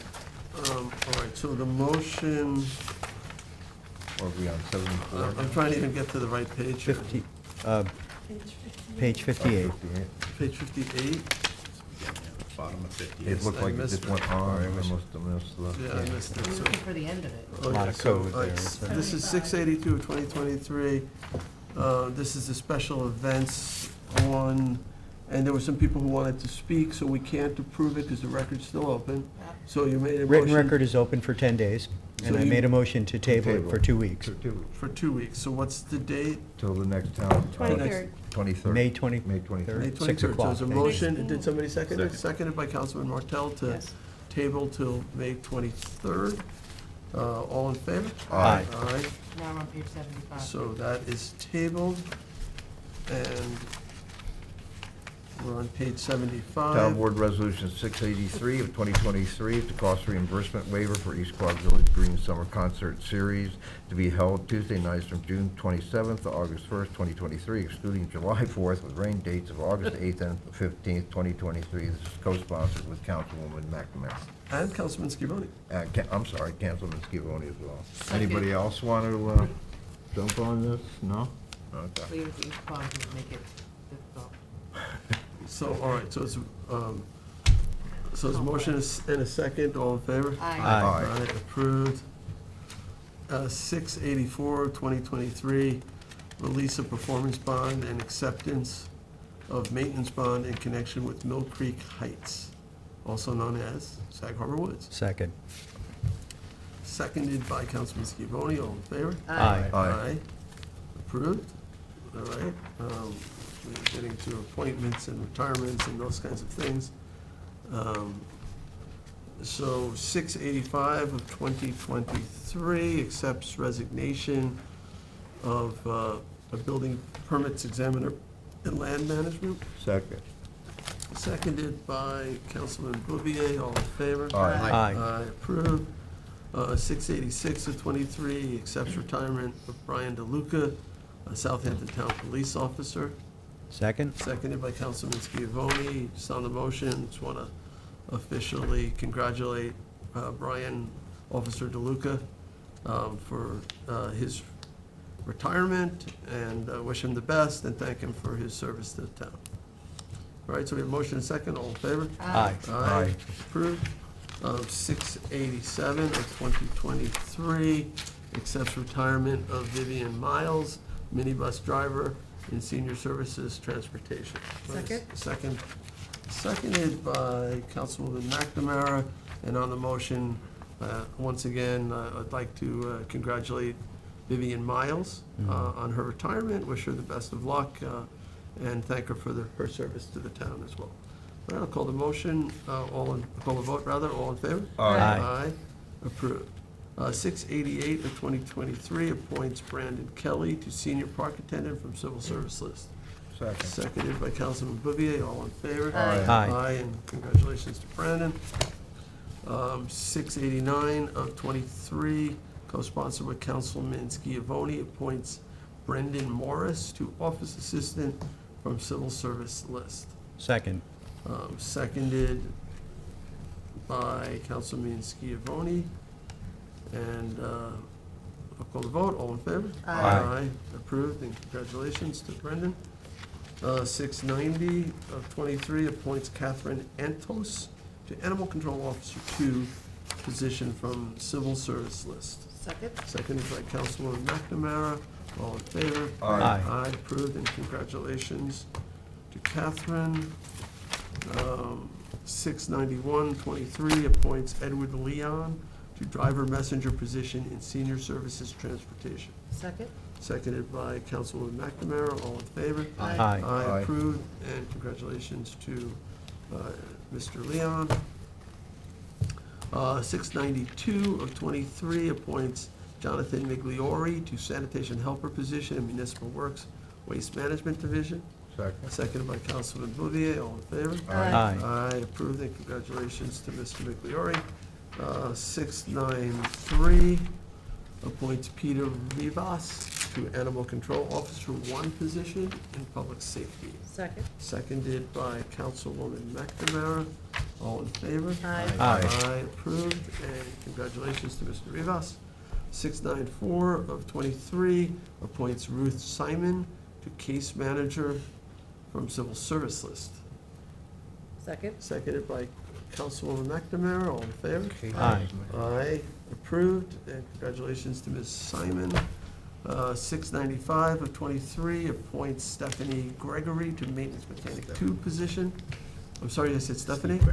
All right, sorry, it's getting late. Appoint Stephen Gregory to Maintenance Mechanic 2 position in Water District. Second. Seconded by Councilman Martell, all in favor? Aye. Aye, approved, Town Board. congratulations to Mr. Gregory. Town Board Resolution 696 of 2023, co-sponsored with Councilman Scavone and Councilwoman McNamara.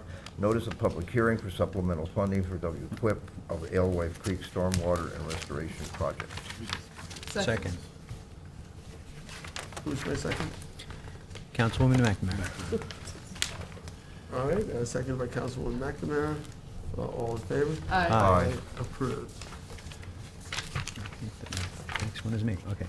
Town Board Resolution 697 of 2023, co-sponsored with Councilman Martell, notice of public hearing to consider amending Section 6.5, penalties for offenses, of Southampton Town Code Chapter 164, fire prevention, in order to increase penalties and aid a mandatory surcharge. Second. Seconded by Councilman Martell.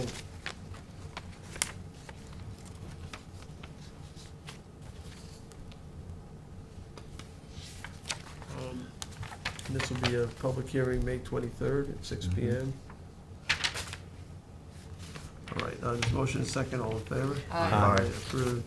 698 of 2023, co-sponsored by Councilmans Bouvier and Scavone. Notice of public hearing to consider the adoption of the 2023 CPF pilot plan. Second. Second, so on the motion, I just want to make it clear, because I misspoke at the work session, that this was the new pilot program. Oh. This is not the one that provides pilot payments to West Hampton and Remsenburg and Tuckahoe. This is the existing program for the 23-year. The same districts that have gotten it in the past will get it. Yeah, And because we have to wait till the next year. we have not adopted the new pilot program yet. This is the old plan. Okay, so I'm sorry I misspoke. We are working on that. We s- There's an and election that is involved our in this, right? intention, I believe, is to expand this pilot program to reach other areas that are Oh. Yes. impacted by properties being taken off the tax rolls for preservation. But that's not what this one is doing, so I want to make it clear before we vote. So any conversation, any discussion? All right, I'll call the vote. All in favor? Aye. Aye. Approved. Town Board Resolution 699 of 2023, co-sponsored with Councilman Scavone.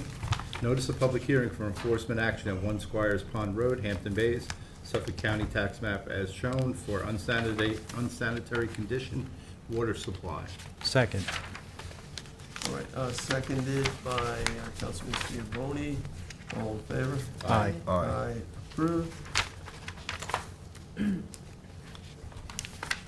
Okay, we are at 700. A milestone. 2023-700, notice of public hearing to consider the acquisition of lands of Shorts Pond Associates, Marcia Held, Jane Held, and Linda Held, located at 264 Geyer Road and 1160 Scuttle Hole Road in the hamlet of Bridgehampton, New York. Second. Seconded by Second. Councilman Scavone, and this would be a June 13th public hearing at 1 PM on these properties. So I'll call the vote. All in favor? Aye. Aye. Aye. All right, 701, notice of public hearing to amend Chapter 247, open space to allow for clustering of commercially zoned properties proposed for subdivision. Second. Seconded by Councilman Bouvier. This will be a public hearing on, 23rd, I think it is. We had a work session on this a Yeah. long time ago. I think We it's did, June yeah. 13th, 2023. Yes, the planning department has asked for this. All right. Okay, yeah, June 23rd. Yep. All right, so any I'm sorry, is that at discussion? 1 o'clock? I can't, oh, there, 23rd is sorry, 6. 1 PM. Oh, no, It's June 13th. June 13th. 1 PM on June June 13th. 13th, All right, so you seconded? yes. Okay, all in favor? Aye. Aye. Aye. Page 104.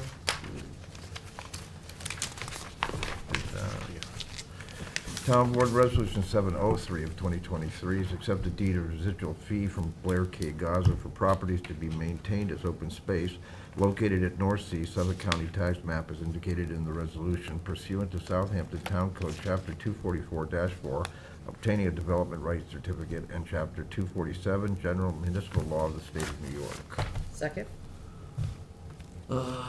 Seconded by Councilman McNamara. All in favor? Aye. Aye. Approved. Okay, 704 of 2023, co-sponsored with Councilman Bouvier, Martel, and Councilman McNamara. Tell me, John, I don't know, you're left out on this one. Acquisition of lands of Peconic Bay Development LLC and amend CPF management and stewardship plan to include the property. This is just to, Tiny little yeah, one. just, let me get a second first, and Second. second by Councilman Bouvier. It's 190,000. It's actually a waterfront piece. It's a small piece. I think it's actually improved with the structure that's getting Yeah. removed. I think Yeah, we're gonna structure's remove the not very structure. improved. But I think it will help create a natural buffer on that waterway there. I think it's a good acquisition. You don't often see waterfront for 190,000. I'd like to be a co-sponsor on this. All right, Waiting. and, I was going to second it. I'm but- ready here. Councilman Scavone would like to be added on, Madam Clerk. It would also give a tremendous facelift to that area. Yeah. To remove that Clean up structure that that's been a area. blight That's for true, a year. yeah. A lot of SOS complaints there. Yeah. All right, Blight. so, we had a motion, a second, all in favor? Aye. Aye. Are you the second? Approved. No, John. Councilman Aye. Bouvier was the Yeah. second. Okay, I am on page 106. 705 of 2023, co-sponsored by everybody. Acquisition of lands of Jill Rappaport located at 427 Little Noyak Path, Watermill, and amends the CPF stewardship plan to include the property. Do I have a second? Second. Second by Councilman Scavone. This is a $2.4 million acquisition of approximately 5.3 acres. This is the one where there's about a quarter acre where she will have up to a 10-year ability to utilize for 2 aging horses that are boarded there. And when those 2 horses are no longer with us, she'll either remove the structure that they're housed in, or I guess we'll knock it down if she doesn't. But there is that provision to allow that use of a small piece of this property that was part of the negotiated acquisition. It's adjacent to Middle Line Highway and the property that has Camp's Pond.